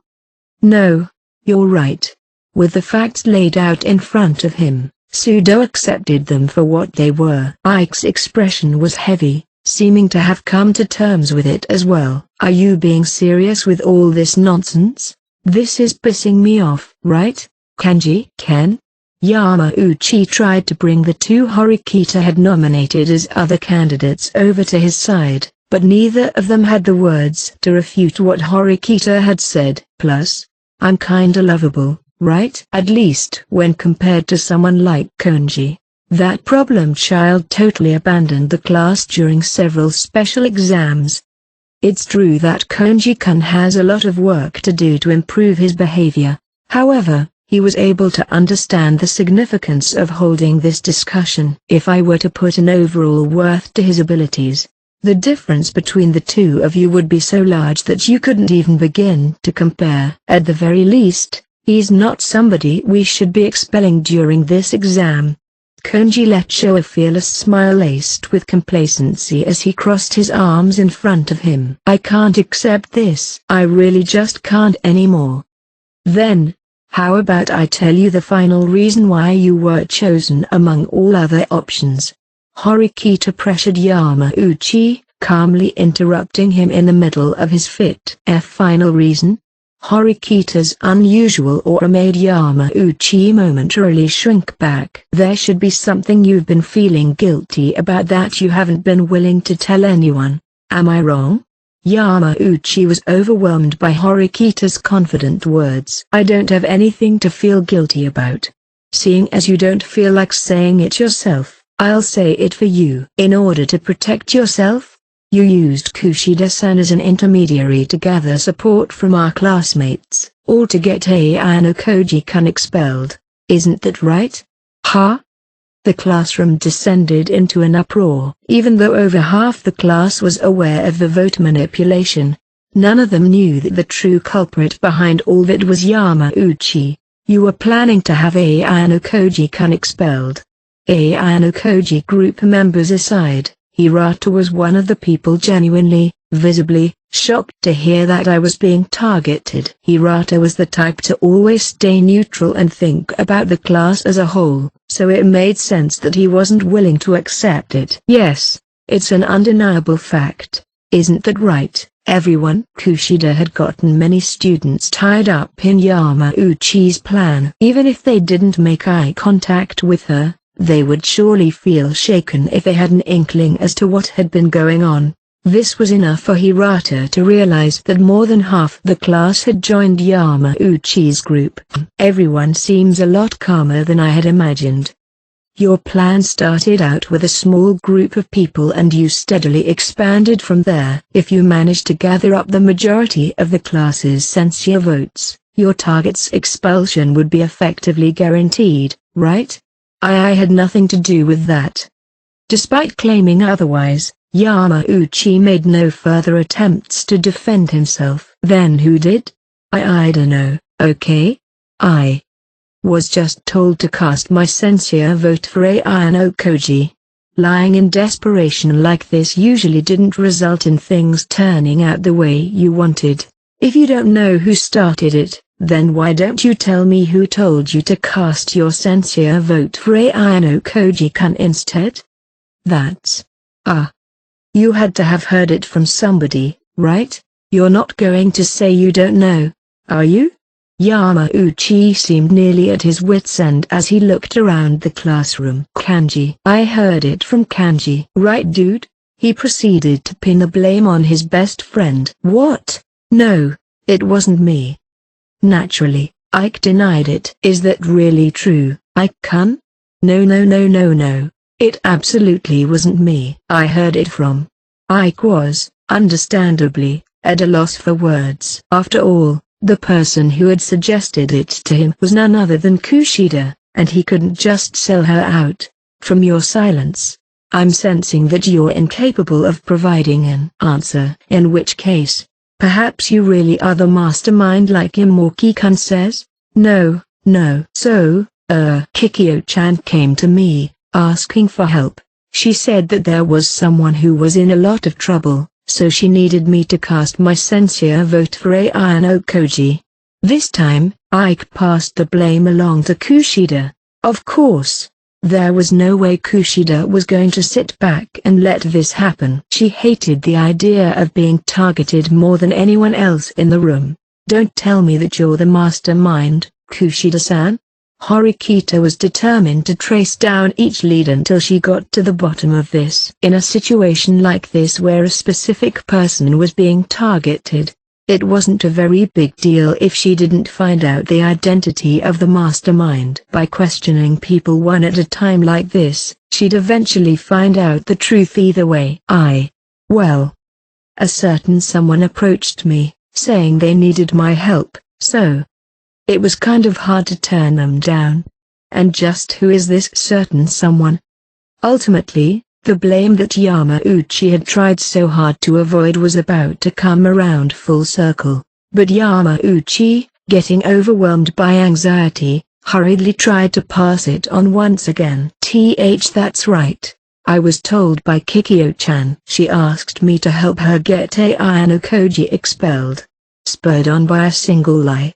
There was no way of knowing when this chain reaction of accusations would come to an end. Me? Everyone else also heard it from Kikyo-chan, right? Am I right? Kushida had indeed been the one entrusted to act as an intermediary. However, there was something that most everyone in the class understood, and that was that Kushida Kikyo was a student who would only ever take action for the sake of her friends, and she would never do something to try and trick or frame somebody. The difference in the amount of trust they had managed to build up was more than clear. You're so cruel, Yamauchi-kun. Even though I really didn't want to abandon Ayano Koji-kun, you came asking for my help. But, even though I did the best I could, Kushida spoke, burying her face down into her desk, her voice filled with anguish. It was probably all that the class needed to hear to get a grasp on who was really telling the truth. The scene of Yamauchi earnestly begging for Kushida to help him was probably playing through all their minds. Yamauchi's predicament was steadily getting worse and worse, and it would only continue to deteriorate moving forward. Of course, this must have also been a headache for Kushida, but given the situation, there was no helping it if she wanted to avoid being targeted. After all, the absolute worst-case scenario was expulsion. Kushida-san. Horikita called out to Kushida, who was covering her face. Everyone probably thought she was about to say something to comfort her. Your actions have also been a huge mistake. With a strong tone, Horikita reprimanded her. In this class, you hold influence on the same level as Hirata-kun and Karizawa-san. No. Your influence is even stronger than theirs. As such, if you nominate someone as a target, a great number of your classmates are going to listen to you. I didn't want that. I just wanted to help Yamauchi-kun. Stop with the sophistry. You aren't that stupid. You should have known what would happen if you helped him from the very beginning. Facing Horikita's reproachful words, Kushida stood up from her desk, weeping. I didn't think that far ahead. It's just, I couldn't simply ignore Moki-kun's problem. His suffering. I had to help somehow. No, you knew. You ignored the problem at hand, knowing very well what the outcome would be. Confronted with Horikita's excessive prodding, Kushida flinched, faltering with her response. In this situation, she couldn't aggressively retort back to Horikita even if she wanted to. There was absolutely no way she would break character and take off her mask under these circumstances. There was no way Horikita didn't understand this as well. This ordeal was caused by your own lapse in judgment. You should have done something about it much sooner. I don't know what to do. You should reflect on what has happened here and strive to take actions that will benefit the class from now on. Horikita said the final word on the matter, turning a deaf ear to Kushida's excuses. Be that as it may, it seems there's no mistaking the fact that the primary offender is Yamauchi-kun. Horikita dropped her temporary focus on Kushida's wrongdoings, once again swapped her attention back to Yamauchi. Wait, Horikita. I told you it wasn't me. My. This has been quite the interesting discussion, though. Isn't it only natural for the boy to try and get somebody else removed from school? Pushing past all the nonsensical formalities, This exam is nothing more than the rabble of the class fighting for their own survival, or, is there any particular reason why only he should be condemned? Konji made a statement that didn't appear to align with anyone, although it was probably going to end up working out in Horikita's favor. Right you are. While assembling a group with the intention of getting rid of somebody else may not be the most praiseworthy thing to do, it surely doesn't seem fair to blame him for simply trying to survive. Well, that's only if that's all there is to it. Oh? Yamauchi-kun, you haven't been trying to expel Ayano Koji-kun just to protect yourself, have you? Wait. I said to wait. I told you it wasn't me. How ugly. Everyone presently in this classroom fully believes it was, so come now let's hear it. Why did he target Ayano Koji boy? Horikita nodded her head in agreement. He, Yamauchi-kun, has been colluding with Sakeonagi-san behind the scenes, taking orders and carrying them out for her. The truth was exposed to broad daylight.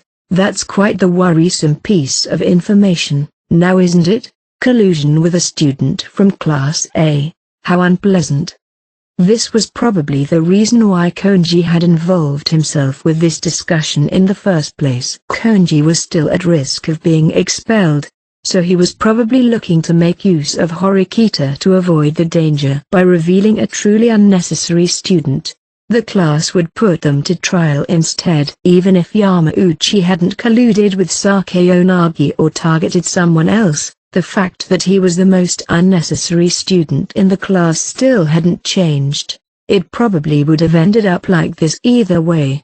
It's probably fair to say that the time needed to back Yamauchi into a corner had been considerably reduced, thanks to the fact that he had gone along with Sakeonagi's scheme. Oi Haruki, you've been colluding with Sakeonagi-chan.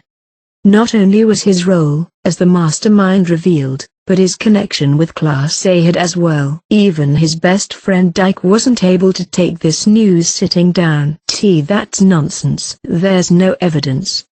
I wonder if you'd be willing to show me your phone, then? You should have Sakeonagi-san registered in your contacts.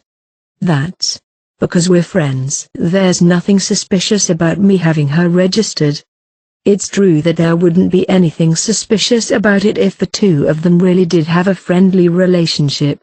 However, the fact that, recently, Sakeonagi had openly contacted Yamauchi was fresh in the minds of everyone in the classroom. Horikita had probably asked Yamauchi about his contacts in order to remind everyone of what had taken place. Do you seriously have ties with Sakeonagi-chan?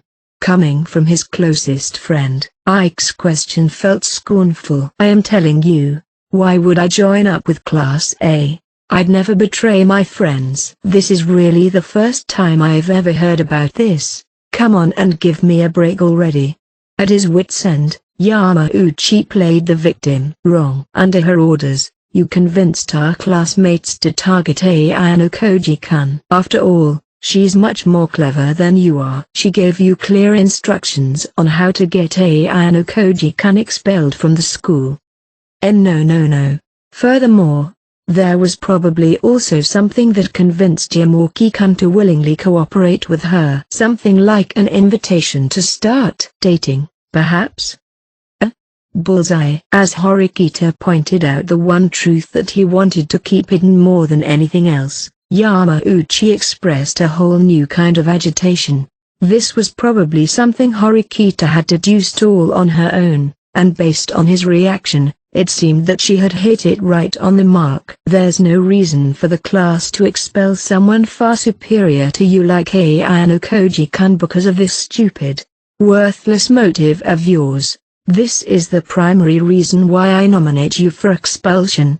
Horikita spoke not toward Yamauchi, but toward the entirety of the class. None of us want to lose one of our classmates. However, you betrayed your own class and colluded with the enemy.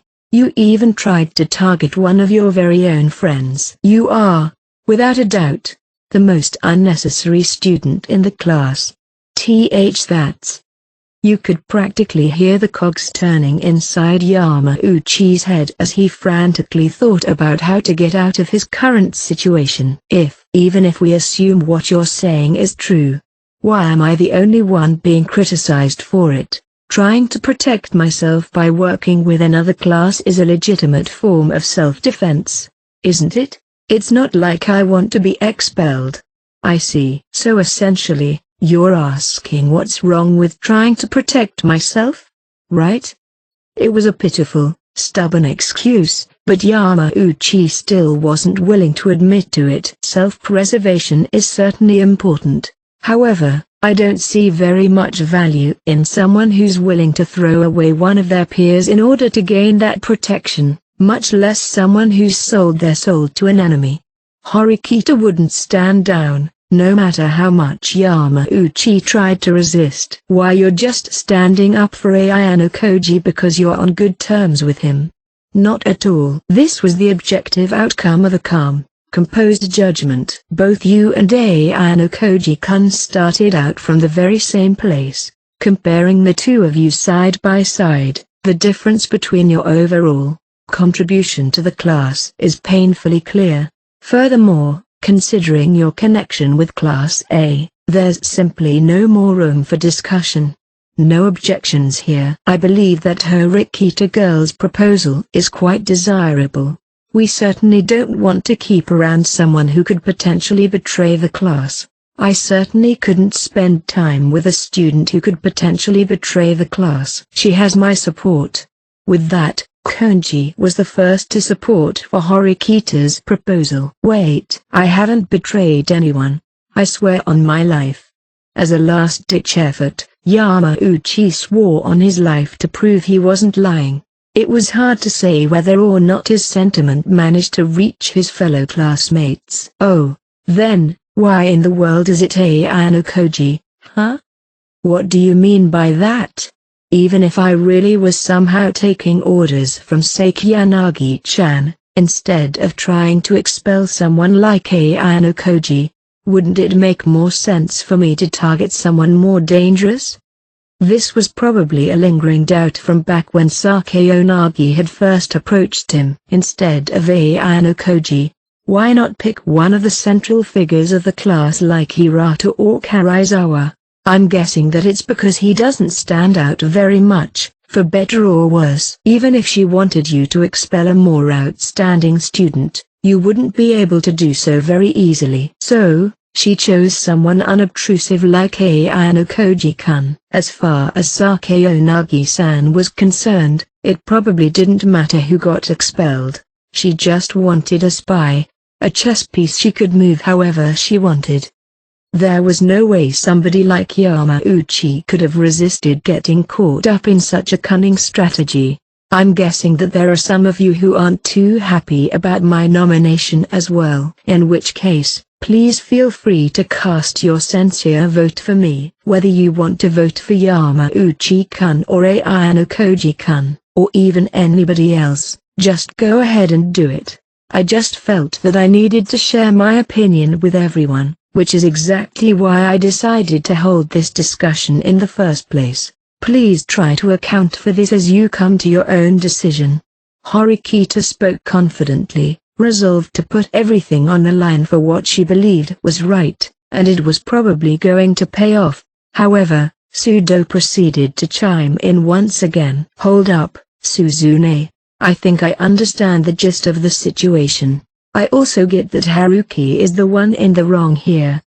His expression was gloomy. This was a desperate show of resistance from someone who always abided by Horikita's orders. But I'm against having Haruki get expelled. Well, he is your friend. I'm well aware of how important he is to you. However, Horikita had already anticipated that Sudo would choose to back Yamauchi. Yet, Sudo also wasn't willing to simply back down. He's my friend, so I'm gonna protect him. That makes sense, right? I know it's pretty bad that he went and did what he did with Class A and all, but we don't got to expel him for that. Isn't it all good as long as he reflects and seriously contributes moving forward?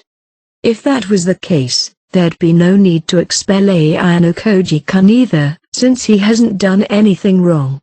That's this whole perspective of yours is flawed, Sudo-kun. Horikita took a short breath, readying herself to bring forth all the courage she could muster. She stood tall, having fully resolved herself to be hated by her peers. By protecting one person, you're abandoning somebody else. It follows that this exam isn't about sentiment, it's about theory. Sudo opened his mouth but proceeded to sink into silence. His desire to help his friend was clear. But in order to do that, it meant that somebody else would have to be expelled instead. Forming a group and trying to control the votes was, in and of itself, a mistake. Until today, the class had been free to take whatever action they saw fit for the upcoming exam.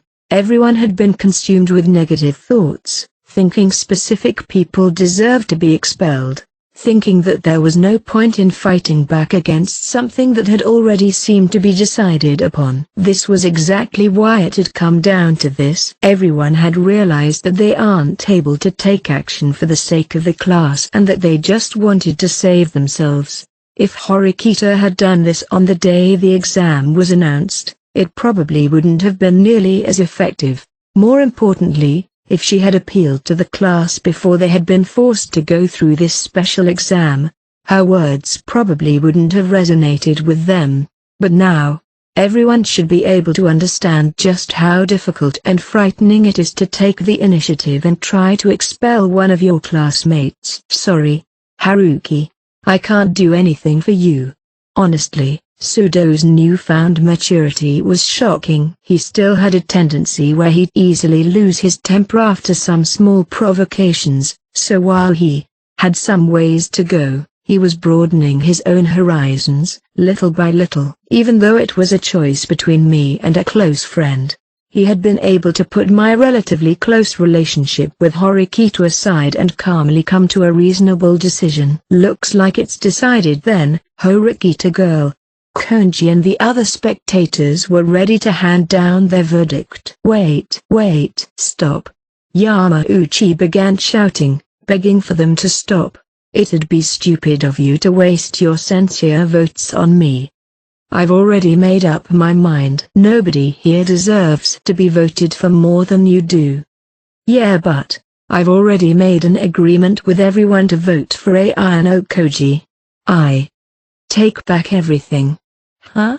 Kushida spoke quietly, her eyes cast downward. I made a mistake. I wanted to help Yamauchi-kun, but I didn't realize the gravity of the situation. I'm taking back what I asked of everyone.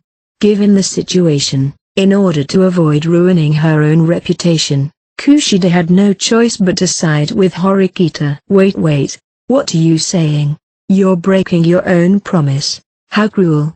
You're the cruel one here, Yamauchi-kun. Going as far as to betray your own classmates. And now, Yamauchi was completely alone. The feeling of being targeted by many of your peers was one he should know better than anyone. You are the weakest link in the class, and you're a traitor. Horikita reiterated her point with both indifference and composure. That's everything I wanted to say. With this, she attempted to bring the discussion to a close. There didn't appear to be anybody willing to oppose her anymore. In conclusion, I'd like to hear the opinions of everyone here. What are your thoughts? However, I want you to hold on for a second, Horikita-san. Is something the matter? A male student raised his hand and proceeded to stand up from his seat. If there was a sole factor that had fallen outside of Horikita's calculations, it would have to be the existence of Hirata Yosuke. Even though I've stayed silent and let you say everything you wanted to say, I must object to the way you're inducing the rest of the class to vote with you. For comrades to come together to kick somebody out like this. It's just plain wrong. Hirata's words didn't come from a place of sentiment like Sudo, nor did they from logic like Horikita. Instead, they came from a place of suffering and resistance, spurned forward from his inability to come to an answer. There isn't any other way. This exam doesn't have any loopholes. It's unreasonable. But somebody in our class is. without a shadow of a doubt, going to be sacrificed. Don't tell me you still haven't come to terms with this yet? How could I possibly come to terms with it? I don't want to lose anyone. It'd be different if somebody wanted to be expelled, but whether it's Yamauchi-kun or Ayano Koji-kun, neither of them actually do. Neither of them actually want it. You'd be hard-pressed to find anyone who actually wants it. How about I raise a pointless question to the rest of the class? Could I get a show of hands of everyone who feels like they want to be expelled from the school? If you come out now, there won't be any need for any of this anymore. The rest of us will unanimously cast our sincere votes for you and wash our hands of all of this. Not a single person raised their hand. If there actually was such a convenient student, they would have already announced their candidacy ages ago. Do you get it now? No, there's no way I'd be willing to accept something so horrible. The perfect honors student, well versed in both sports and academics, a truly virtuous guy, but despite all of that, Hirata Yosuke's weakness was revealed. When the time comes and he's pressured to make a decisive decision, he's overwhelmed, unable to do anything at all. I have faith in my decision to push forward here, regardless of whether you're willing to accept it or not, so let's take a vote, here and now. There's no reason for us to do that. There's no way to guarantee who people will vote for tomorrow. That's not true. It's important to keep an eye on the voting trends of our classmates. It's pointless. Everyone's trying to get someone expelled. I can't. Hirata was probably afraid that Horikita's actions would spark a fire that would burn out of control, causing personal information such as who hates who to be made public. Well then, everyone, let's get on with it. Horikita disregarded Hirata and once again attempted to take the vote. Nobody could stop her anymore. It was the moment of truth. Horikita-san. A loud, unnatural sound echoed throughout the classroom. Something happened that nobody in the room had even slightly expected. Hirata had kicked over his desk, sending it flying forward as it toppled to the ground. Wah, Hirata-kun. I could hear the voice of one of the girls, reeling in utter disbelief. And to be fair, I was just as surprised. It was the type of situation that made me wonder if he had simply gotten carried away and his foot had accidentally made contact with his desk. The same was true for Chabashira. His unbelievable behavior was simply far too unexpected. Would you just stop, Horikita-san? He had lowered the tone of his voice, as though he was trying to scare her into backing down. What do you want me to stop? Horikita answered with a question of her own, adjusting her bangs to help hide her outright shock. I'm telling you, stop it with this vote. You don't have the right. Hirata's daunting words caused her voice to waver just a little.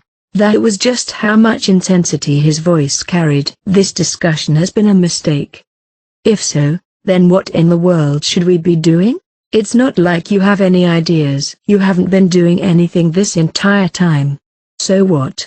So what? I'm saying it's a problem. You haven't been making a proper assessment of the situation. Shut up.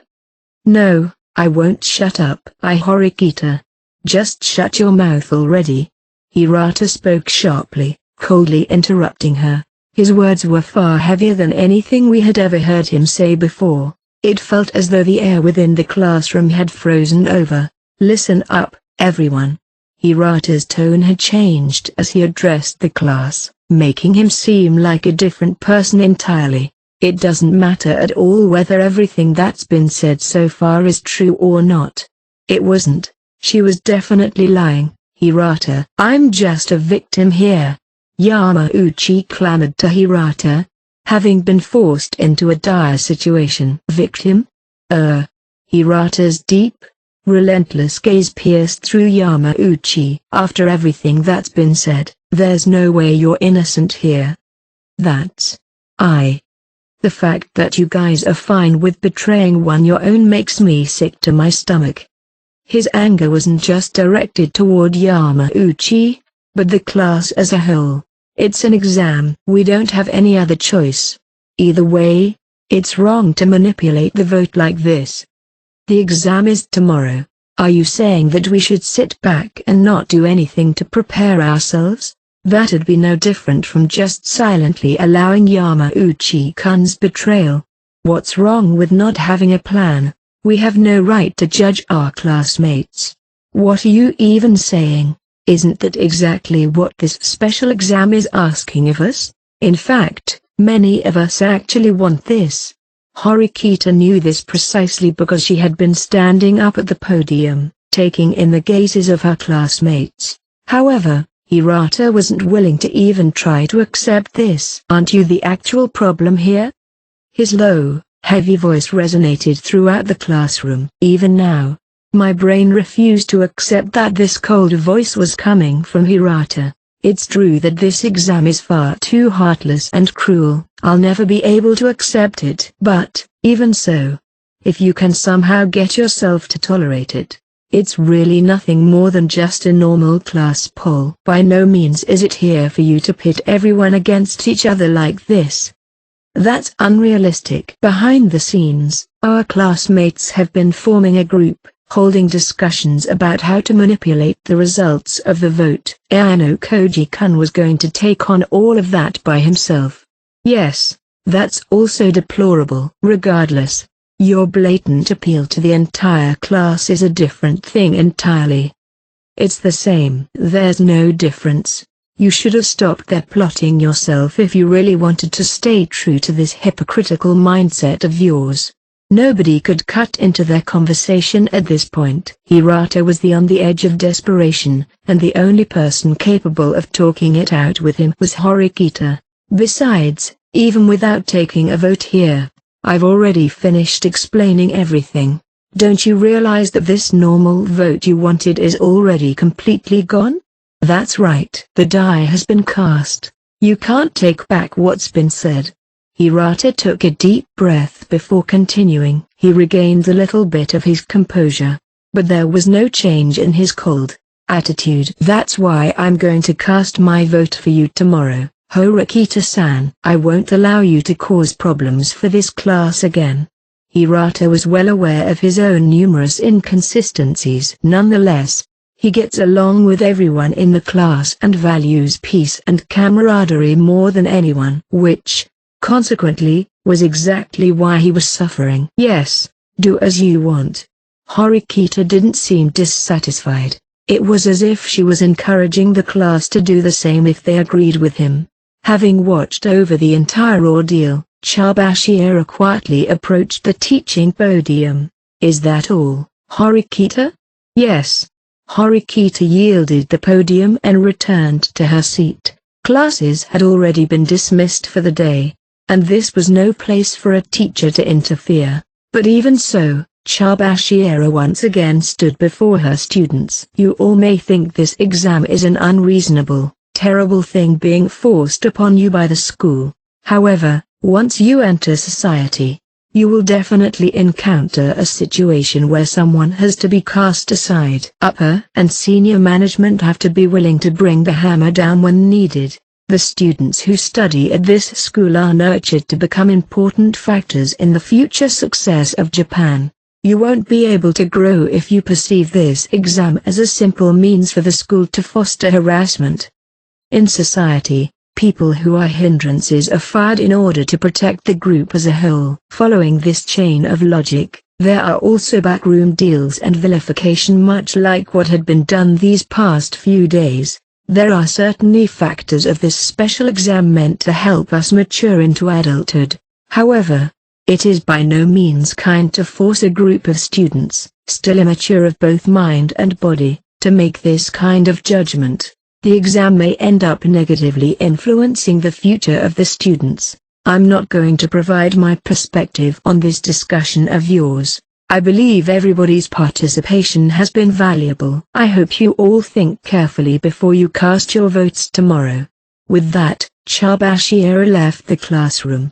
Having finished listening to the entire discussion, me, Yamauchi, Horikita, possibly Hirata, or perhaps even somebody else, it was unclear who exactly people would be voting for in tomorrow's vote. In other words, The person being expelled tomorrow was still completely up in the air, and nobody would be able to find fault with it. That's just the kind of special exam this is.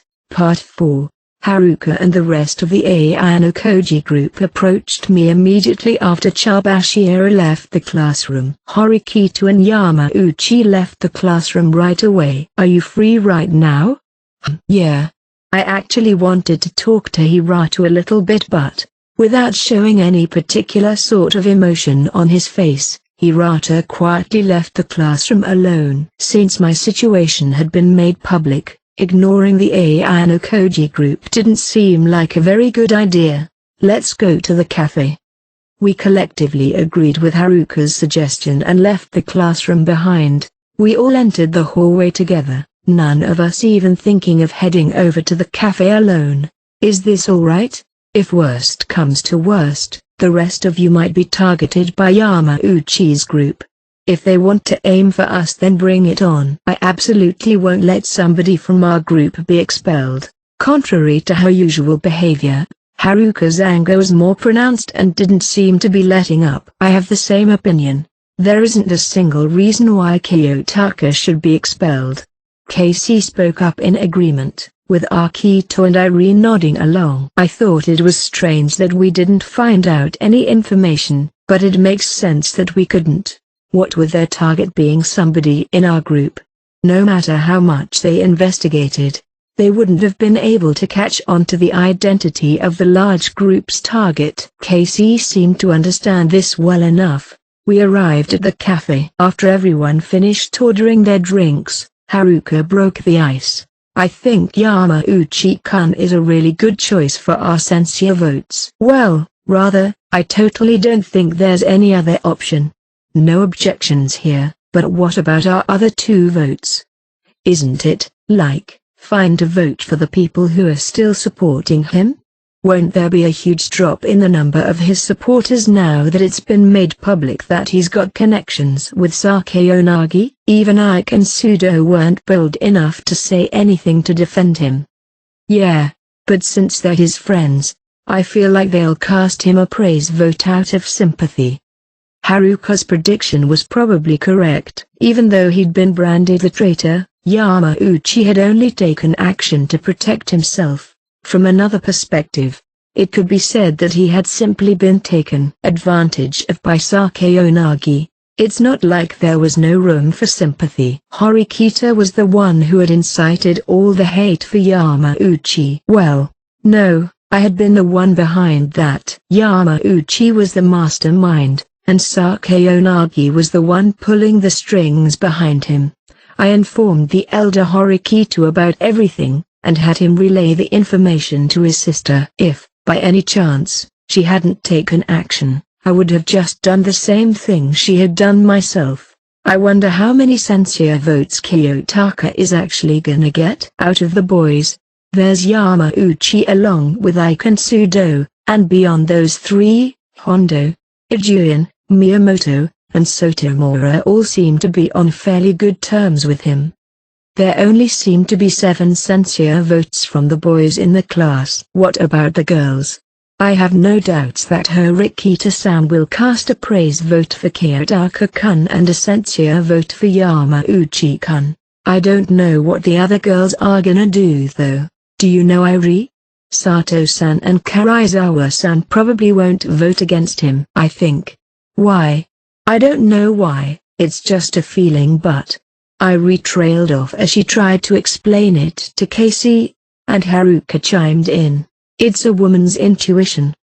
We can't rely on that. Casey wasn't going to count these votes with this explanation alone. Yes, we can. It's real weird, but I think she's on the right track. Especially since it's Irie we're talking about here. What's that supposed to mean? Sato aside, how could she possibly know anything about Karizawa? Unable to understand her reasoning, Casey doubtfully tilted his head. Don't worry about it. Like, let's just say we can count those 2 out from voting for him. This is sloppy. However, other than those 3, it's still pretty unclear what the rest of the girls will do. Yeah, There are a lot of girls who don't like Yamauchi-kun though. Even if they go through with their promises to vote for Kyoppon, they'll probably end up casting one for him as well. Looking at it from a psychological perspective, that's probably true. For somebody who's simply looking to get through the exam, they'll be able to save themselves by casting their votes for people with the highest chance of being expelled. They probably see it as a one-on-one fight for survival between Kiyotaka and Yamauchi, and the remaining votes will probably be scattered among the other options. Casey went into the facts of the matter based on everything he'd heard so far. For instance, Konji had been a prime target for the class's censure votes. But even so, that mindset had probably lost some traction. Casting a censure vote for Konji would mean disregarding his strengths, and since there are several students actively dragging their feet and holding the class back from moving forward, Konji would probably end up being safe. I'm sure you'll be fine, Kiyotaka-kun. Yeah, thank you. In the back of her mind, Irie was probably still somewhat anxious that some of the remaining censure votes would be cast for her, and yet, she offered me resolute words of encouragement without letting this anxiety show through. Anyhow, isn't Kyoppon the calmest one here? It's just that there's nothing I can do. My thoughts have been filled with uneasiness. Don't worry. Thanks to Horikita, things aren't looking too bad anymore. Rather, it's kinda like you've been saved by her. If it weren't for Horikita, there's a good chance that most of the class would have faced the exam without knowing anything about what had been happening. Without even a second thought, they would have gone and cast their vote for me just to save themselves. An outcome like that was far too easy for me to imagine. But I wonder how Horikita-san found out about Yamauchi-kun's betrayal. Irie casually posed a crucial new question. Our group is close with Kiyotaka-kun, so it makes sense that none of us heard anything about it, right? I thought Horikita-san would be in the same kind of situation as us is all. That's true. It doesn't seem like Horikita tried to go and form a group either. Yamauchi was probably frustrated about this as well. He was most likely thinking that someone in the large group he had created betrayed him, even going as far as to spill everything to Horikita in the first place. He probably wouldn't have been able to notice the information leak, nor do anything about it. I don't know who, but there must have been somebody who didn't want Kyoppon to be expelled, right? Probably. At least there's one good egg in the bunch. None of them were able to realize that this somebody was both Kay and myself. Part 5. On the way back to the dorms, we came across Hirata sitting on one of the benches wearing the same listless expression on his face. If somebody else were to see him like this, they'd probably reconsider any ideas to call out to him. After all, nobody had ever seen him like this before. He looks pretty defeated. Yeah, he's completely different from usual. Both Haruka and Akito immediately recognized how surreal the situation was. I think I'll try talking to him a little. Give it up, Kiyotaka. Wouldn't it be better to just leave him be right now? Maybe. But there's something that's been bothering me. Something that's been bothering you? Sorry about this, but you guys can head back without me. I don't feel like he'd be willing to say very much if we tried to reach out to him as a group. If he's going to get angry with somebody, I'd rather it be just me instead of all of us. All right, but the vote happens tomorrow, so just don't do anything to rub him the wrong way. There's honestly no way of telling who Hirata's going to vote for right now. I nodded in response to Akito's advice and separated from the group. I was grateful that they were able to read the situation and head back to the dorms without looking back. Before I did anything else, I took a picture of his defeated appearance from a distance and sent it to Kay with a few other details. Hirata.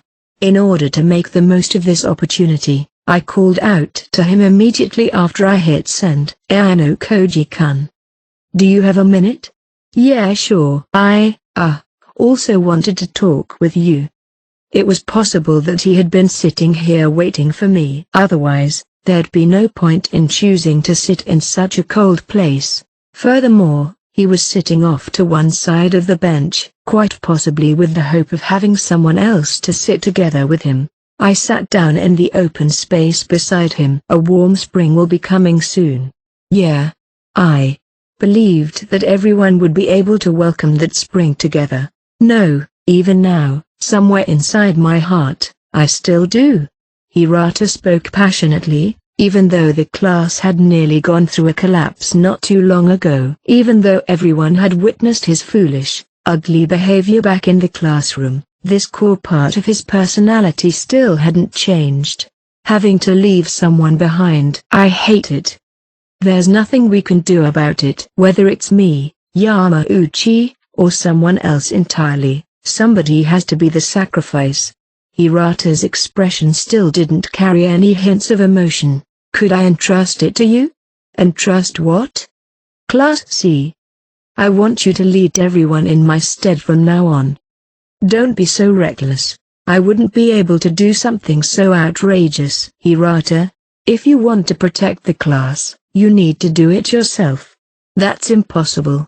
I just can't do that anymore. He was probably frustrated with himself for being unable to come to a decision. These kinds of thoughts were probably the only thing he had on his mind. But that wasn't everything. I made the same mistake again. I even reflected on it back then, and yet, immersed in bitterness, tears began to well up in the corner of his eyes. I found myself wondering just how much anguish Hirata had gone through because of this exam. I'd be able to feel at ease in trusting the class to someone like you. He sighed, his white breath dispersing into the cold air. There was nothing dazzling or enviable about the look on our class leader's face. This special exam, cast one sincere vote for me and one for Yamauchi. It'd be fine for you to cast your last one for Horikito if you want. So you're telling me I should leave the decision in the hands of the rest of the class? There was no need for Hirata to explicitly choose someone. He could choose to leave it to the other 39 students in the class instead. You really are amazing, Ayano Koji-kun. I'm nothing special. I was approached by both Horikita-san and Yamauchi-kun as I've sat here. Horikita-san told me to vote for Yamauchi-kun. And Yamauchi-kun told me to vote for you. They both claimed to want something different than the other. However, you're the only one who hasn't tried to throw someone else under the bus. That's not something just anyone can do. That was only because, from a strategic standpoint, it was better to not say anything. In this situation, it wasn't a very good idea to try and force Hirata to vote along with you. It's just that I had come to this conclusion ahead of time. I'm glad I talked with you. I really feel like I might be able to find an answer now. Is that so? Hirata stood up. It seemed as though he had found his own way to get through the exam. But I wasn't about to agree with his way of thinking. Wanna head back? At his suggestion, the two of us began walking back to the dormitories without exchanging another word. Chapter 6, The Other Classes. Ideas. Introduction. From the very beginning, Class D's stance on what to do hadn't changed in the slightest. Approximately 90% of the class reached the same conclusion when the supplemental exam was first announced. And by Friday, the day before the vote, that conclusion still hadn't changed. The conclusion to expel Ryun Kakeru. The majority of the class had already made up their minds without any prior discussion or planning. Ryun had led the class like a dictator, ruling with an iron fist. However, nobody could say his actions had led the class to success, not even as flattery. In fact, he was the reason their class had fallen from Class C, dropping them down into last place. Moreover, many students had suffered from his rule of intimidation and violence. He took advantage of weak-minded students to create a situation where his demands wouldn't be questioned. He was the root of all evil. Many of the students thought that they wouldn't have fallen down to Class D if Ryun hadn't been around, even if they would have never been able to rise to Class B. By the third day of the exam, A good portion of Class D had already reached an agreement, namely, to make sure everyone casts one censure vote for Iyun, and to spread out the 2 remaining votes amongst the rest of the class to avoid concentrating too many votes on another person. This way, they'd be able to ensure Iyun's expulsion. Although Ishizaki truly didn't wish to see Ryun go, he had been put into a difficult position as the one credited with defeating him.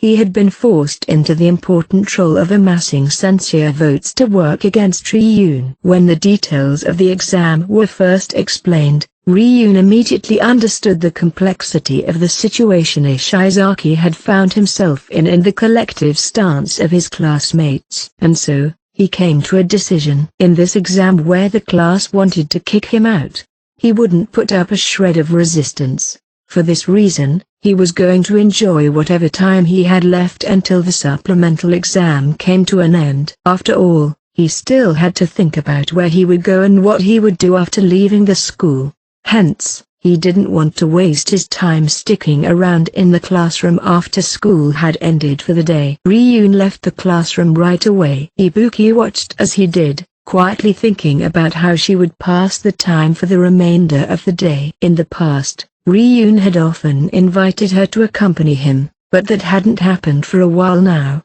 A girl approached Ibuki as she stared blankly at the door Ryun had just passed through. Well, that's quite the miserable look on your face, now isn't it? Are you really that sad to see Ryun get expelled? Huh? You again? You really enjoy trying to pick a fight with me, don't you? Not really. I'm just here 'cause I'm worried about you. Isn't that obvious? It seems to me like you've been increasingly less important ever since Ryun-kun lost. Wouldn't you say? The one saying these provocative words was none other than Ibuki's classmate, Shiho Manabe, a central figure among the girls of Class D.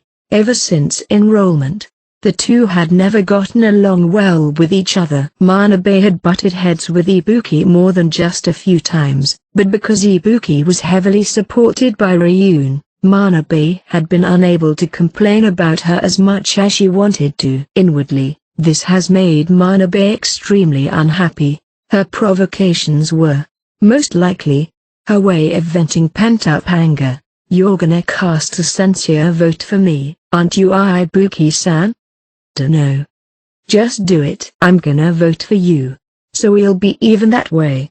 Huh, is that so? Manabe became somewhat annoyed by Ibuki's indifferent reply. After all, she really wanted to see her squirm and lose herself in anger. Well, isn't it nice knowing that you won't be expelled, Ibuki-san? Even if a handful of people cast Ryun-kun their praise votes, he's still gonna get more than 30 censure votes. Manabe was only able to be this cocky because Ryun wasn't in the room. But that didn't change the fact that many of the other students shared her stance on the matter. Ishizaki got up out of his seat. The supplemental exam would take place tomorrow. And once it began, nothing more could be done to change the situation. Come with me for a bit, Ibuki.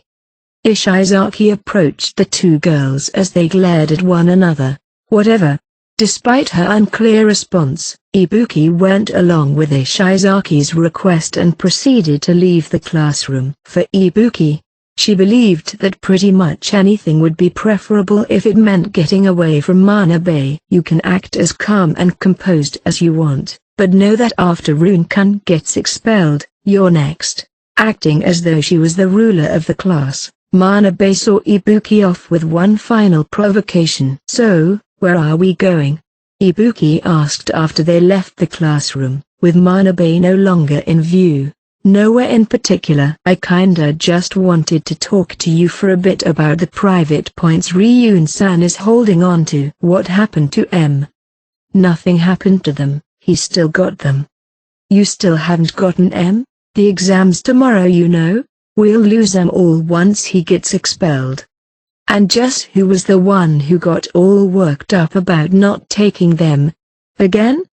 I didn't care much about private points back then. If you want them so badly, why don't you go beg him for them yourself? I ain't gonna do that.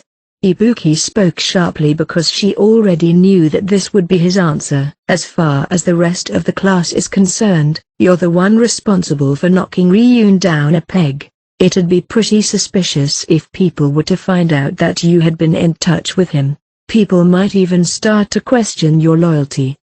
For Ishizaki, being doubted by his classmates wouldn't be a terrible development, given that he wanted to prevent Ryun's impending expulsion.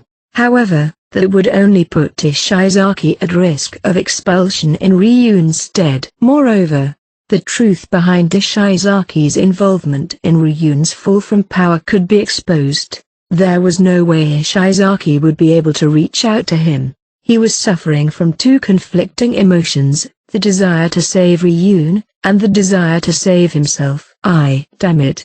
What should I do? It's for the best to just let Ryun be expelled, isn't it? Even you should know that. Is that really okay? Do you really think we can win in the future without Ryun-san? He expected us to praise the hell out of him even though he never produced any decent results. His actions were impossible to understand, and moreover, seemed kinda stupid. He certainly took a lot of risks, but without him, reaching Class A is nothing more than a pipe dream.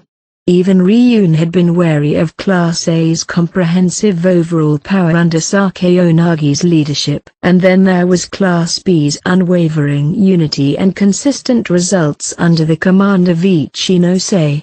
And furthermore, there was Class C's Ayano Koji, who had the brute strength to overwhelm Ryun and an immeasurable amount of knowledge and ingenuity to back that up. The difference in power between the classes was painfully obvious, a fact that had left a strong impression on Ishizaki. In order for Class D to contend with those monsters, it was crucial for them to have a monster of their own. It was clear that Ryun Kakeru wasn't the correct student to get rid of during this exam. Well, I admit Ryun's far from normal. Ibuki had her own thoughts on all of this as well. For some reason, even though Ryun had been defeated by Ayano Koji, her own opinion of him hadn't really gone down. Ryun possessed a unique something that Sakeonagi and Ichinose didn't. A something that might even be able to reach someone like Ayano Koji. At least, that's what she thought. Damn it. Watching Ishizaki vent his frustrations with a sidelong glance, Ibuki began to think about what she could do for this exam. Even though Ishizaki was an unpleasant, hot-headed guy, he was still earnestly putting in his best efforts, and yet, she only thought of protecting herself, of how it would be safer to just stay silent and let Ryun be expelled. Ibuki certainly didn't have as much leeway as Ishizaki. She knew, beyond a shadow of a doubt, that she was disliked by the rest of her class. In fact, she knew that if Ryun disappeared, she would be targeted next. There was more to Manabe's statement earlier than mere harassment. Nevertheless, as long as she stayed quiet this time, she'd survive. Or perhaps in the near future, another way forward might reveal itself. This was the main aspect that was preventing her from taking action. She thought back to what he had said. This exam isn't simple enough for you to be able to save someone just because you say you want to. He had already seen through Ibuki's mindset, her way of thinking. It was why she hadn't been able to face the situation seriously. Hi Ishizaki. What? You don't really want Ryun to be expelled, do you? Yeah. I can't even lie about it. Yeah. There was absolutely no way someone was going to receive more censure votes than Ryun. I don't really want to admit it, but I feel the same way. Just remember that after Ryun's gone, I'm next. She explicitly laid out the facts. I'm going to see Ryun tonight and recover the private points. I might be the only one who can. Those points would then be put to good use for Class D's sake. Ryun's sacrifice would be used as a source of encouragement for the future. So there's really no other way. It's pretty much all we can do. Ibuki steeled her resolve. She would recover every single private point Ryun Kakeru had, as long as there was a chance they could benefit Class D.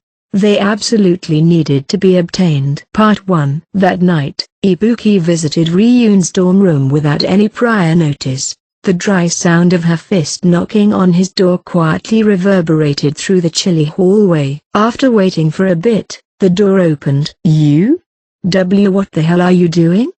His chest bare, Ryun had come to the door wearing nothing but his boxers. If I told you I was doing something vulgar, would you bug off? I'd kick you in the nuts and go back to my room without looking back. Cuckoo. I just got out of the bath, come in. It seemed as though he was telling the truth, as his hair was indeed still wet. Although she was still wary of Ryun's teasing, Ibuki stepped into his room. It was the first time she had done so ever since enrollment. Contrary to her expectations, the room was decked out with various accessories, giving it a completely different impression than his room. You're not here because you wanted to sleep with me before I get expelled, are you? Ibuki had no intention of drawing this out by getting caught up in his teasing, instead choosing to just get straight to the point. Your private points, hand them over. Oh, aren't you the one who rejected them in the first place? While drying his hair with a bath towel, Ryun took a plastic water bottle out of the fridge. Though, rather than offer it to Ibuki, he popped off the cap and took a drink for himself. There's already nothing you can do to survive the exam. In other words, the points are going to be wasted right along with you. I suppose, as it is now, if I'm expelled, they'd all disappear. The secret contract he had made with Class A would be terminated, leaving Class D with the short end of the stick, so give them to me while you still can. Well, aren't you shameless? It's what you really want, isn't it? It wouldn't have been beneath you to go and waste them all if you really didn't want to hand them over, but it doesn't seem to me like you've done that. It's like you've been telling us to come and pick them up. Ryun had been quietly keeping to himself over the past several days. It was obvious that he had used, at most, only a couple thousand points. Cuckoo. Well, aren't you the smart one? Whatever, take them. They're useless to me anyway. Ryun let show a smile as he stood before Ibuki. He then picked up his cell phone and started tapping on the screen. It only took a moment. Everything Ryun owned was transferred to Ibuki's mobile phone. It went through. You've served your purpose with this, Ryun.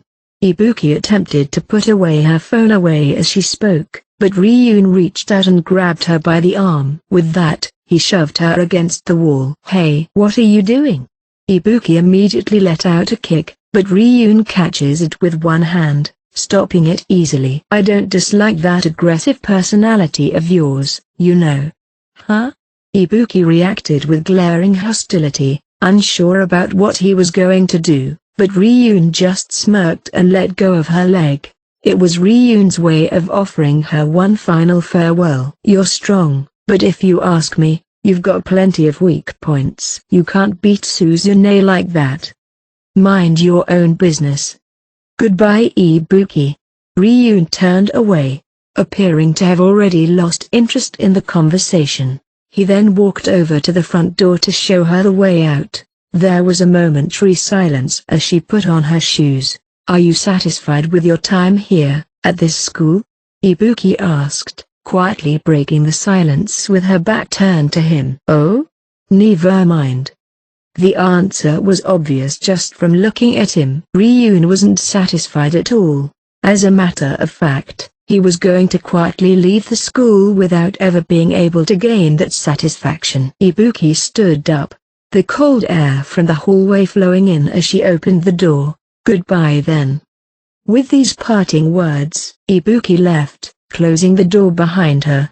There was nobody else but her in the hallway this late at night. A huge sum of private points was displayed on the screen of her cell phone. She felt nothing but emptiness as she switched to another screen. Ibuki made a phone call as she walked down the hallway. She didn't care if the person on the other end was asleep.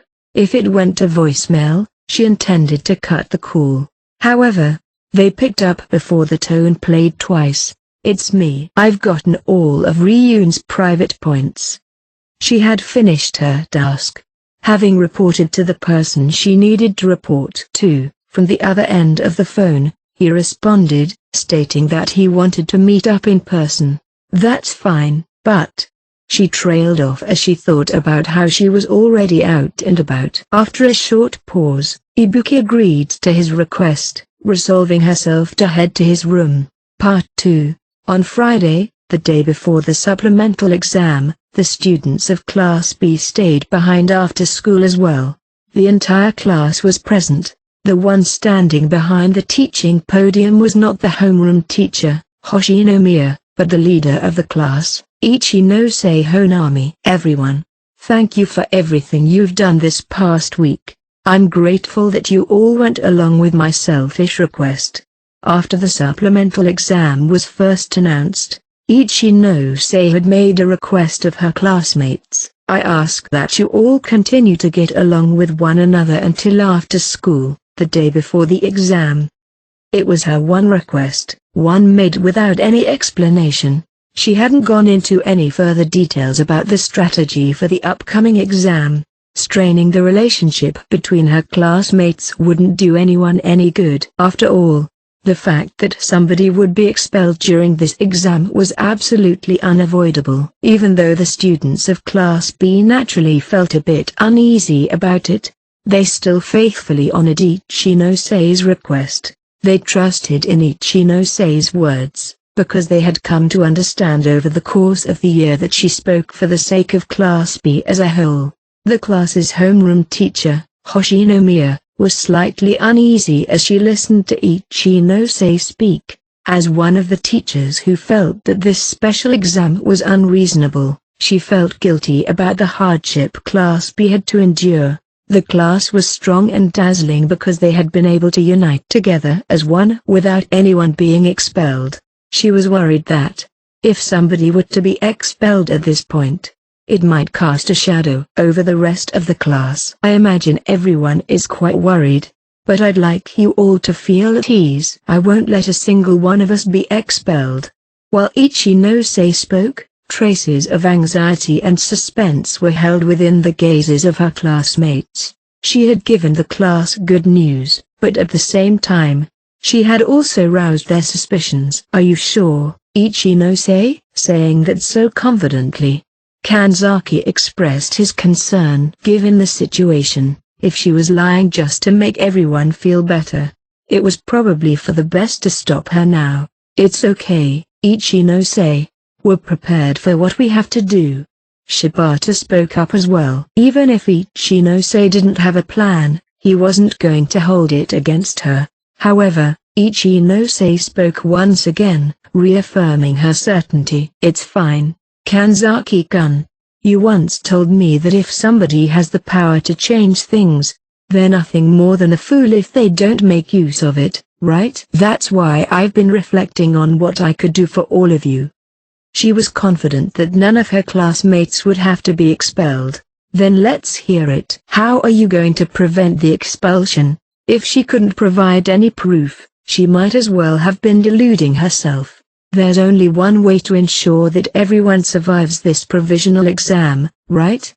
"Yeah, we'd have to use 20 million points to override the expulsion. That's why I'd like to ask everybody to entrust me with all your private points. You won't have any spending points until April, but this way, everyone can be saved. But, if I'm remembering correctly, we don't have enough to reach 20 million, right?" Shibata questioned, looking around at his classmates, his eyes seeking confirmation. They had already discussed it several times over, but at the end of the day, you can't spend what you don't have. They were still a few million points short, a disparity that was simply too large to overcome. "So what? Honami-chan's the one asking for them, so just hand them over." One of the girls spoke up, dismissing Shibata's hesitation. Without even bothering with the details, the girls immediately began to transfer their points to Ichinose. The class routinely transferred a percentage of their points to her every month, so they had all already gotten used to doing it. "Well, I guess you're right. Shibata agreed and pulled out his cell phone. Faithfully trusted by her classmates, every single private point Class B held was transferred to Ichinose in no time at all. The total on the screen of her phone was just shy of 16 million points. Yup, just as calculated, we're roughly 4 million points short. Now how are you going to make up for the rest? I can't imagine that anyone from any of the other classes would be willing to give us so many, not even the upperclassmen. Even though he had already sent over his own points, Kanzaki once again pressed Ichinose for an answer. When Nagumo presented Ichinose with the offer to borrow private points, she had promised not to say anything about the deal to others.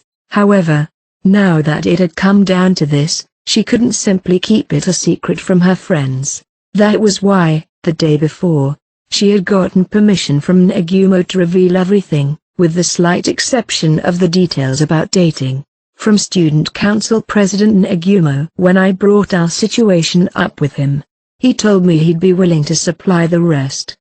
The Student Council President, can he even come up with that many points? Yes, in fact, he even showed me how many he has. Though, there was no way to be certain until Ichinose actually received them. Of course, we'll have to pay him back afterward. What are the details of the repayment plan? Does the president plan on charging us interest? Would the answer to those questions affect what we have to do? No, not at all. Even if the interest rate is unreasonably high, I don't think anything can replace one of our comrades. Kanzaki agreed with Ichinose without batting an eye. However, he judged that it was still important to understand the details of the transaction first. He took it upon himself to ask the questions the rest of the class wouldn't, and Ichinose was incredibly thankful for that. To her, he was a cherished partner who spoke up on behalf of the class's feelings. Our repayment period is 3 months, and there's no interest. Is it really okay for him to not charge anything? In this difficult situation, it wouldn't be unusual for the other party to demand at least some interest. The fact that President Nagumo was lending them points without any made him seem like Class B's savior. Because of this, I feel like I'll be inconveniencing everyone for a little while. Is that alright?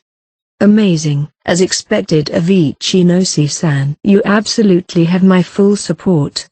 None of her classmates showed any signs of dissatisfaction. For their sake, she definitely wouldn't let someone be expelled. That was Ichinose Honami's resolve to protect her friends. Part 3. Later that evening, Ichinose called Nagumo. She was making one final confirmation of everything in preparation for tomorrow's exam. Nagumo-senpai, it's me, Ichinose. Honami, this is about our little arrangement, right? Yes, I brought it up with all my classmates earlier today, so I thought I'd run everything by you once again. The conditions I gave you aren't gonna change. Just scrape together every private point you can get your hands on, including the ones your classmates have. We can't be having you get through this without sharing in the suffering together. You're right. I think so too. He wasn't willing to lend them the points they needed while they still had points to spare for themselves. This was one of the conditions Nagumo had put forward in exchange for his cooperation. Nagumo had an enormous amount of private points saved up, with the number nearly reaching 10 million. However, he clearly wasn't willing to lend out all of them. Furthermore, even if he hadn't made this a requirement, Ichinose would have taken the initiative to minimize the number of points she'd have to borrow anyway. How many more do you need? 4,043,019 points. Is that so? It seems that the strain on my budget will be lower than I expected. That said, this will still be putting me at a considerable disadvantage in the exams moving forward. Yes. Nagumo was carrying quite the burden. He would have to take action if one of his classmates faced expulsion in the next special exam, in which case, it was more than possible he would have the carpet pulled out from under him because of the 4 million points he was lending out. Ichinose was painfully aware of how fortunate she was to receive this offer. I'm truly sorry for making such a selfish request. It's fine. It's quite like you to not want to abandon anyone. But, well, you do remember the other condition I had for lending you the points, right? Yes. I have to start going out with Nagumo-senpai, don't I? Yep. I'll transfer you the private points as soon as you agree to it. The deadline is tonight at midnight, right? Are you really still hesitating? Don't you want to avoid losing one of your classmates? Of course, it's just, I'm a little anxious. Anxious? Ichinose swallowed her fears, forcing herself to speak. Senpai, do you like me? What? Oh no.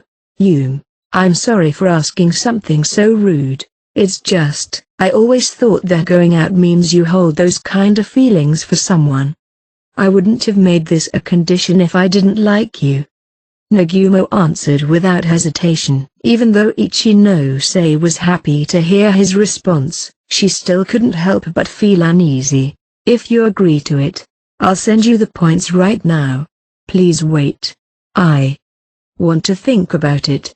Isn't that what you've already been doing these past couple days?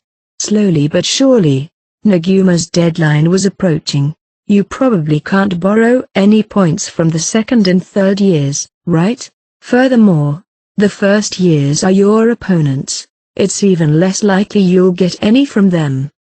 Nagumo was well aware that he was the only one who'd be willing to lend Ichinose more than 4 million private points. However, he had no intention of forcing the matter. After all, it was obvious Ichinose would come to rely on him in the end. Be careful. I'm a man who's fussy about keeping deadlines.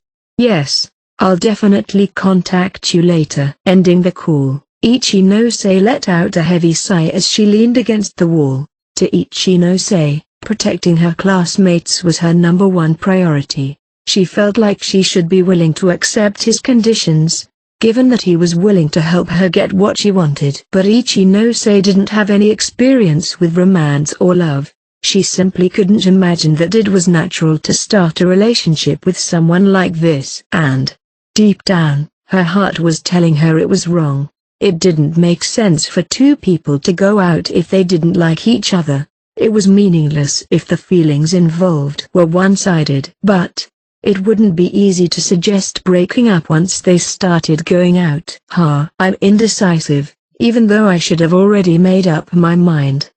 It was just a little after 9 p.m. Ichinose had no choice but to answer him within the next 3 hours. She let out another heavy sigh. She told herself that, as long as she managed to put up with it, she could save her classmates. That it was for the best. That, if there truly wasn't any other option. But no matter what she told herself, her heart was pushing back. If she really, truly accepted his condition, it felt like she would lose a part of herself. And that was a painful premonition. No, nothing good will come out of this way of thinking.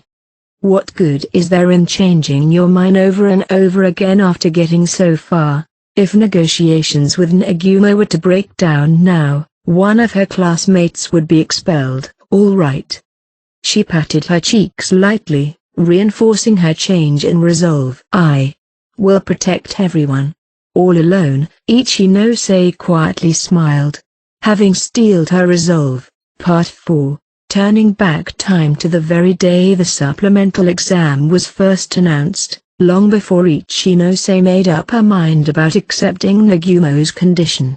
Unlike the other classes, Class A welcomed the supplemental exam with open arms. This was because they had managed to make a decision before any of the other classes. The rest is for you to discuss amongst yourselves. Just make sure to come to a decision by the day of the vote. Class A's homeroom teacher, Mashima, finished his explanation of the upcoming exam. The remaining class time had been provided for the students to hold their discussion, and Sakayonagi started the conversation without even standing up from her seat. For this exam, I think it'd be wonderful if we had Katsuragi-kun take his exit. Sakayanagi made her nomination without the slightest bit of hesitation. Katsuragi remained completely still, his eyes shut and arms crossed before him. What do you mean? That doesn't seem fair. The only one to show any form of resistance was Totsuka Yahiko, a loyal follower of Katsuragi. Stop it, Yahiko. And yet, Katsuragi flatly rejected Totsuka's attempts to speak up for him. But, Katsuragi-san, I fully intend to accept what's coming to me. There don't seem to be any objections. Or rather, there doesn't seem to be any room for objections. Isn't that right, everyone? The majority of Class A had already joined the Sakayanagi faction. There were certainly a handful of which who weren't keen on doing so, but they weren't so dissatisfied that they would consider rebelling against her. In favor of securing a safe graduation for themselves, they would continue to side with Sakayanagi. Due to his blind faith in Katsuragi, Totsuka was the only one who tried to oppose her. Such actions were meaningless. Katsuragi understood this better than anyone. Well then, let's take a vote by a show of hands. Should you have no misgivings with expelling Katsuragi-kun in the vote this weekend, then by all means, please feel free to raise your hand. The students of Class A all raised their hands in unison, excluding Totsuka, Katsuragi, and Sakayanagi. All 37 students approved. Mashima quietly looked away, as though he had already foreseen it turning out this way. With results like this, it seems that the discussion is over. Wouldn't you say? Are you really just going to accept this? It's fine, Yahiko. Even though Totsuka opposed Sakayanagi until the very end, Katsuragi didn't even try to speak up for himself. The contract I signed with Class D is still in effect. As a result, Class A has been needlessly sending private points to Ryun every month. I'm simply taking responsibility. But we got class points because of that, didn't we? It wasn't a complete waste. Besides, since Class D has to expel someone as well, they might end up choosing to expel Ryun. If that happens, the contract will be annulled even if we don't expel Katsuragi-san. Totsuka frantically pieced together an argument. Don't go thinking that you can do anything you want just because you're the class's leader. Totsuka, that's enough. Totsuka was the only one getting heated, so Katsuragi reined him in for a second time. His tone, much stronger than before. Katsuragi-san. Katsuragi strove to maintain his composure, even though he should have been more troubled than anyone. Moved by his resolve, Totsuka hung his head and returned to his seat. I personally wouldn't mind if he kept going, you know?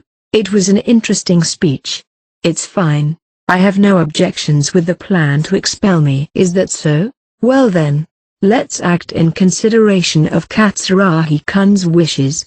After less than 5 minutes of discussion, Class A had reached a consensus. The class then proceeded to pass its time as usual, as through the supplemental exam didn't exist at all. Excusing himself from his seat, Katsuragi made his way out of the classroom to be alone. Naturally, Totsuka went rushing after him immediately afterward. Katsuragi-san, are you seriously okay with being expelled? It can't be helped. In an exam like this one, influential students have an overwhelming advantage. Even if I put up a fight, I wouldn't be able to overcome the sincere votes I'd get from the Sakayanagi faction. But, there has to be some students who are unsatisfied with Sakayanagi. If we gathered everyone together, you have helped me many times so far, and for that, I'm truly grateful. Katsuragi-san.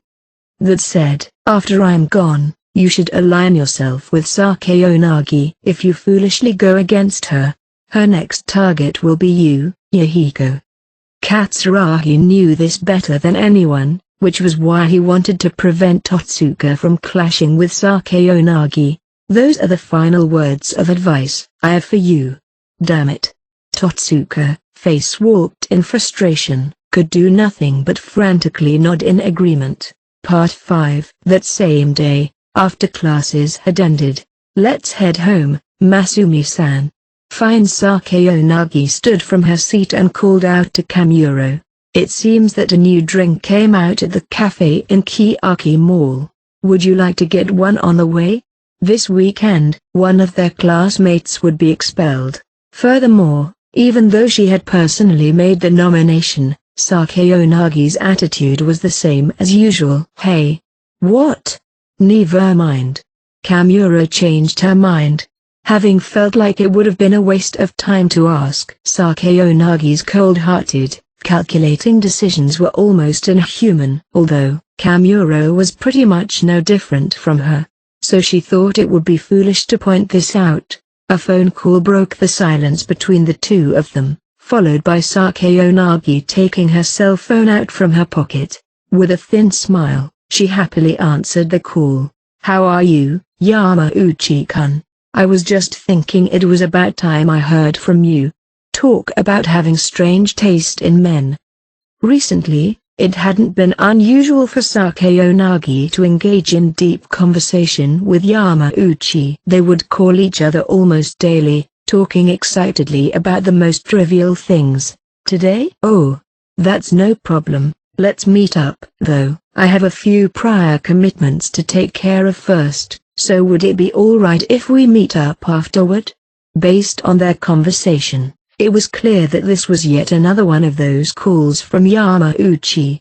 I'm busy at the moment, so I'll get in touch with you later, alright? With that, Sakayonagi ended the call a few seconds later. So, it seems I'll be meeting up with Yamauchi-kun later tonight. You've been talking with Yamauchi a lot recently. What are you planning? What can I say? He's caught my eye. Caught your eye? Do you like him? Would it be strange if I said I did?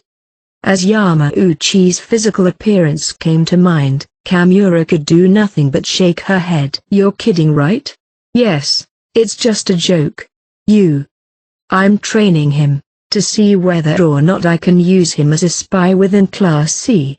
Training him? It can't be that simple, can it?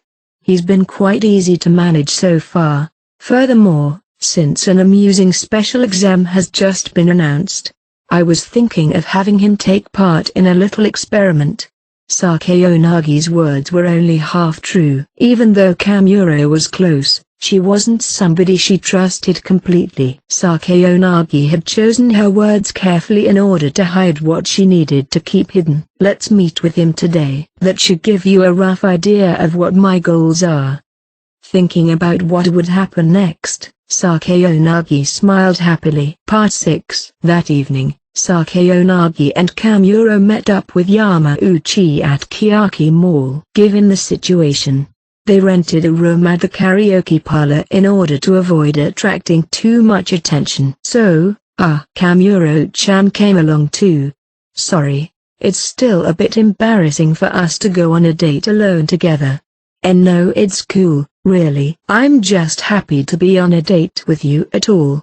Yamauchi put on a desperate smile, trying his best to avoid being disliked. In all actuality, he had wanted to confess to Sakayonagi had she come alone, and afterwards, they could officially become a couple together. Even so, Yamauchi forced his feelings aside. Yamauchi-kun, will you be alright during this next special exam? Well, it'd be great if you will be. It's just... Sakayonagi let her voice trail off for a moment. If you got expelled, we wouldn't be able to meet like this anymore. That's the one thing I absolutely don't want to have happen.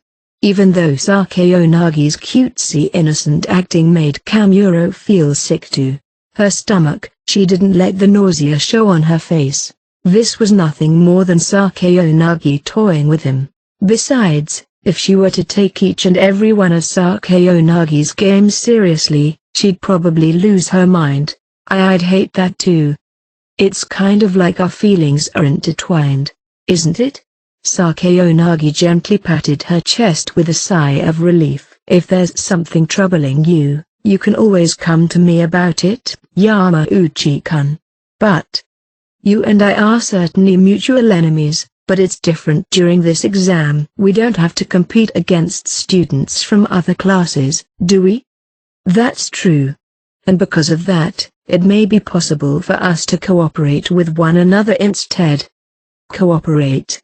Yamauchi appeared to have had somewhat of the same idea. It's just an example, but what if I used my praise vote on you, Yamauchi-kun? Hearing that, Yamauchi gulped in anticipation. People wanted as many praise votes from the other classes as they could get their hands on. For the students at risk of expulsion, they were so desperate for these crucial votes that they would stoop to any level to get them. Are you seriously gonna help me? If you're in trouble, I'll gladly cooperate. Although Yamauchi kept his cool on the surface, her kind words had impacted him, making him happy from the bottom of his heart. He had never once spoken with a girl this intimately before in his entire life. After all, it would be embarrassing for her to realize that he had absolutely no experience with love. To tell you the truth, it seems like people in my class are pretty jealous of me, and I'm worried that they might use their censure votes on me. Jealousy, is it? It's because I'm the only one who can meet up with you like this, Sekiyanagi-chan. That is true, isn't it? I'm not interested in other boys at all. He couldn't bring himself to say he was at risk of expulsion because his grades were bad. Instead, Yamauchi wanted to make himself look good so Sakayonagi would like him more. Either way, I understand what you're getting at, so I'll give you some secret instructions that will help you out. Yamauchi-kun. Secret instructions? Yes, please reach out to approximately half of your class and try to pull them over to your side. Then, you can target somebody else and push for them to be expelled. But, if I did that, isn't it possible that I might end up getting targeted? I suppose that's true. It's not like anybody wants to be seen as the leader. After all, if you end up carelessly upsetting the wrong person, you might end up being voted for instead. Yamauchi nodded in agreement. That's why I'm going to help you. How? There are about 20 people who follow me in Class A. I'll have all of them use their praise votes on you, Yamauchi-kun.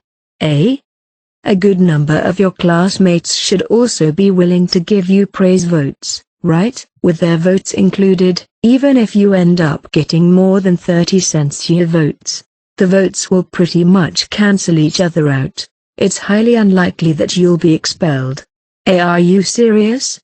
Of course. That said, even if you get 20 votes, your safety won't be guaranteed. That's why you need to take the reins and drive somebody else into a corner. But who? Let's see. Naturally, you can't get rid of somebody useful to your class. Masumi-san, does anyone suitable come to mind? How about Ayano Koji? Ayano Koji-kun. Is it? I believe I've heard the name but... he's the kind of guy who doesn't stand out at all. How should I explain it? You can spare me the details. He sounds like he might be the perfect target. You two aren't particularly close, are you? Not at all. He's just a classmate. In which case, let's have him be the sacrifice. But Yamauchi's desire to save himself was in conflict with his reluctance to sacrifice one of his classmates. However, needless to say, his desire to protect himself was far stronger. I think it'd be painful to cut ties with a classmate, no matter what kind of relationship you had with them, so I try to avoid thinking about it too much. I think we've chosen a suitable target, so we just have to go along with it. Sakayonagi smiled at him with an expression that seemed to say that way, your heart won't hurt as much, right? Next Monday, after this exam is over, would you like to meet up again, just the two of us? There's something I'd like to tell you then, Yamauchi-kun. It's something very important. Yamauchi staggered. Her words dealt a finishing blow, completely enticing him. His imagination ran wild as he envisioned an upcoming confession of love from Sakeonagi. For the sake of turning his dreams into reality, Yamauchi would do everything in his power to avoid expulsion, no matter what. Even more importantly, if he didn't successfully carry out the strategy she had come up with, it was possible that she might begin to hate him. These thoughts were the only things spurring him on. So, let's start out by identifying people who appear to be Ayano Koji-kun's friends. It'd be best if we could quietly have him expelled without him hearing about it. Got it? But before that, I have some advice for you, Yamauchi-kun. Advice? Please don't tell anyone that we're going to be voting for you. There's a risk that your classmates will resent you if you carelessly talk about it. That's for sure. They would obviously get jealous and antagonistic if they found out that Yamauchi was the only one safe from the exam. Understood? I won't say anything. Thank you very much. But Yume. What is it? Yume. It's not that I'm doubting you or anything. It's just, are you really going to use your praise vote on me? Are you saying that you want to have something in writing? It's just that I'm kinda worried about it. Yamauchi was worried because he lacked confidence in leaving it to a simple verbal agreement, something that was well within Sakeonagi's expectations. Do you think that I'm going to betray you, Yamauchi-kun? Even if I wanted to, there's no reason for me to do such a thing. But if you really aren't willing to believe me, let's just forget that this conversation ever happened. If you really can't trust a promise from me, I suppose I'll have to reconsider meeting up next Monday. Wait. I believe you. I trust you. When Sakeonagi tried to back out, Yamauchi eagerly attempted to reel her back in. I'm sorry for doubting you. It's fine. I understand that you're anxious. With a gentle smile, Sakeonagi presented Yamauchi with one final warning that said, Yamauchi-kun, if I catch you eavesdropping on me, sneaking photos, or secretly recording our conversations in the future, our relationship will be over. The two of us will become enemies. And no problem. I'd never do something like that. Very well. Then, Masumi-san, if you would, please pat him down. Me? Please. Fine. Despite voicing her reluctance, Kamuro proceeded to frisk Yamauchi. It's getting interesting. For Sakeonagi, this was nothing more than a game. In her mind, the outcome to all of this had already been decided since the very beginning. After Yamauchi left, Sakeonagi stayed behind with Kamuro in the karaoke room. We're not going home yet? It was just a little past 8 p.m. The mall was only open to students until 9, and the karaoke parlor was going to close soon as well. What do you think of this strategy I've come up with, Masumi-san? What do you mean? Ayano Koji-kun is no ordinary person. You've noticed this yourself, right? Well, I know that you've been excessively interested in him. It's something more than that, isn't it? You've been close to him before. You should have been able to notice it. Although she wasn't certain about anything specific, he was unpleasant. He seemed like a student who was shrouded in mystery. That was the impression Kamuro had of him. He's powerful. How powerful? People like Katsuragi-kun, Ryun-kun, and Ichinose-san wouldn't even stand a chance against him. Really? What about you then? Who knows? Are you being serious? I can't believe you're saying this. Kamuro was surprised. She had thought Sakeonagi would say she could beat him without any hesitation. Of course it's possible that I can beat him. That said, it's also true that I don't know exactly what he's capable of. Well, I suppose it's a bit different from that. Maybe there's just a part of me that wants him to be an opponent far outside of even my capabilities. It was a mysterious feeling that she had never noticed she had before. I hope I can see him take things seriously before I have him expelled. It was something Sakeonagi wanted from the bottom of her heart. Part 7. They had met on Tuesday. The following day, Sakayanagi proceeded to receive phone calls from Yamauchi with updates. As per their recent conversation, she was in the midst of playing both sides of a chess match in the dorm room while she relayed instructions to him on how to survive the upcoming exam. She picked up a piece and moved it forward on the board. Really? That many people have already agreed to vote for Ayano Koji-kun. There were 21 people in total. An impressive number that had exceeded her expectations. Yamauchi probably wouldn't have been able to make things turn out so well if he had done everything on his own. Yamauchi-kun. What? As I expected, it seems that asking Kushida-san to act as your mediator was the right thing to do. Kushida was the type of person to take action with her classmates in mind. Yeah, I guess. It went just like you said it would. Sakayanagi-chan. Sakayanagi had judged that, if Yamauchi came asking for her help, Kushida wouldn't be able to turn him down easily. Moreover, Sakayanagi had also gotten her hands on some interesting information about Kushida. When you asked her to help you, did you persuade her with tears like I told you to? I wouldn't do something so uncool. Sakayanagi glanced at Kamuro, the look in her eyes saying that he had indeed used tears to persuade Kushida. Oh? It seems your negotiation skills handled everything flawlessly, then? I guess. Anyway, I'll contact you tomorrow about who you should reach out to next. Gotcha.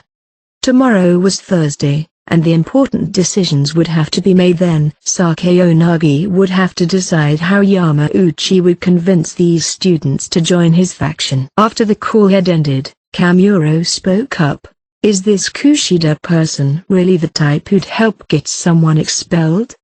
If someone approached her, sobbing, begging for her help, there's no way she wouldn't lend a hand. Be that as it may, it's important to have a way with words in order to get as many supporters as possible, and Kushida-san seems to have quite the silver tongue.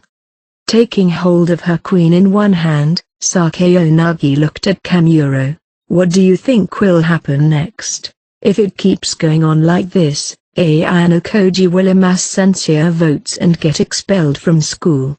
But, if he's as powerful as you say he is, won't he do something about it? Even if he doesn't know that he's personally being targeted? He doesn't know about the strategy, though. He's always on guard. Putting aside whether or not he knows he's being targeted, if you were to consider the reality of this exam, you wouldn't be able to rule out the possibility that you may ultimately be voted for. That being the case, you should be putting in the effort to come up with countermeasures ahead of time. What do you mean by countermeasures? Just prove to everyone that somebody else is a hindrance to the success of the class. Whatever the reason, the more incompetent this somebody is, the better the result. Sakayanagi momentarily envisioned the spectacle that may take place within Class C in the near future. Yamauchi-kun, for example, is colluding with me to have one of his own classmates ostracized and expelled. If this were to come to light, I imagine that he'd fill the role perfectly. So, what you're saying is that it doesn't matter to you which one of them gets expelled. With her other hand, Sakayanagi picked up the opposing side's king. No, we have to save the king for last. Until the very end, Sakayanagi controlled every last piece on the chessboard. Part 8. It was Friday evening, the day before the exam, and Sakayanagi had gone to the karaoke parlor to make preparations for it. What's the situation? Kamuro and Hashimoto were present, along with Kaito. For a total of 4 people. It seems that everything was exposed today. Apparently, Horikita-san caught wind of the plan and exposed the fact that I was collaborating with Yamauchi-kun to the rest of their class. I wonder how the information got leaked?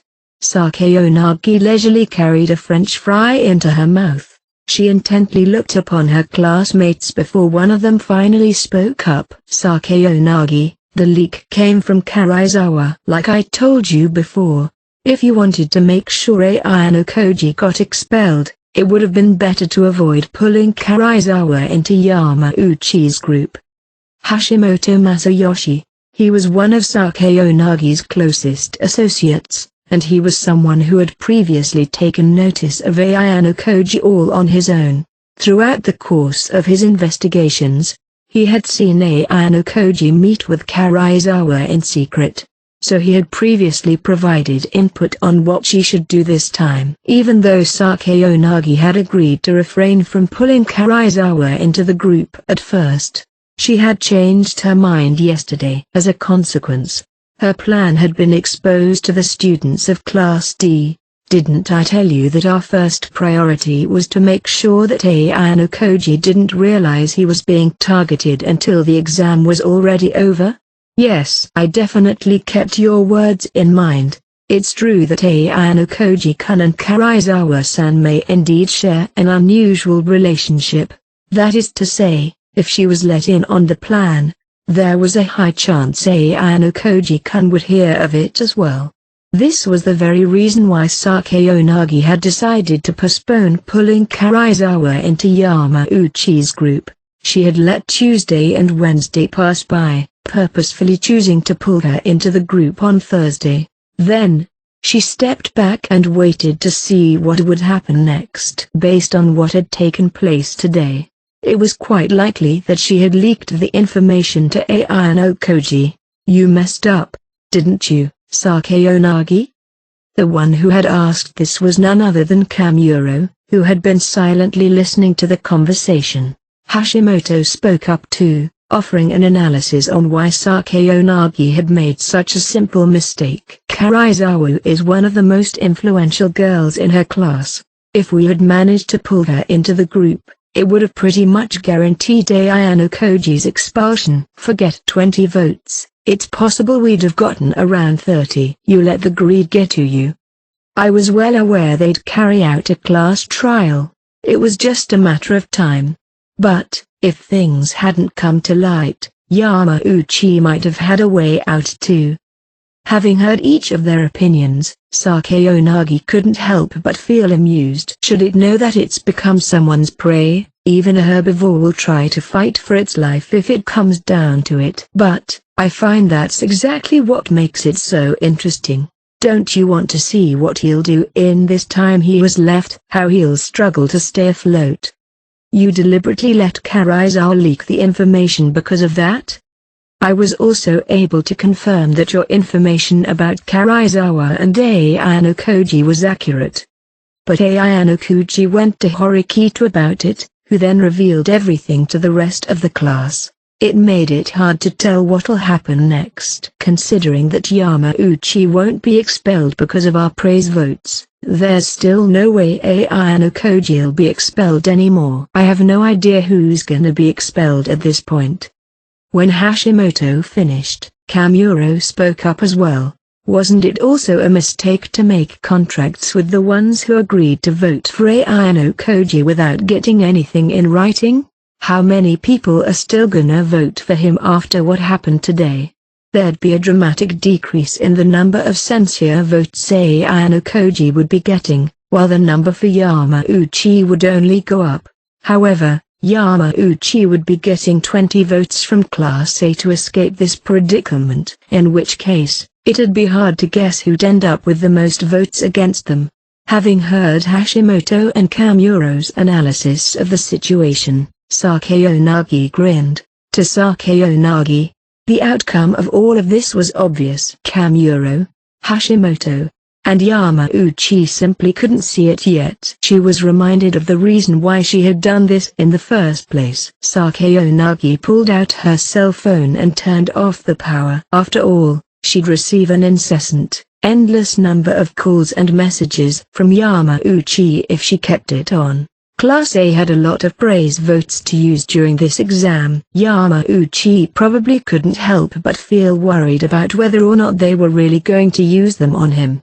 It seems there's something I had forgotten to tell everybody, a very important story concerning Yamauchi-kun.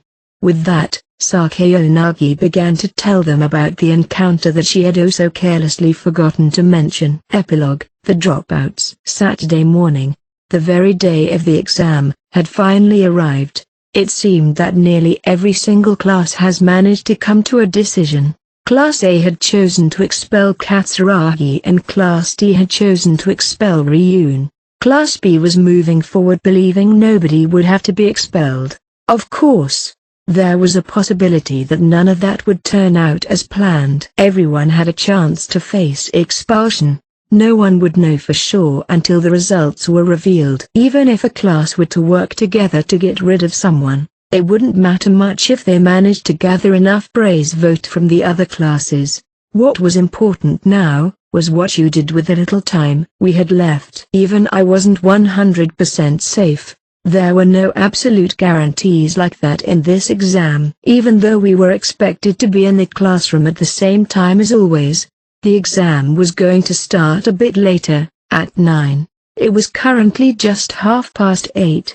Should this short time extension be taken as the school showing us some sort of consideration?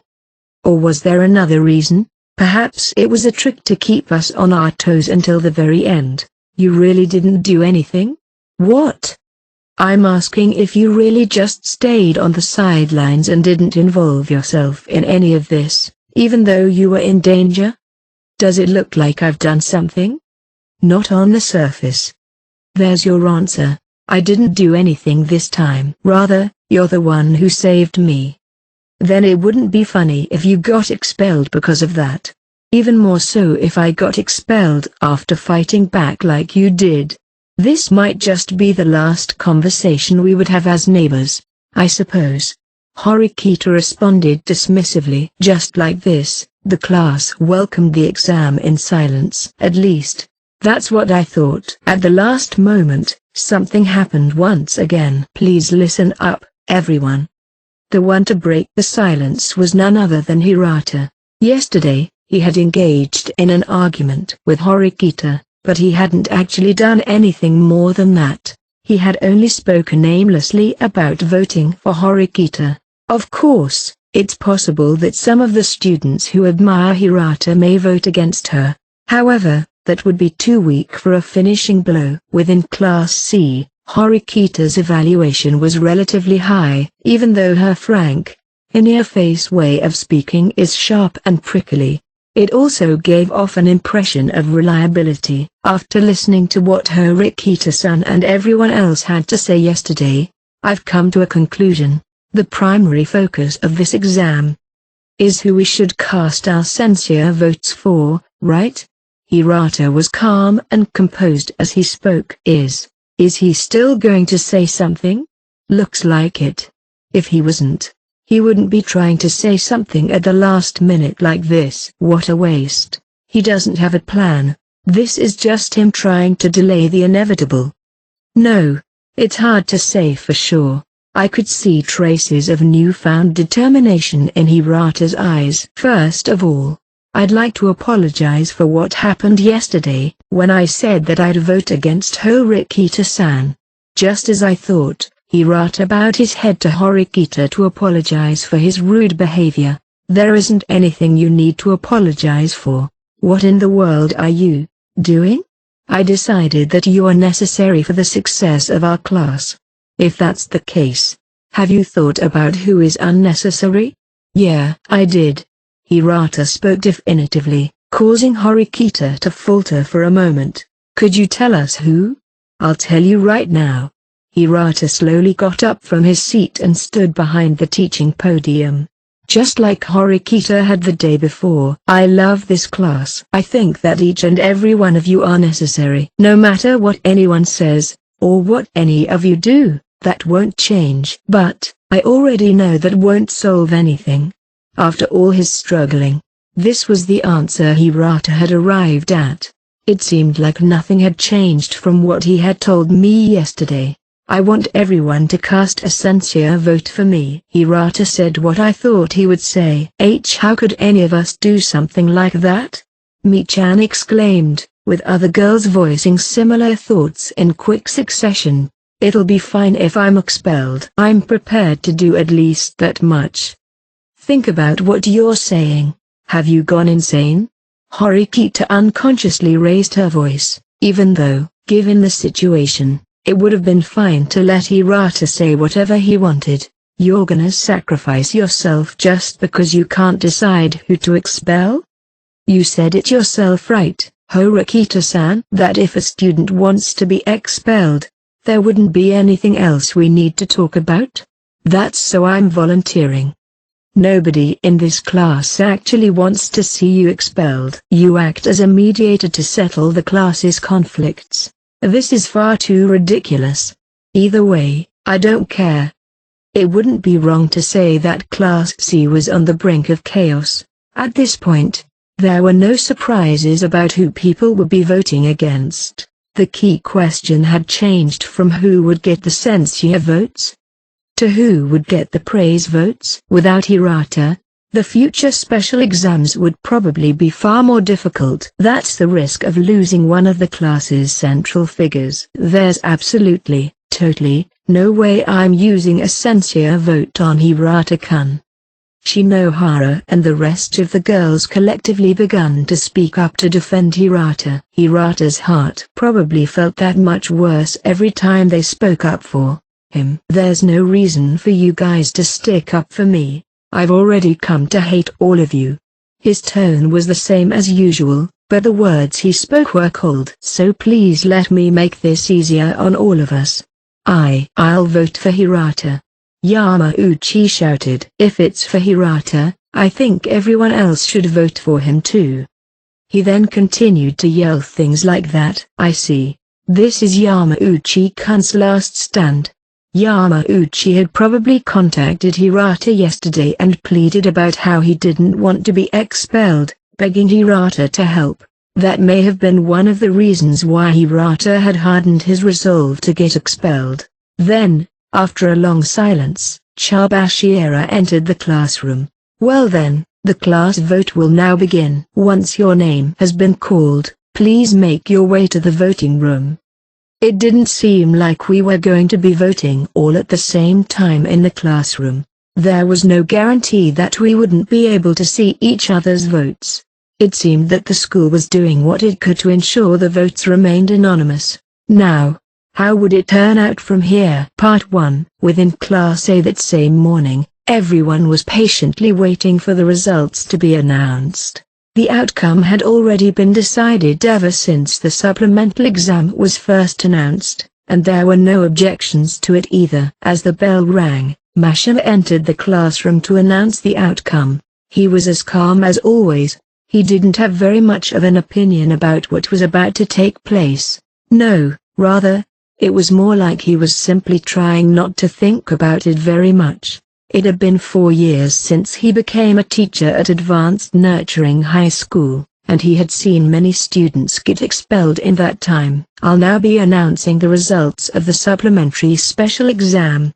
To start things out, the student who received the most praise votes would be you, Sakeonagi, with a total of 36 votes. I didn't expect that all of you would vote for me. I really must thank everyone. She responded with empty words of gratitude. Nearly everyone in the class had voted for her. Next, I'll announce the student who received the most censure votes. I'm sure you're all aware of this by now, but the person whose name is called will be expelled. After this, they'll have to pack their bags and come along with me to the staff room. The classroom was dead silent. Every single student was quiet as they waited for the name to be called. In last place, with 36 censure votes. He paused for a split second, and then, Yahiko Totsuka. He spoke. The name resounded throughout the silent classroom. How absurd. What's going on? Katsuragi stood up from his seat, raising his voice after the results had sunken in. Katsuragi-san. Why? Totsuka looked at Katsuragi with an expression of disbelief on his face as well. He had received an overwhelming majority, 36, of the class's censure votes, ensuring his expulsion. Then, Mashima revealed the total number of votes that every student in the class had gotten. Katsuragi had placed just behind Totsuka with a total of 30 censure votes. What's going on here, sensei? The one being expelled should be me. There haven't been any mistakes. Mashima cut Katsuragi off, answering his question calmly. A young girl began to speak, as if to shed light on such an inexplicable situation. Katsuragi-kun, it seems you've been given some praise votes. How wonderful. Hearing that, Katsuragi finally understood. This hadn't happened due to some kind of mistake. Rather, this was the outcome of one of Sakeonagi's schemes. Wait, Sakeonagi, the one who should have been expelled was me. Expulsion? You? You weren't the target in the first place. She responded decisively. Stop joking with me. You definitely said you were going to get rid of me.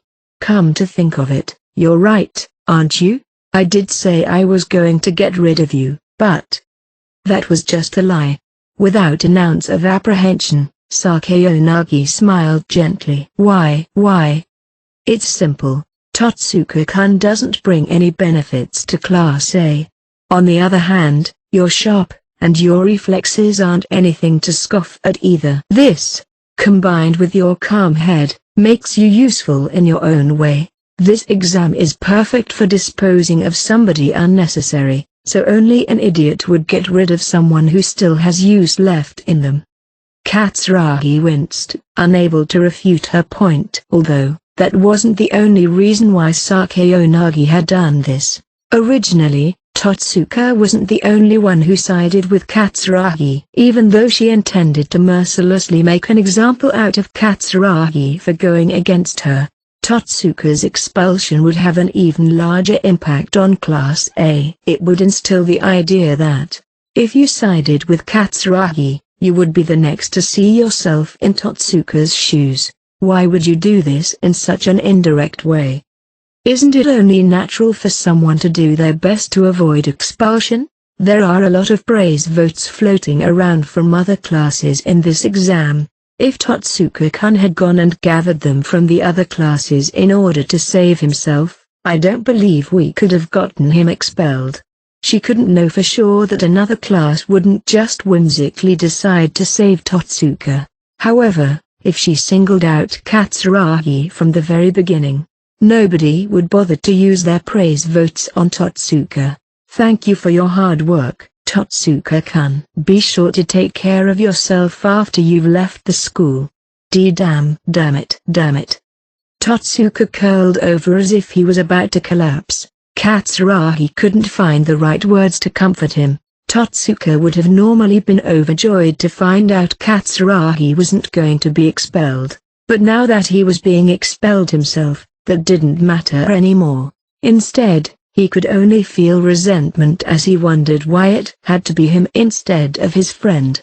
If Katsuragi had gotten expelled, Totsuka Yahiko would have been able to stay in Class A.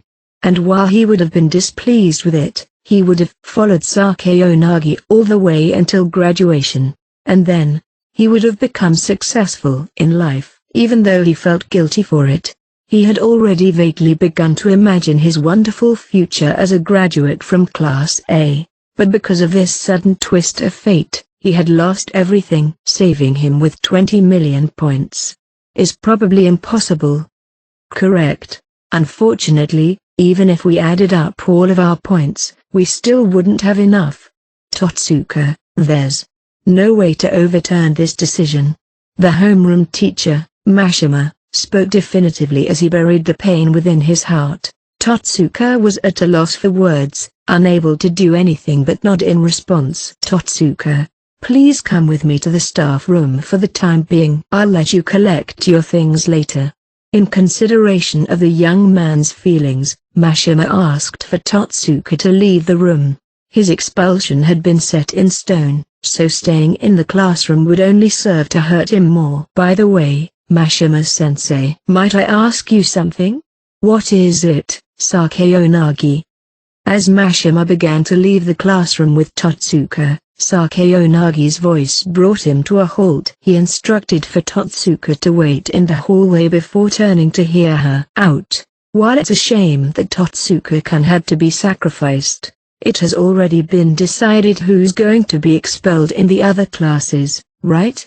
Tentatively, As soon as the results have been finalized, they'll be posted on the first floor bulletin board. Then, depending on the results, is it possible that there will be consequences for Katsuragi-kun? What are you talking about, Sakayonagi? Katsuragi questioned her, unsure of what she was getting at. I'm just asking for future reference. For a moment, Mashima, just like Katsuragi, didn't seem to understand the meaning behind Sakayonagi's words. He hadn't considered the possibility that she was asking about that. However, upon seeing Sakayonagi's fearless smile, Mashima changed his mind. No matter who gets expelled, there won't be any consequences. That doesn't work like that. If, for some reason, there were consequences, even you wouldn't be able to take advantage of it very easily. That's certainly true. Thank you very much for answering. After Mashima left the classroom, Katsuragi calmly approached Sakayonagi. In response, Hashimoto and Kaito hurriedly got up to obstruct his path in the off chance he resorted to violence. However, before Katsuragi could say a word, Sakayonagi spoke up. There's no reason for you to bear a grudge against me, Katsuragi-kun. Somebody had to be expelled during this exam. Whether it be you or Totsuka-kun, the results must be taken seriously. The fact of the matter is that there was a vote, one in which every student in Class A participated. I understand. Katsuragi hadn't planned on getting violent from the start. He had only intended to vent his dissatisfaction to her, and yet, Sakayonagi had put a stop to even that. That's fine then. After all, I don't want you to hold back our class moving forward because you become consumed by self-despair. However, if by chance you were to go against Class A in the future, I told you I understood. You don't have to drag anyone else into this. I'm glad to see you're so sensible. If Katsuragi were to bare his fangs at Sakayonagi out of resentment because of Totsuka's expulsion, Sakayonagi was threatening that she would have someone else expelled next time. Sakayonagi was well aware that, as long as Katsuragi was obedient, he'd be able to contribute greatly to the future success of Class A. Like this, Katsuragi had given in entirely. Without any means of going against her, he had no choice but to raise the white flag and surrender to Sakayonagi. Well then, I wonder how the other classes are doing right now? Of course, as far as Sakayonagi was concerned, Class B and Class D weren't even worth thinking about. The only thing she cared about was what had happened within Class C, the class that Ayano Koji was in. She couldn't help but look forward to hearing about it. Part 2. Back within Class C, the sound of Yamauchi restlessly tapping his foot was extremely distracting. Yo, Haruki, try and quiet down a bit. Ike quietly whispered a warning to him. Shut up. I know. Fufafu. At any rate, it seems your defeat is close at hand, wouldn't you say? Huh? What are you getting at, Konji? I'm not gonna be expelled, considering the other options. Yamauchi turned and looked at Konji with an eerie smile on his face. I think it's fair to say that, out of everyone in the class, a considerable number of students have voted against you. Ike and Sudo sat quietly, unable to help Yamauchi as Konji fanned the flames. Hirata, however, interjected. That's not how this will turn out. The one being expelled will be me. You're still going on about that? You aren't aware of it yet, are you? What are you talking about? Konji took out his cell phone with a fearless smile on his face. This message was sent to me by one of the girls in our class. It reads, I believe Hirata-kun intends to sacrifice himself and volunteer to be expelled tomorrow. He might end up saying something hurtful about everyone or make himself out to be a bad guy. But those won't be his true feelings. Please, have faith in him and don't vote against him for it. It seems to me like it was sent to everyone other than you and Yamauchi-kun. Hirata approached Konji and read the message on the phone for himself. Most students would sympathize with you after seeing a message like this. After all, it's not untrue that you've spent this past year taking action for the sake of the class. Wouldn't it make more sense for you to get more praise votes because of this, instead? No way. Hirata's plan to get the most censure votes had failed. Of course, this negatively affected the students most at risk of being expelled. Horikita quietly turned to me and spoke. You're awfully composed. It's almost as if you've already foreseen what will happen. You probably know what will happen too. Even if I did, I wouldn't sit back and watch so complacently. As long as there's room for uncertainty, there's still reason to worry. Konji cut in, as if responding to Horikita. The only one who should be worried is him. Almost everyone in the class shifted their gaze toward Yamauchi, wondering how he would respond after hearing something like that. Yamauchi slowly stood up and turned around to look at Konji. His expression was one of confidence, one that said he was certain of his chances of coming out on top. Yamauchi laughed at Konji contemptuously. Go ahead, say whatever you want. The person getting expelled isn't gonna be me. Oh? And will you tell us why? Fine, I will. It seemed Yamauchi couldn't stand to let Konji say whatever he wanted any longer. How many of you voted against me? 20 of you? 30? I didn't specifically betray any of you. Yet you guys treat me like this? It's unreasonable. But that's fine. I'll forgive you. With a thoughtless smile, Yamauchi approached Hike and patted his hand on his shoulder. Sorry Kanji, for making you worry about me so much. Why yeah. Completely unaware of what his friend was getting at, I could do nothing but nod. There are several people here who might get expelled other than me, right? There's Kanji, Sudo, Konji, and Ayano Koji, but I wonder how many praise votes they'll get. I'm just so worried. From what you're saying, it sounds as if you're expecting to get a large number of praise votes. Yep, that's right. I will. Even if your friends felt sorry enough to vote for you, you'd only get around 4 or 5 votes. At best. Are you saying that's enough to put you in the safe zone? That's fine. That much would be plenty. Ha ha ha. Yes. No matter who you voted for, it's all pointless. Yamauchi surely raised his arms up into the air. Sekiyanagi-chan promised that you would give me 20 praise votes. In other words, even if most of the class voted against me, I still won't be the one who gets expelled. Having realized that there was no point in hiding it any longer, Yamauchi decided to show his cards. That's why it doesn't matter how many of you voted against me. I'm protected by Class A. The votes had already been cast. It was probably true that Yamauchi had made a promise like that with Sakeonagi. Assuming he got 5 praise votes from Class C and 20 votes from Class A, even in the worst-case scenario, he would only end up with a maximum of 9 censure votes. If he was telling the truth, he could hardly be considered at risk of expulsion. The danger would then shift toward Konji, and even Ike and Sudo could be in trouble. If that's the case, then why do you look so anxious? Yamauchi didn't seem calm at all. He was trembling non-stop. It was proof that, mentally, he was under an incredible amount of stress. That's since you made a promise with the enemy, you made sure to sign a contract, yes? It's one of the basic fundamentals of doing negotiations. No, but that's a simple verbal promise doesn't count for anything.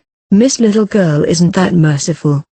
Of course I know that. It's fine. Konji's words simply weren't able to make it through to him. Yamauchi could only believe that Sakeonagi wouldn't go back on her word. There was nothing else he could do. He must have reached out to Sakeonagi many times last night to ensure everything would still go as he expected it to. My, you must be so reassured, then. It seems that the censure vote I cast for you was meaningless. That's right. It was meaningless. Meaningless. Be quiet, Yamauchi. I could hear your shouting from out in the hallway. Just then, Chabashiro arrived. I've kept all of you waiting. I'll get along with announcing the results for Class C. Please find your seats. The time of judgment had finally come. Very soon, one student would be expelled from this class. Would it be Yamauchi, who was telling himself that everything would be okay? Would it be Sudo or Ike, one of the secondary candidates for expulsion? Would it be Hirata, who was patiently waiting for the results to be announced? Would it be Konji, who was as inattentive as always? Would it be Horikita or me, as we quietly watched over the classroom? Or would it end up being someone else entirely? To start out, I'll announce the three of you who ended up with the most praise votes. In third place is Kushida Kikyo. Kushida sighed with relief when she heard her name being called. Even though Yamauchi had targeted her yesterday, she ended up earning quite a lot of praise votes. If you take into account the fact that she's adored by her classmates, an outcome like this makes sense. Next, in second place, Chabashiro began reading a little slower. Even I couldn't fully predict whose name she would say. It's you, Hirata Yosuke. The moment his name was called, Hirata shut his eyes and looked up toward the sky. The disgraceful behavior he showed yesterday hadn't had any significant consequences. Hirata worked hard this past year, going through thick and thin for the sake of the class. He had earned a tremendous amount of trust, especially from the girls in the class. Even if I hadn't arranged for Kay to spread that text message around yesterday, his ranking would have hardly changed. But, if Hirata placed second, who placed first? Since the beginning, everyone had expected for Hirata and Kushida to get most of the praise votes. It wasn't unreasonable for them to place second and third. It was just that this outcome meant there was somebody who had surpassed them both. As for first place, Chabashiro let show a slight smile before she read the name. I shut my eyes. Ayano Koji Kiyotaka. Everything turned out as I expected. What? Yamauchi, the one I was supposed to be competing with for last place, was the first to react. Aren't you mistaking him with first place for the sensei vote? Sensei? No, there's no doubt about it. He took first place with a splendid total of 42 votes. My classmates all seemed to be surprised. After all, I had gotten more praise votes than there were students in our class. What did you do? Horikita also couldn't hide her surprise. Like I said, I didn't do anything. Sakeonagi had done all of this by herself. And finally, the student who ended up with the most sincere votes, with a grand total of 33 votes. I'm sorry to say that it's you, Yamauchi Haruki. Now, Yamauchi took yet another heavy blow. Before he could even make sense of the situation, he was being told he had to leave the school. 33 votes? It pretty much confirmed that he hadn't gotten any praise votes from Class A. Second to last was Sudo with 21 votes, and coming in right behind him was Ike with 20. It was clear that his friends were by no means in the safe zone either. No. Why do I have to be expelled? Chabashiro approached Yamauchi and put her arm on his shoulder, but he shook it off. Haruki as his friends, Ike and Sudo could only look away. They had been hoping that, somehow, Yamauchi would make it through the exam, but the only thing they could do is wait for the results. And now that the results had come out, they probably realized the sad truth behind all of this. If Yamauchi hadn't placed last, what would have happened to them? Why me? This is such a stupid exam, a complete joke. While you're free to think whatever you want, the decision has already been made. Yamauchi, shut up. Yamauchi shouted with every ounce of his being. He howled, unable to accept the reality of his situation. That's right. Sakeonagi, go ask Sakeonagi. She said she'd have Class A use their praise votes on me. She didn't keep her promise. Is she just gonna be allowed to get away with that? Do you have something that clearly proves that she made such a promise? Chabashira asked. She promised. At the karaoke parlor. I heard her. While I want to believe you, words alone aren't enough to prove anything. Oh my God, why is this happening? It's time to leave the classroom, Yamauchi. Despite her instructions, Yamauchi didn't move an inch. Get out of here quickly. Your existence here has already been deleted. I haven't accepted it yet. So you plan to be irredeemably defective, pitiable, and ugly until the very end? After Konji's persistent provocations, Yamauchi finally snapped. Grah. He picked up the chair to his desk and charged at Konji. He then lifted the chair up into the air and swung it down, aiming at Konji's head. If the attack had hit him directly, the resulting injury would have been inexcusable.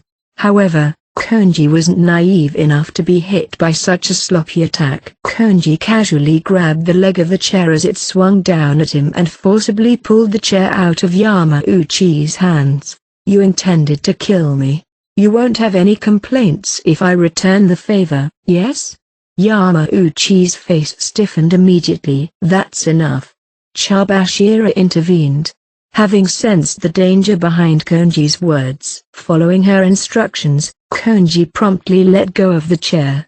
Don't do any more than this, Yamauchi, for your own sake. From around the room, Yamauchi noticed the heartbreaking gazes of his classmates. Their gazes filled with pity, and within him, something broke. Crumbling on the spot, he raised his voice and began to bawl. Hearing Chabashira's words for a second time, Yamauchi lost his will to resist. Part 3. One person was missing from the classroom. It was the same classroom, but nonetheless, it was distinctly different. The atmosphere was heavy and everyone was disheartened. No matter who ended up getting expelled, the situation would have probably still turned out like this. Even so, considering that someone had to disappear, it's only natural that the decision was made after considering all the potential pros and cons. To ensure the future success of the class as a whole, who is necessary, who is unnecessary, these questions had to be answered. One person finally stood up from their seat and left the room. With that, everyone else began to follow suit without anyone saying very much. After a day off, once Monday came around, everyone would come back to the classroom once again. And when that time comes, Yamauchi wouldn't be there. He's crazier than I thought. The he Horikita was referring to was, of course, none other than Hirata. He was sitting motionless at his desk, as if in a daze. He had been like this ever since Yamauchi left the classroom. Hirata-kun, you. Michan timidly called out to him, concerned about his well-being. However, Hirata only slightly shifted his gaze to look at her and didn't say anything. How did Hirata feel about this class now? The answer to that was something only he knew. In any case, there was no other choice for him but to keep moving forward. The students who couldn't bear to see Hirata in such a state slowly left and headed home. Sudo and Dai quietly left the classroom as well. Let's just go home individually for today. Everyone in the group quickly agreed to Haruka's text. With my bag in hand, I excused myself and started walking to the door. On my way out, I stopped in front of Konji for a moment as he was still in the classroom. What is it, Ayano Koji boy? I didn't think you'd take action for the sake of the class. Of course, even I would cooperate with Horikita girl in order to avoid expulsion. That's not what I'm talking about. Seeing how you were constantly provoking Yamauchi, it seemed to me that you were trying to focus his hatred on you, and you alone. It's obvious that Yamauchi would come to hate his classmates after he's gotten expelled. However, since even before the results came out, Konji persistently incited Yamauchi more than anyone else in the class, diverting Yamauchi's hatred solely towards him. Konji had personally dealt with Yamauchi once he had lost all sense of reason after his expulsion was confirmed. Although, from the perspective of the rest of the class, Konji's actions may have just come across as bullying. Well now, I have no memory of that. I just wanted to see his ugly figure disappear from as close up as possible. Is that so? Then I'll just drop it. As soon as I was out of the classroom, Horikita quickly followed after me and grabbed me by the arm. "Ano Koji-kun, how much of this did you anticipate ahead of time?" Back when Sakayanagi proposed a temporary truce, I was a little more than 90% certain that I didn't have to worry about being expelled. It's obvious that, to her, beating me with a surprise attack would be meaningless. If she had lied about the truce in order to force me out of the school, she wouldn't have been happy about it, but at the same time, she manipulated Yamauchi and tried to have him get me expelled. In other words, she had made a clear violation of our truce. That is to say, her actions were contradictory. To compensate for this contradiction, she would have to do whatever she could to invalidate any censure votes I may get because of Yamauchi. Namely, to have Class A cast a majority of their praise votes for me. That way, even if I ended up with 20 to 30 of Class C's censure votes, I'd still end up with a positive number of votes in the end. My safety would be guaranteed. In which case, why would she go through all this trouble? She had probably done so in order to get Yamauchi Haruki expelled. By making him out to be a villain, she had managed to lower his standing within Class C. Of course, I had no way of being absolutely certain of any of this. I couldn't discount the off chance that Sakayanagi was trying to have me expelled with a surprise attack. So, I instigated Horikita, using her as a means to ruin Yamauchi. In addition, by letting the class find out that Yamauchi was targeting someone harmless like me, I'd be able to get additional praise votes due to sympathy or protection. Although, ending up in first place was a little bit too much. Didn't I say it before? I didn't explicitly take part in this exam. But I'm heading home. Ano Koji-kun. As if her feet were frozen to the ground, Horikita shouted after me as I walked away. It was you, wasn't it? You're the one who told my brother about the connection between Sakayanagi-san and Yamauchi-kun, aren't you? I simply continued walking without giving her an answer and descended the stairway. On the first floor, I approached the bulletin board. There was a statement posted that listed the results of the exam for each of the classes. Class vote results: expulsions, Class A, Totsuka Yahiko Class B, None Class C, Yamauchi Haruki Class D, Manabe Shiho. These are the only expulsions. There will be no changes to the number of class points because of these results.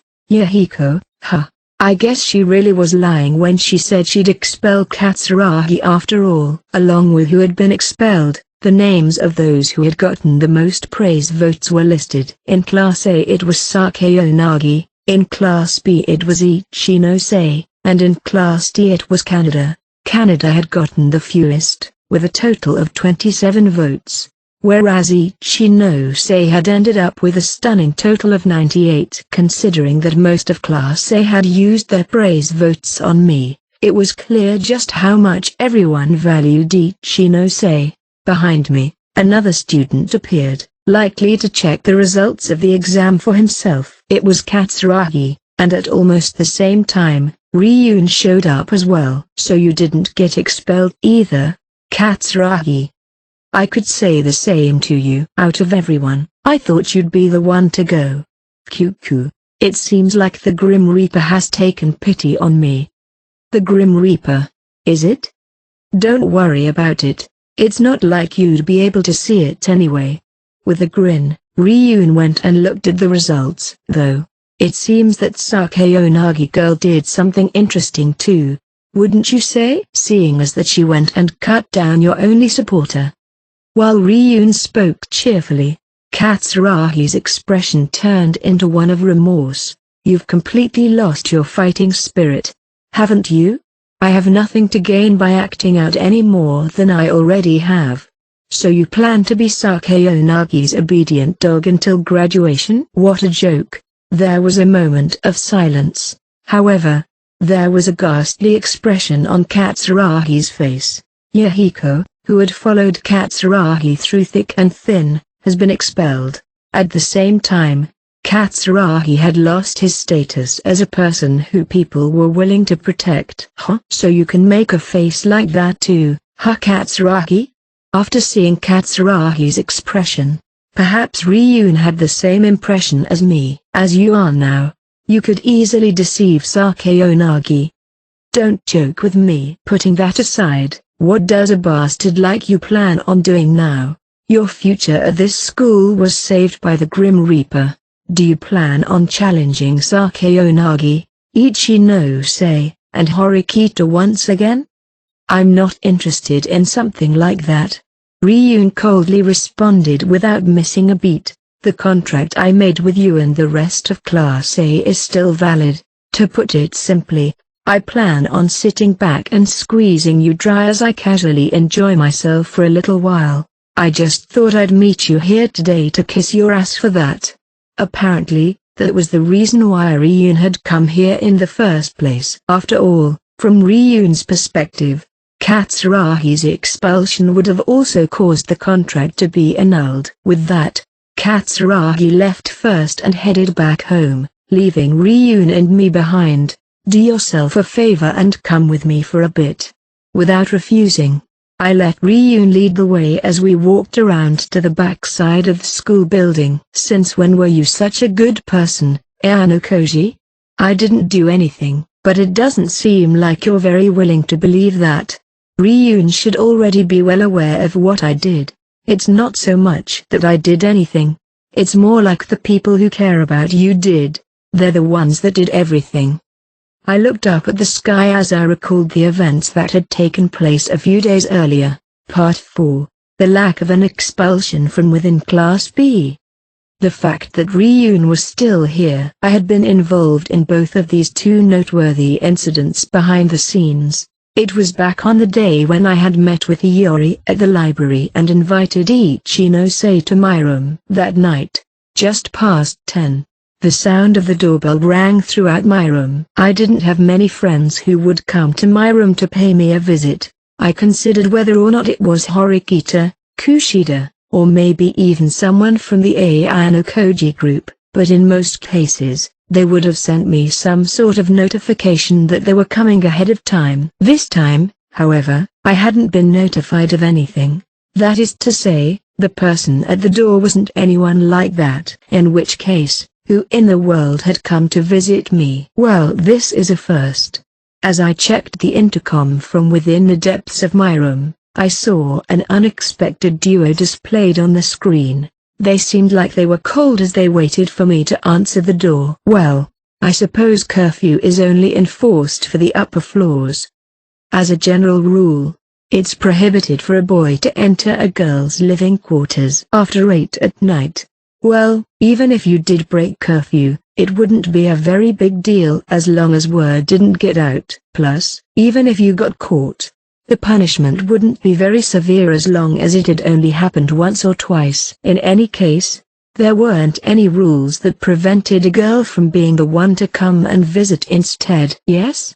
After deciding to at least respond to them, I spoke through the intercom. Although I wasn't exactly welcoming with how I phrased my words, I'd like to talk if you have a moment. Of the two of them, the boy began to speak, breaking the silence. He leaned forward and peered into the camera and a close-up of his pupil appeared on the screen. It didn't seem that he wanted to have this talk over the intercom. Give me a moment. I walked over to the entryway and unlocked the door, and upon doing so, it abruptly swung open. The boy, Class D's Ishizaki, entered my room right away. If one was careless, the force at which the door had swung open could have hurt someone. Welcome. You should hurry and come in too. It's cold out there. Why do I have to? Ishizaki's classmate, Ibuki, voiced her dissatisfaction at my invitation inside. Who cares? Just get in here, Ibuki. Giving in to Ishizaki's prodding, she walked through the entryway. The cold air was certainly starting to make its way in, so I hastily closed the door behind her. After thinking about how we would still feel the cold draft if we talked at the entryway, I invited them further into the room. "So, what do you need from me, so late at night like this?" At my question, Ishizaki immediately put his hands together and lowered his head. "Please, Ayano Koji, tell us how to prevent Ryun-san from getting expelled." What these two had come barging in uninvited so late at night just to ask for such a ridiculous favor. "Did I mishear you? Could you say that one more time?" "I asked you to tell us how to prevent Ryun-san from getting expelled."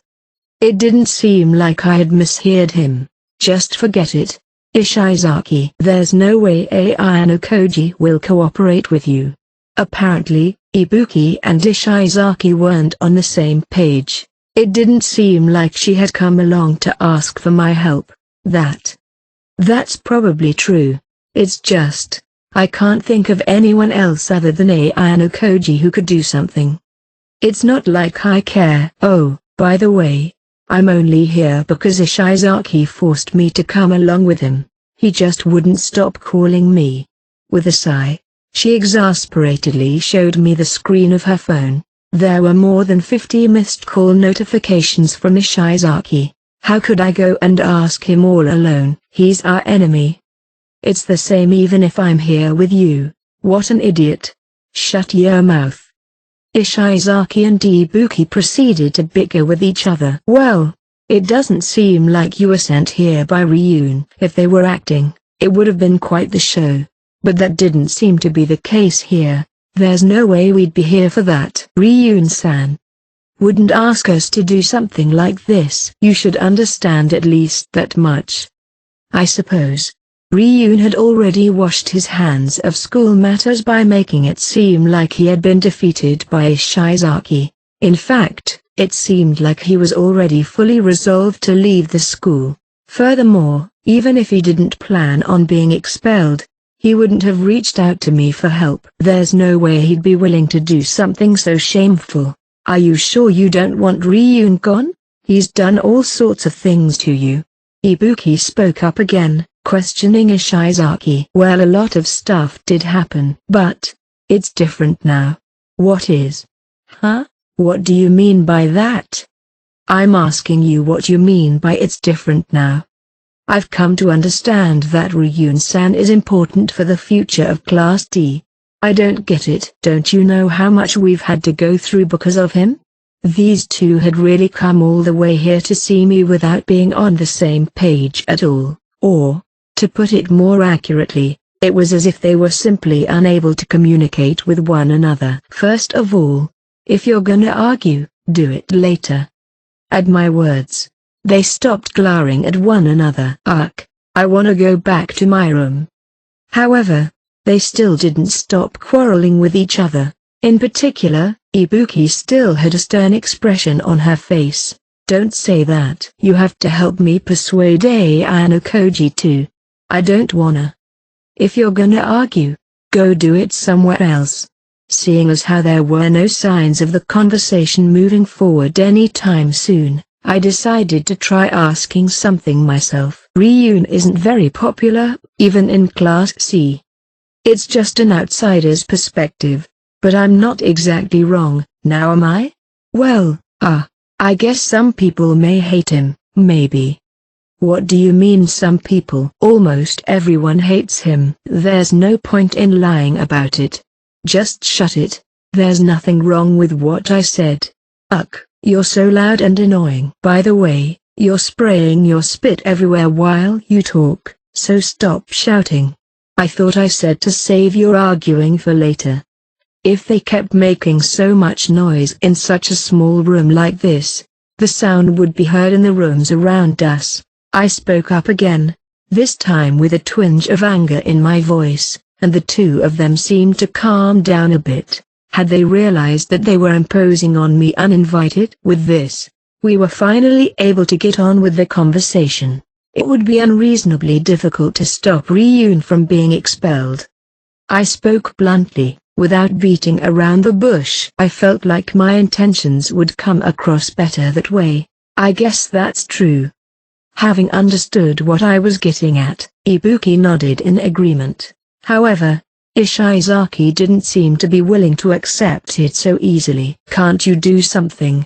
Anything?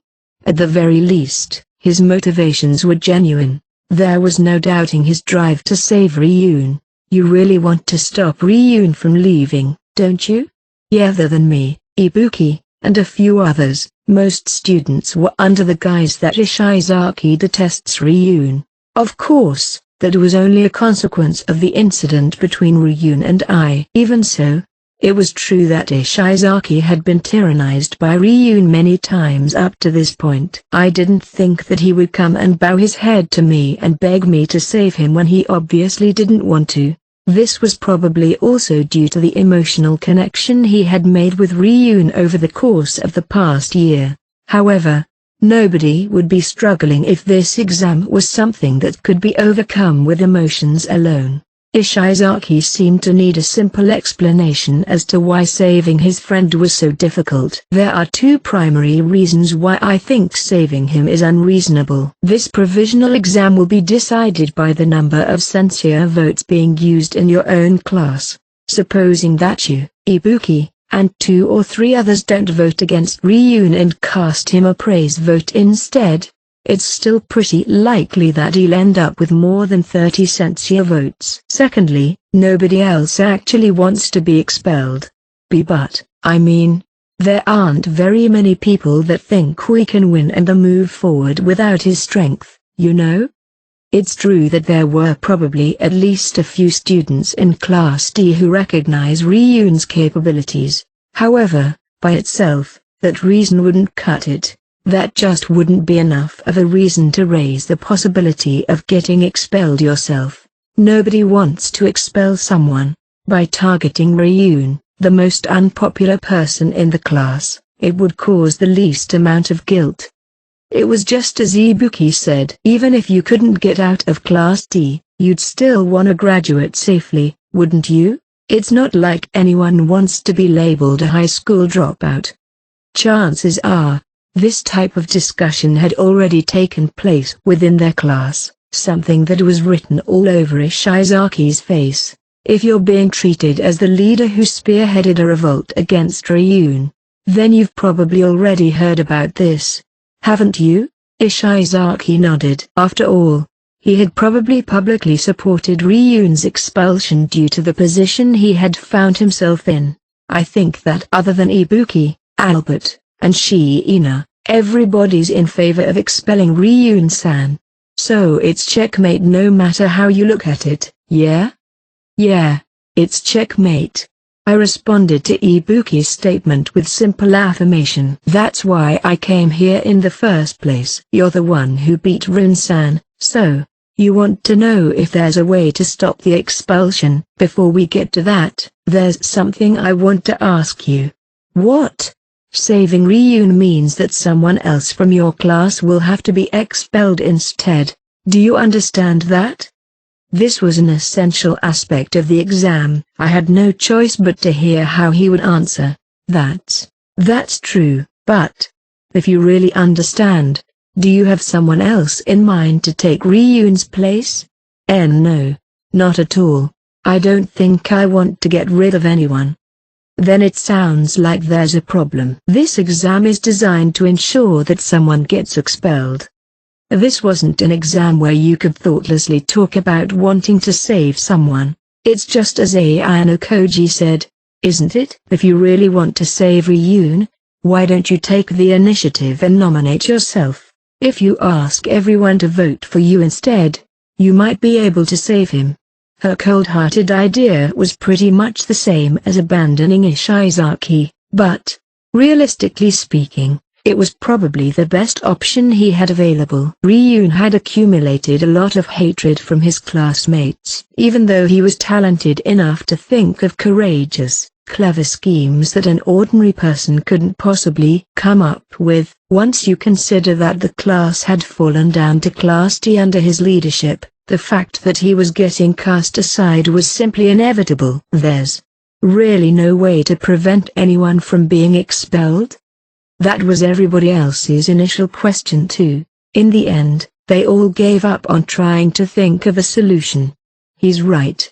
Ibuki let out a short, dejected sigh. Rather than bothering to reach out to me for help, Ibuki had understood that it was unreasonable from the very beginning. As I said before, this is a complete waste of time.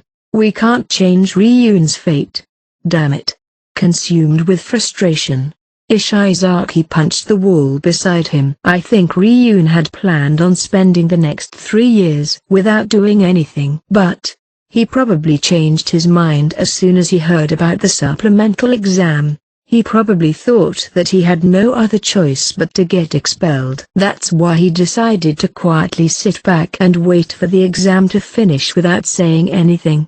Isn't it? Ishizaki didn't seem to think that Ryun was doing it as a noble act of self-sacrifice either. Ryun simply wasn't bothering to resist what was coming to him. You have to consider Ryun's feelings. It's your duty as someone who follows him.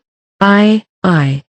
Ishizaki clenched his fists, filled with regret. He really wants to save Ryun, huh? No matter how many enemies you have, it's not a bad thing to have friends who care about you. He may not admit to it, but Ryun has some good friends. An idea started to take shape in my mind.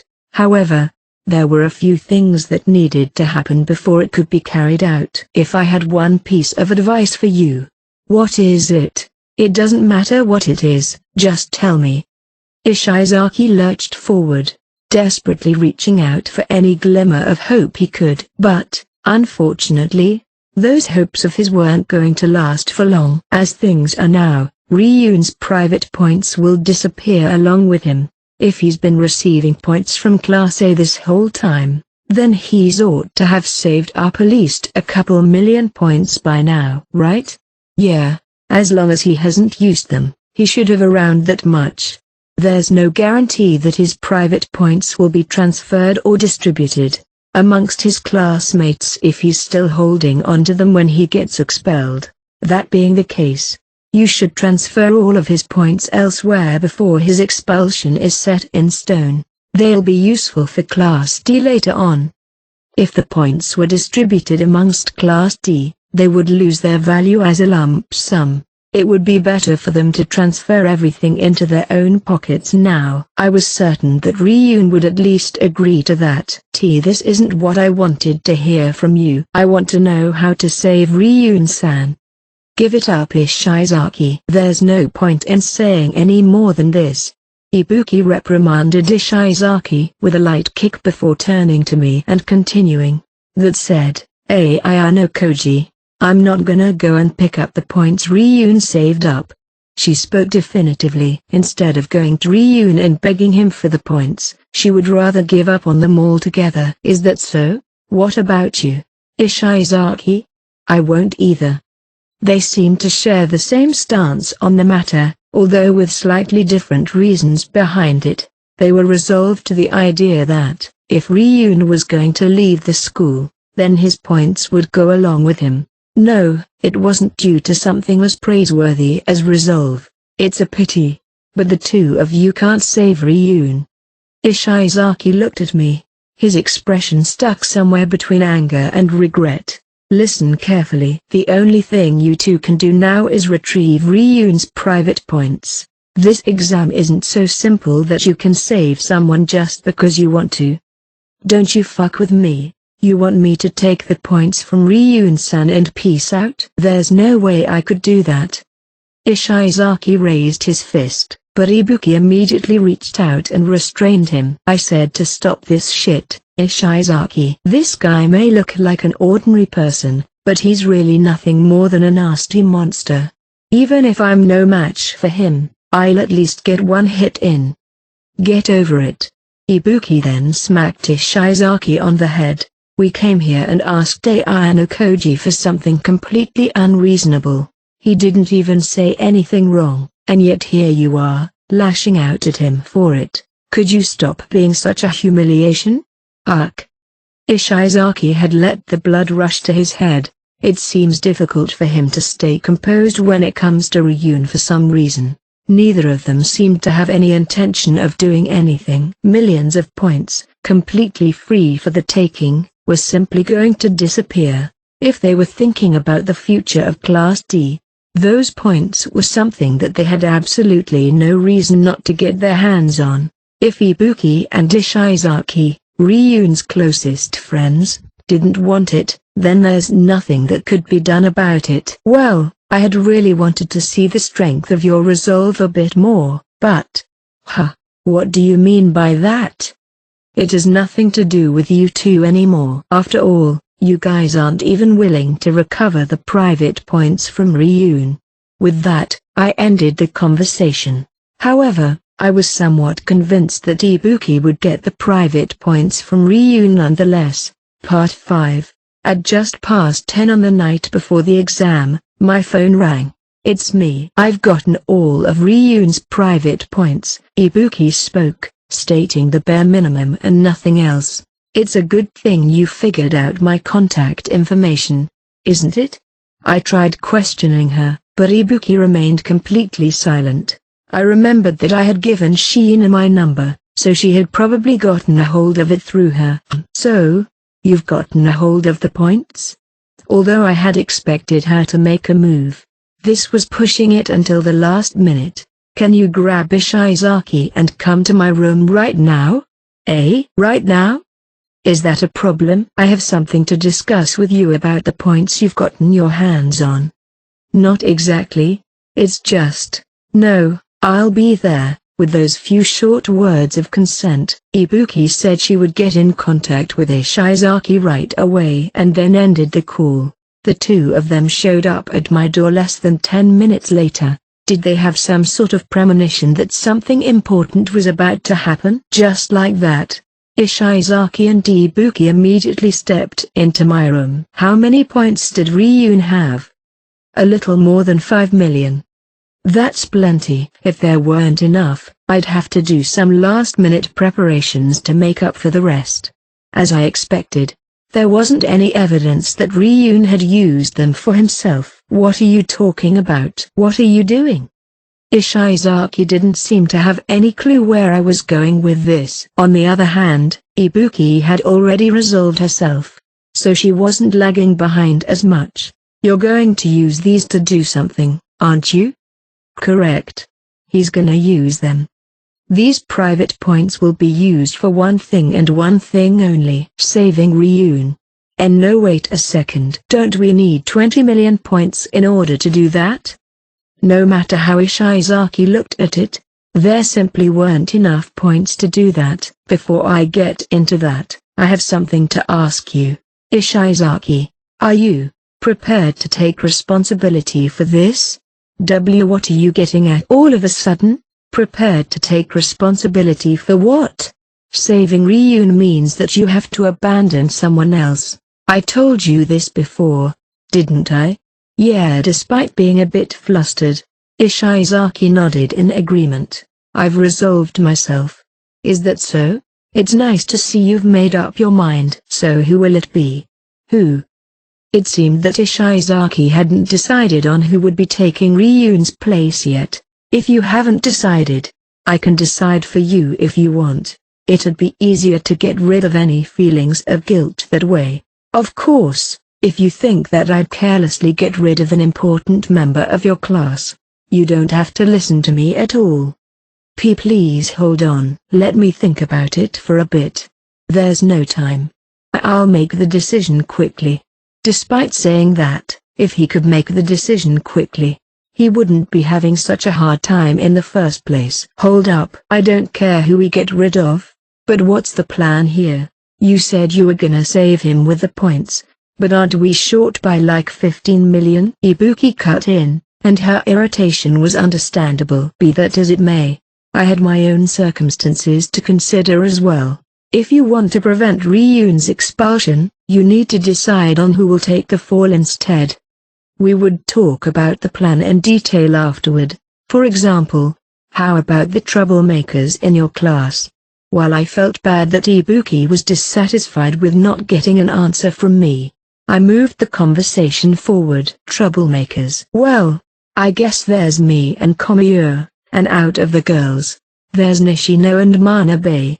Honestly, Ishizaki, As far as Ryun's safety is concerned, I don't think it's a very good idea to get rid of somebody like you who understands the importance of Ryun's presence in your class. If there's another exam similar to this one in the future, there's no guarantee Ryun will be able to make it through that one either. Ishizaki seemed to agree with my logic. So either Nishino or Manabe. Ishizaki listed two names, both of whom I was familiar with. Manabe, in particular, was the student I had been thinking of expelling. Either way, he was the one who had to make the final call. I intended to respect his decision, regardless of who he ended up choosing. Whether it's one of them, or someone else, the decision is entirely up to you. Ishizaki was also aware of what had taken place between Manabe and Gay during the cruise ship special exam. If that incident had even the slightest influence on his considerations, in all probability, he would choose to get rid of Manabe. He was searching for flaws, searching for some sort of justification where he could throw up his hands and say she had brought this upon herself. Manabe had put her hands on Kay, and by doing so, had brought unnecessary trouble upon her class. Gradually, Ishizaki would begin to think that expelling Manabe wouldn't be too unreasonable. As far as Kay was concerned, even though she had already put the incident behind her, Manabe's presence would always be a constant source of uneasiness. Resolving this issue would be enough to allow Kay to relax a little more. Additionally, if I were to have Kay presume that I had been responsible for the expulsion, her confidence in me would also increase yet again. However, Ibuki unexpectedly spoke up just as Ishizaki was finalizing his decision. Is it fine if I make the choice? Eh? You want to? Yeah. There's someone I want gone. Who? I asked without waiting for Ishizaki's response. Manabe. It's just my personal preference though. And is it alright to make the decision based on that alone? I don't have any problems with it. Are you saying I should? With a single look at Ibuki's eyes, I understood immediately. She didn't have even the slightest bit of hesitation.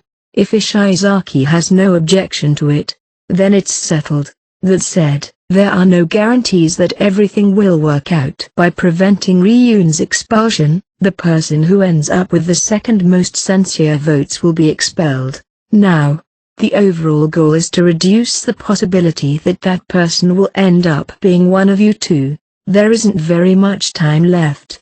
I get it. I'll tell the guys that there've been some changes and that they should use one of their votes on Manabe. I think they'll agree to it if I tell them that the plan is to scare her by giving her the second most censure votes.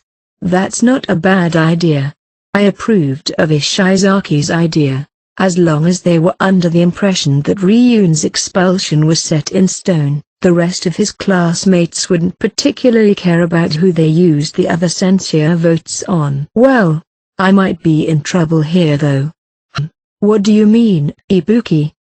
Manabe and her friends will probably vote for me along with Ryun. It really doesn't look very good for me.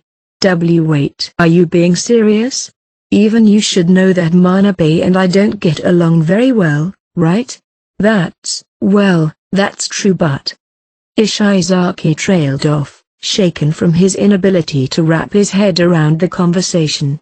It sounds like you've already steeled your resolve, Ibuki. Of course, if Manabe didn't get expelled, Ibuki wouldn't have any other option but to resign herself to her fate. It might be a good idea to consult with Hiyori about it. With Shiina? She might be able to help you with this. I think it'd be fine for you to contact her and tell her you want to concentrate the censure votes on Manabe in order to save Ryun. Fine. With a nod, Ibuki promptly sent a text message to Hiyori. You're in touch with Shiina, Ayanokoji? I don't think she'd be on board with the plan to expel Manabe.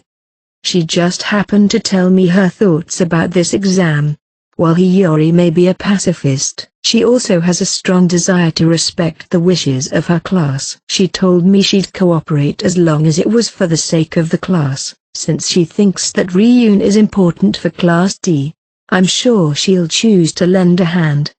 we would control their classmates' votes as much as possible, reducing the praise votes and increasing the censure votes for Manabe. Conversely, we'd increase the praise votes and decrease the censure votes for Ibuki. That way, the disparity between Ibuki and Manabe would be closed in one fell swoop.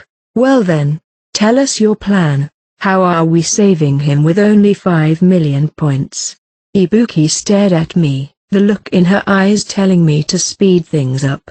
I took out my phone and sent a text message to a certain someone. It was marked as read almost immediately, with the person responding shortly thereafter, saying they would come to my room. There were less than 2 hours remaining until the time limit. It was fortunate that this person had the patience to wait until now. What are you doing? Somebody's going to pay us a visit soon. They'll be the secret weapon that'll stop Ryun's expulsion. The secret weapon that'll stop the expulsion? It didn't seem like they would believe me with words alone. A few minutes later, my doorbell rang, increasing Ibuki and Ishizaki's skepticism even more. Is it alright for this person to see us with you? Don't worry about it, provided that you get your story straight right now. In the brief period before the visitor came in, I instructed them on what exactly they needed to say. Part 6. Pardon the intrusion. Naturally, Ibuki and Ishizaki were surprised upon seeing the visitor who had appeared before us. They had probably never imagined that they would meet this person here. Seriously. Whoa. Oh, I definitely thought there might have been someone else here too. Good evening. Gee, good evening. For some reason, Ishizaki had become a little flustered. The person who had come to my room was none other than Ichinose Honami, and currently, she was sitting together with Ibuki and Ishizaki from Class D. Having seen Ichinose, Ibuki finally seemed to understand the big picture of what was going on. We've got matching interests, don't we, Ichinose? It sure looks like it, Ibuki-san. Huh? What do you mean, Ibuki? Ishizaki tilted his head to the side, still unable to put all the pieces together. Ishizaki. Nobody's crazy enough to actually want to save Ryun. Even if, hypothetically speaking, someone were to show up and say they'd help vote for him, there's no way to know whether they'd really stick to their word or not. Although, there are exceptions to that. Is that so? Then, does that mean Ichinose and everyone in Class B are gonna? Finally, everything clicked, and Ishizaki seemed to understand what was about to happen. Yup. I'll appeal to everyone in Class B and ask them to cast every single one of our 40 praise votes for Ryun-kun. In return, Ibuki-san will cover the private points we're missing. It was a surefire strategy that could only be used once. There was Ichinose, who had the intuition to stockpile her classmates' private points ever since the first day of school, and there was Ryun, who had continued to hoard private points because of the contract he had made with Class A. It was the ultimate power play that could only be put into action because of the circumstances surrounding these two specific people. If you two joined forces, no one will be expelled from Class B and Ryun won't have to leave Class D. No matter what, Ryun would only end up with a maximum of 39 censure votes. With the protection of Class B, that outcome would be eliminated completely thanks to the praise votes he would get. Ibuki and Ichinose looked each other in the eye. When two people aren't usually involved with one another, there's no reason for them to enter into a relationship built on trust like this. However, by facing each other eye to eye, it's possible to determine whether or not they're trustworthy, at least to a certain extent. After a moment, Ichinose shifted her gaze away from Ibuki and looked at me. With 20 million points, I'll save one of my classmates, right? Leaving me with that question. She then turned her gaze back to Ibuki. What will you do, Ichinose? It's up to you to decide whether you accept it or not. I spoke up, responding to her uncertainty. She had the right to choose the outcome for herself. After all, she still had the option to reject Ibuki's proposal and borrow the points from Nagumo instead. I've made up my mind. As long as Ibuki-san and Ishizaki-kun are alright with it, I'm willing to do what I can. Are you really fine with that? Yes, I've been able to make sure that their sincerity is real. You're an idiot, aren't you, Ichinose? Ibuki-san? Even though all sorts of cruel rumors were going around about you, you still chose to save up all those points. I can't believe you're gonna throw 'em all away for something like this. Well, I can just save up the points all over again. It's clearly not impossible to accumulate close to 20 million points in just a year.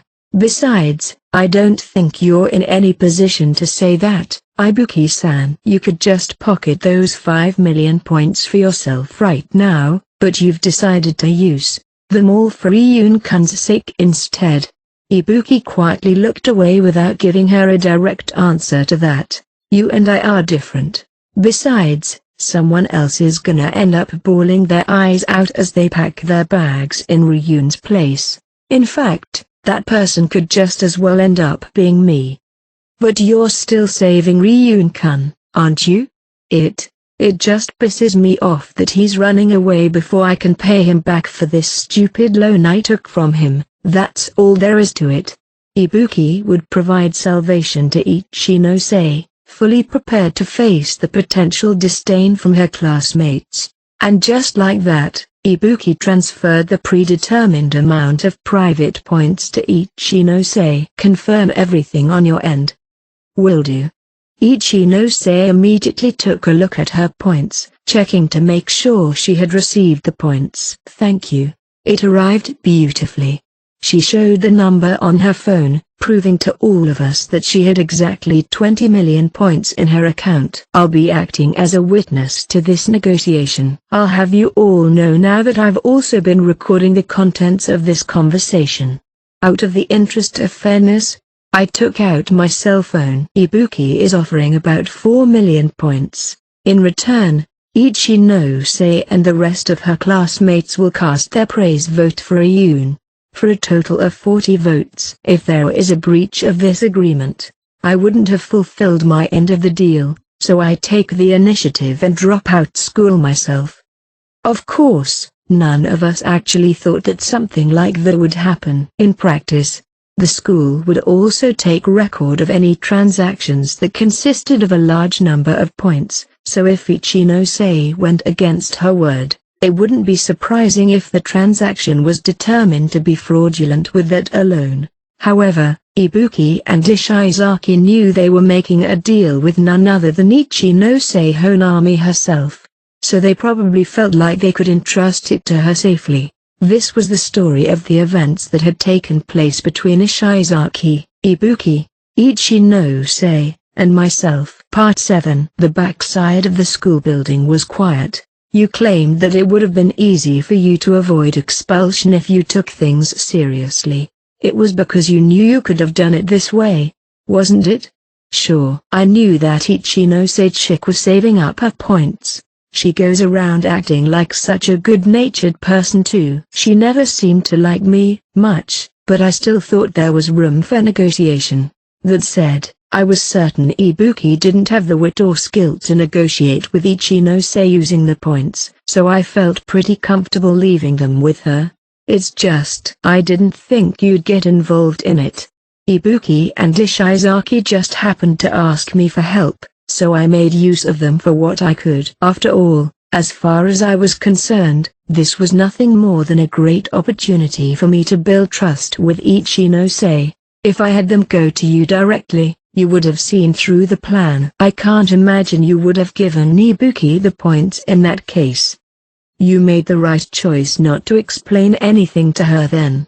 If I had explained everything to her, Ryun would have gotten suspicious and seen through what I was doing behind the scenes. Were you the one who targeted Manabe?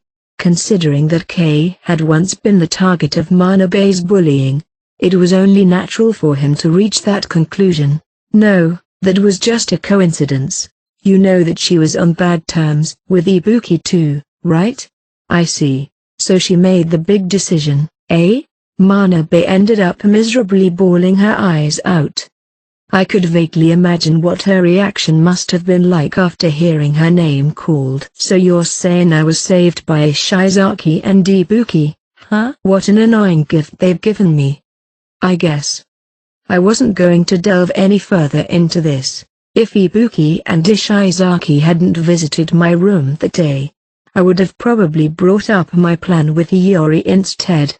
Then, I would have had her collect Ryun's private points and do the same thing I had Ibuki do. I had done all of this in order to have Ichino-sei owe me a favor. At the same time, I didn't want Ryun to be expelled for some reason I couldn't quite put my finger on. I had carried these complicated thoughts with me throughout the entire exam. What are you gonna do if there's another exam like this one later?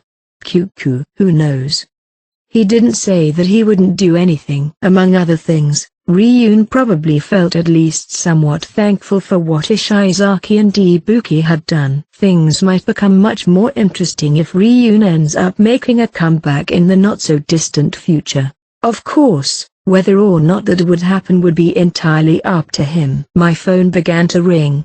I took a look at the caller ID to find that it was none other than Ichino-sei.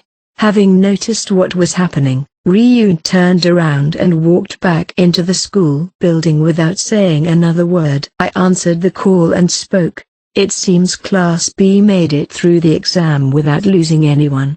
Yup. Kanzaki-kun volunteered himself to be the one everyone voted against. Once we did, it was announced that he'd be expelled once the results came back. After that, I paid the full 20 million points and negated his expulsion. There were some difficulties, but everyone in Class B managed to get through the exam safely. Is that so? The price you paid wasn't exactly cheap.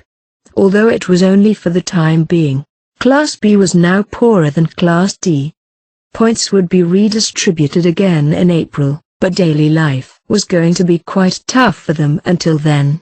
Additionally, once the second year begins, having private points readily available might be important. Though, there was no need to look into that at this point in time. We've lost our private points, but we can always make them back again. But, if we had lost even a single person, there would have been no way to get them back. Ichino-sei spoke without any indecision in her voice. It seemed as though I had said something unnecessary. It was clear that she had set her mind on graduating together with every single one of her precious classmates. Ryun-kun might not be satisfied with this, though. It seems that Manabe-san ended up being expelled in his place. I decided not to mention that I had just seen Ryun a few moments ago and simply ignored the first part of what she had said. Were you close with Manabe, Ichino-sei? Not exactly. We've only ever spoken once or twice, I guess. It still feels kinda lonesome, though. Class A's Totsuka-kun and Class C's Yamauchi-kun are also gone. She probably hadn't been able to make sense of it all yet. I wonder if somebody's gonna have to leave like this again at some point? Ichino-sei pondered uneasily. Maybe. People you had grown accustomed to seeing every day, suddenly disappearing. You would just have to keep fighting, wouldn't you? Yup.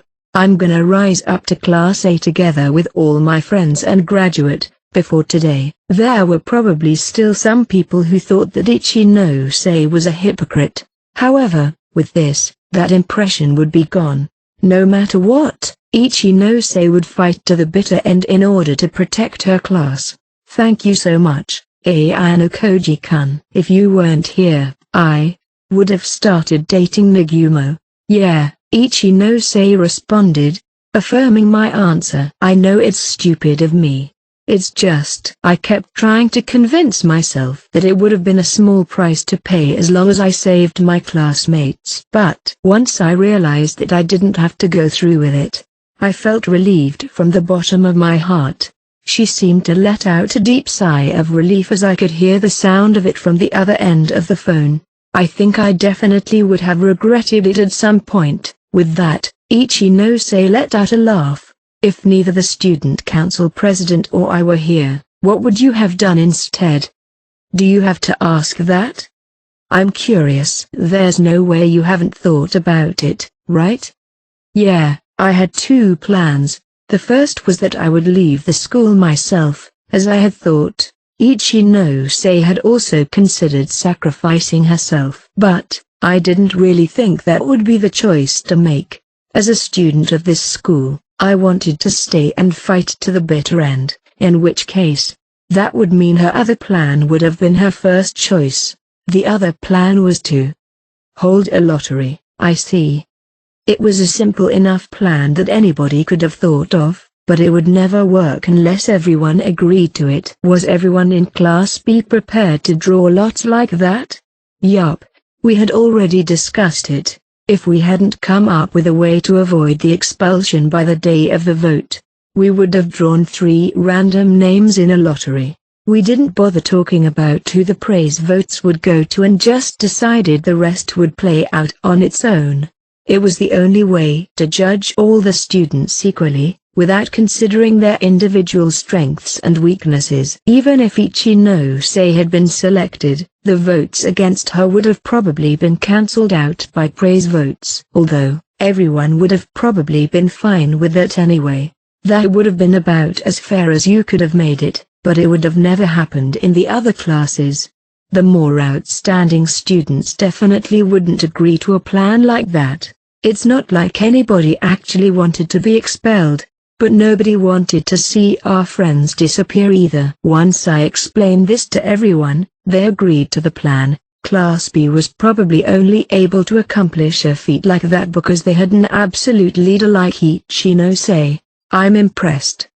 Despite the fact that it wouldn't be communicated over the phone, I lowered my head slightly as a show of respect to Ichinose. In and of itself, her plan wasn't particularly extraordinary. It was simply impressive that she had created an environment where a plan like that could be executed in the first place. Alrighty, well, I'll talk to you later. Thank you once again, Ayano Koji-kun. I was just the middleman. If you're going to thank anybody, you should thank Ryun and his friends. Part 8. Afterward, I found out that I had received an email on my phone. Sakeonagi, huh? I didn't know how she found out about my email address, but I figured I might as well go and meet up with her. I had thought that she would come and see the results on the bulletin board, but as per Sakeonagi's message, I headed toward the special building where she said she'd be waiting. Even though it was almost past the time she had requested for us to meet, I figured that if I left now, we'd still be able to run into each other. Once I got to the special building, I immediately went to the place where we had talked last time. So you finally came. Seeing that you have my email address, you must have gotten your hands on my phone number as well. I didn't call because I didn't think it would be much of an issue if I didn't get to see you today. What do you want? For the time being, there's something I'd like to explain to you. As she spoke, she leaned forward a little bit on her cane, shortening the distance between us. Since I had done something a little bit disorderly, I thought you might be somewhat uneasy, but it seems my worries were uncalled for. Of course, Sakeonagi was referring to how she had manipulated Yamauchi into concentrating all the censure votes on me. When you talked to me about delaying our match, I was already 90% certain you were telling the truth. I just didn't trust you completely, so I took some measures of my own, just in case. I know, though. You agree that I didn't break our agreement, right? You didn't do anything that put me at a disadvantage. You didn't lie. While I had been forced to endure at least some degree of mental stress, if we only consider the outcome, I had ended up with an overwhelming number of praise votes. No matter how I looked at it, there was no reason for me to hold anything against Sakeonagi. Thank you very much. Sakeonagi bowed her head slightly to show her gratitude. Incidentally, Totsuka-kun should have ended up with a total of 38 censure votes, but ultimately only got 36. You voted for him, didn't you? I wasn't certain of anything, but when you said you wanted to have Katsuragi expelled, it felt like it was just a bluff. in which case, I felt like the chances were higher that she was targeting Yahiko, Katsuuragi's supporter. Instead, even though my vote hadn't changed anything, I had ended up casting it for him anyway. How wonderful. As I thought, you're definitely the real deal, the perfect opponent. So, was all of this just your attempt to mess with me? Well, I'd be lying if I said it wasn't. But there is a reason why I said that I wanted to postpone our match. I mentioned something similar not too long ago. But this provisional exam is undoubtedly something that a certain someone prepared in order to have you expelled from the school. In fact, this someone has already happened to send me a message requesting me to help get you expelled. A message? Yes, it was probably from the same person who had gotten my father temporarily kicked out of office. Originally, they had set up the provisional exam with slightly different rules. The votes that classes would use on each other were going to be censure votes, not praise votes, so there's no mistaking what their goal was. That would have been quite the unreasonable exam, don't you agree? If that had happened, it wouldn't matter who the student is. If you were colluded against by the other classes, you'd be forced out of school. It would have been an unreasonable exam where even Sakayanagi and Ichinose would be at risk if the other classes were out to get them. Exactly. It seems the current school staff were vehemently opposed to it and managed to change that part of it. Besides, I would never cooperate with that person anyway. That wouldn't be any fun at all. That's why, in order to ensure your safety, I decided to use all of Class A's praise votes on you. That way, even if someone had been up to something behind the scenes, it would have been impossible for you to be expelled. Then, why did you pick Yamauchi? Was it just random chance? Do you not remember? He bumped into me and knocked me over during the mixed training camp. Furthermore, he was quite shrewd about it. Something like that did happen back then. It was revenge for that. She had targeted him just because of something simple like that? For Sakayanagi, that alone might have been more than enough of a reason. However, all I did was light the fire. In the end, he was burned because he was a burden to his class. I guess.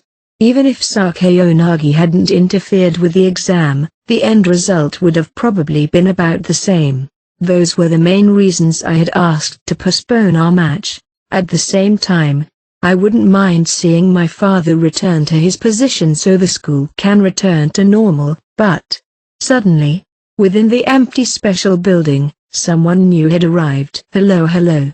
A lone man dressed in a suit appeared before us. This is my first time at this school. Do either of you know where the staff room is? If you're looking for the staff room, then you've come to the wrong place. That said, please excuse my lack of manners, but may I know who's asking? My name is Tsukishiro. I'll be working as the acting director of the school for the time being. He waved his hand politely and gave the two of us a seemingly gentle smile. He was probably in his 40s, somewhere around Sakayanagi's father's age. Fufu, is that so? It seems that Mr. Acting Director has quite the poor sense of direction, seeing as how you just so happened to wander your way here, or, perhaps, you had decided to pay us a visit after seeing the two of us meet on the security camera last time. This is the same place Ayano Koji-kun and I had used to meet secretly at the beginning of the exam. It wouldn't be very hard for you to come here if you had always been keeping an eye on it. As she spoke, I recalled the unnatural look Sakayanagi had given the camera last time we were here. If someone had really been watching us last time, it would have been easy to lure them out next time we came here. Not only had Sakayanagi thought of this plan ahead of time, but the person in question seemed to have fallen for it. The acting director simply smiled and ignored what she had been implying. You say very interesting things, though. I suppose I've heard that this is quite the amusing school. I wonder if all the students here are like you? Either way, please, pardon me. The man proceeded to walk forward, as if he was attempting to walk between the two of us. Since you're looking for the staff room, I suggest you go back the way you came. You're in the wrong building.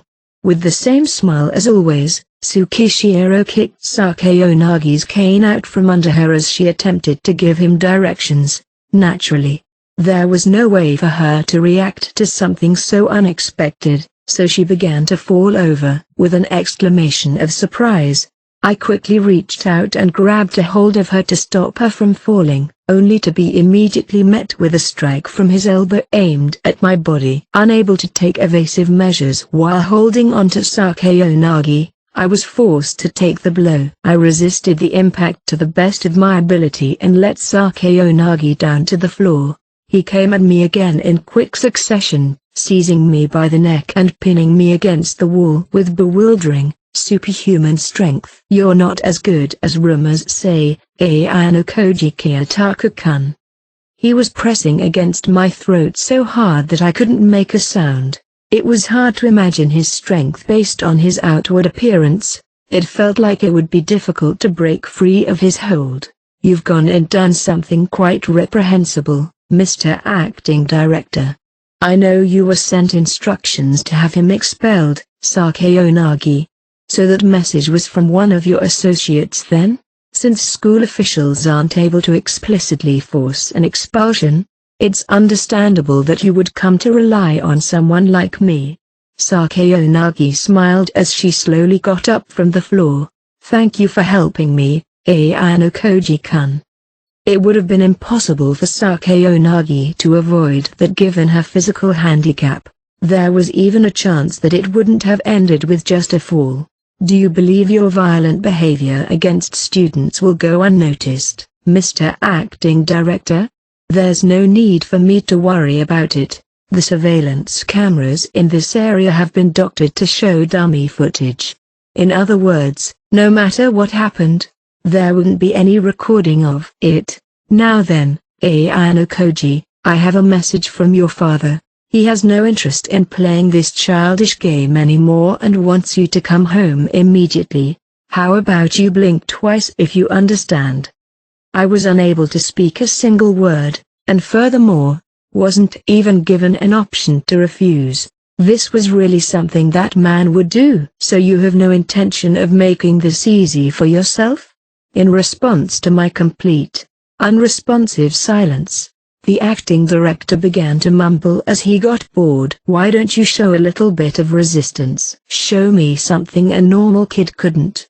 His hold on my throat became even stronger. He was a thoroughly trained, skilled opponent that an ordinary student wouldn't be able to deal with. There's more to you than just observation skills, right? Why don't you show me what else you're capable of? He provoked me once again, but I still didn't show a single shred of resistance. In the end, Tsukishiro realized that I had no intention of fighting back and loosened his grip. I officially take office at this school in April. Please do look forward to it. With that, the man walked out of the special building. That was a wise choice, Ayanokoji-kun. Sakeonagi praised me for putting up with his actions and restraining myself from fighting back. He's the acting director. Had I chosen to retaliate, I don't know how he would have used it against me. He said that the surveillance cameras had been doctored to show dummy footage, but there was no guarantee he hadn't recorded everything anyway. It would have been checkmate for me if I fought back and only his violent behavior was edited out from the video. Are you hurt? Don't worry, I'm used to stuff like this. More importantly, Sakeonagi. Yes? What is it? Let's officially have our match in the next exam. As I spoke, Sakeonagi's eyes seemed to widen in surprise. I never expected that you would say that sort of thing to me face to face. If that man is going to be involved starting in April, I don't think I can afford to compete with you for very long. I'll make it obvious to you where things stand and leave it with that. That's fine with me. I won't need a second or third time. I will gladly accept the privilege of being your opponent. The final exam of the first year would begin soon, and that would mark the end of the confrontation Sakeonagi was hoping for. Part 9, Monday. Amongst the students, at least some of them were probably wondering if Yamauchi would still be here. wondering if the expulsion had been nothing more than a bluff. However, reality was not so merciful. Since the events of the weekend, the number of desks in the classroom had decreased by one. Yamauchi Haruki's place was already long gone. The smile on Hirata's face had faded. The smile on Kushida's face had too. Neither Sudo nor Ike looked particularly energetic.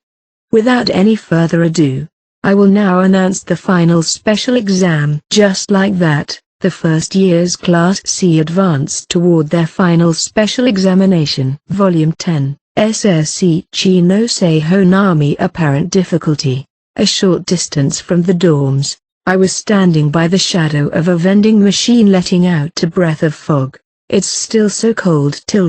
It was morning and time to go to school. A cold morning in March was inviting the coming of spring. I had wanted to talk to a certain person so much this morning, so I decided to wait until I could see his back. It would have been warmer to wait in the lobby, but I felt it would have been embarrassing to ambush him. In the end I decided to lay it low, hiding instead. Being called out by my other friends would be a bit. With this excuse, I had already waited about 10 minutes. Can he come over quickly please? With these thoughts in mind, I felt my pulse steadily rising along with the time ticking away.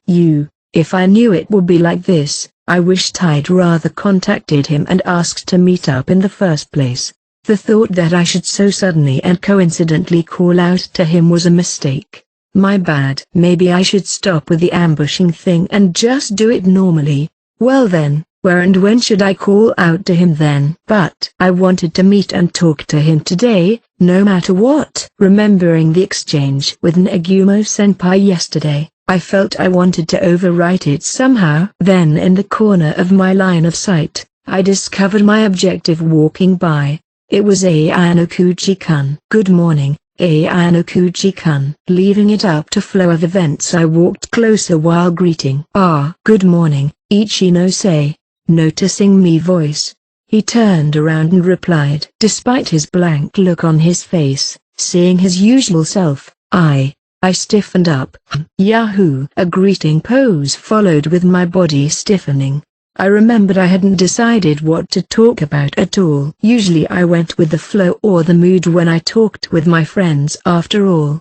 However, today had been the only day I thought about deciding on a topic beforehand. But that's way too late now. Having already called out to him, I just have to make it work somehow. What is it? Showing some worry from seeing me standing there as if petrified, Ayano-kuchi-kun called out to me. As if breaking out of a movement-restricting spell, I decided to start with a certain template I've been using frequently. Yeah, well, it's cold today, right? The topic being about the recent weather due to this March being unusually cold. Sure is. The weather was somewhat weird, making it easy to mistake that one was living in snow country. Did you plan to go to school with someone? Wanting to confirm it, just in case, I asked him. No, not at all. I'm basically alone in the mornings. That was a relief. If someone was going to just show up impromptu here and now, Ayano-kuchi-kun would probably be troubled. Well then, want to go together? Hearing this, Ayano-kuchi-kun nodded without hesitation. That went well. It should have anyway. The topic. I can't find anything. Realizing how I wasn't being my usual self, his expression showed how troubled he was. I felt talking like we usually do was getting harder. There was a strange change going on within myself. As expected, deciding to talk with him proved to be the right choice after all. With these firm thoughts in my head, I began walking by his side. Volume 10, SS Horikita Suzune neighbor. He walked past me and stood in front of Konji-kun.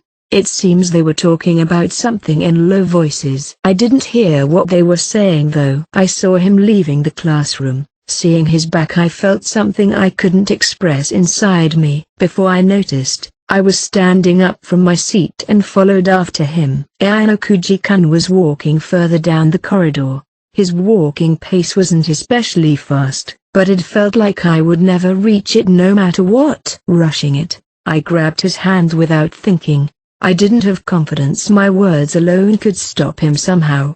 He turned around. His pupils had no color, but he was someone who didn't show his emotions at all, black nor white. During the span of 1 year beside him, I couldn't see anything. Ainokuji-kun. You. Since when and how much did you know? So I asked him what I wanted to know, what I needed to know. He didn't seem to worry, nor did he change his facial expressions when he answered. Haven't I said it before? I haven't participated in this special exam in the literal sense. No matter how much I knocked on his door, the knock coming back was the same as always. That's why I have been distancing myself slightly from him lately, since I feared getting closer to him. But I don't know. I can't see the person behind Ainokuji Kiyotaka-kun. I'll leave then. After his reply, I didn't manage to hold him there any further. I could only watch him going further away. I felt I managed to grow up a bit during this exam, but in the end, I couldn't grab his existence itself. By the way, I heard a voice coming from behind me which surprised me before I turned around. It was my classmate Karaizawa-san. What is it? Nothing. I was just wondering what you were talking about. Not much. It seems he isn't trusting me, that's all. She then looked at Ainokuji-kun once just like I did moments earlier. It seems like he is trusting you, far more than me. What makes you say so? Of course I didn't have any proof, but I somehow knew it from seeing Karaizawa's eyes. Since it looks like you are trusting him, perhaps? I can't seem to trust him no matter what though. That was the only answer I could come up with. I wonder what she would say after hearing that. You cannot trust someone who isn't trusting you, right? Exclamation mark. I flinched from the unexpected, yet precise and obvious words directed at me. If I really start to trust him, one day I feel I will witness something scary. I feel like I will be betrayed. Is that so? I can't understand since I no longer have anything to fear anymore. Karaizawa didn't seem scared at all. I thought you were really amazing yesterday. You got a bit of my respect, seeing you take the initiative for the class. But Kyotaku is a different matter altogether. If you are that scared, your relationship with him will never begin. Karaizawa answered before returning back and joining her friends. Her word would remain deep in my heart forever, together with the existence of an invisible neighbor. Volume 10, SS Sakeo Nagie Risu. A space for only me and Ainokuji was spreading before my eyes. He was wearing his usual poker face as always, watching me steadily. To think you would even send Kamuro away first. What did you want to talk about? It seems like he wanted to finish this conversation as soon as possible, pushing for a quick conclusion. As for me, I'd have liked to talk more leisurely, but seeing as we are enemies, that won't be possible.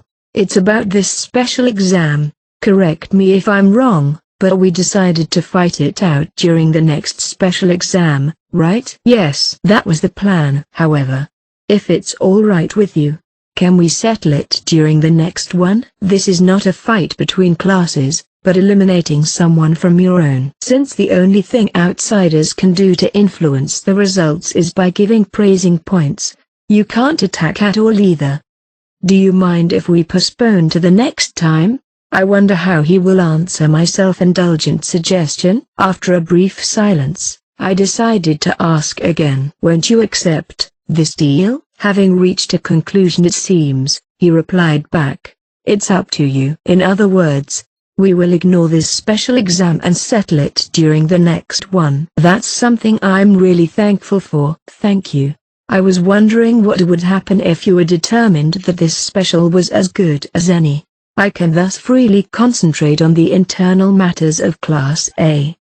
It's just since we just had delayed our duel, there was a need to remind him of this. Since this is a temporary ceasefire, I will certainly need to earn your trust.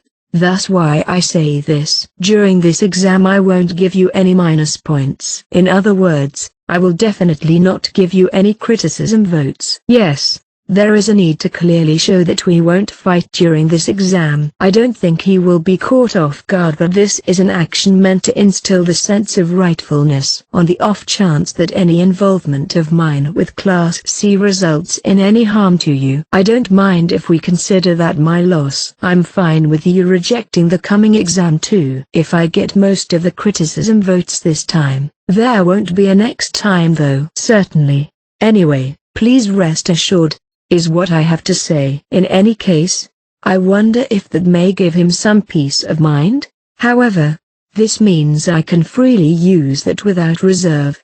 I can't help but looking forward to the results after the exam has ended. At that time, let's settle this between us. Ayanokuji-kun. Volume 10. SSC Chino Seihon Army. Small heartbeats. The time crept closer towards midnight. I've been hanging around in the rooms of several boys from Class B before, but staying at a boy's room at this hour was a first for me. Furthermore, being alone together with a boy like now was obviously something I haven't experienced yet. We were done discussing the topic I had to talk about. I just have to drink this cup of hot chocolate I held in my hands before returning back. Hey, Ayanokuji-kun. I stared at the cup while calling out to him. He replied back with the blank face he always had, or pretty close to it, as I could feel a sense of composure from it. Ayanokuji-kun, are you perhaps someone really amazing? What makes you think so? Sorry, but that's something I'm not aware of. That's even more amazing if so. I mean, Ayanokuji-kun, you saved Sakura-san.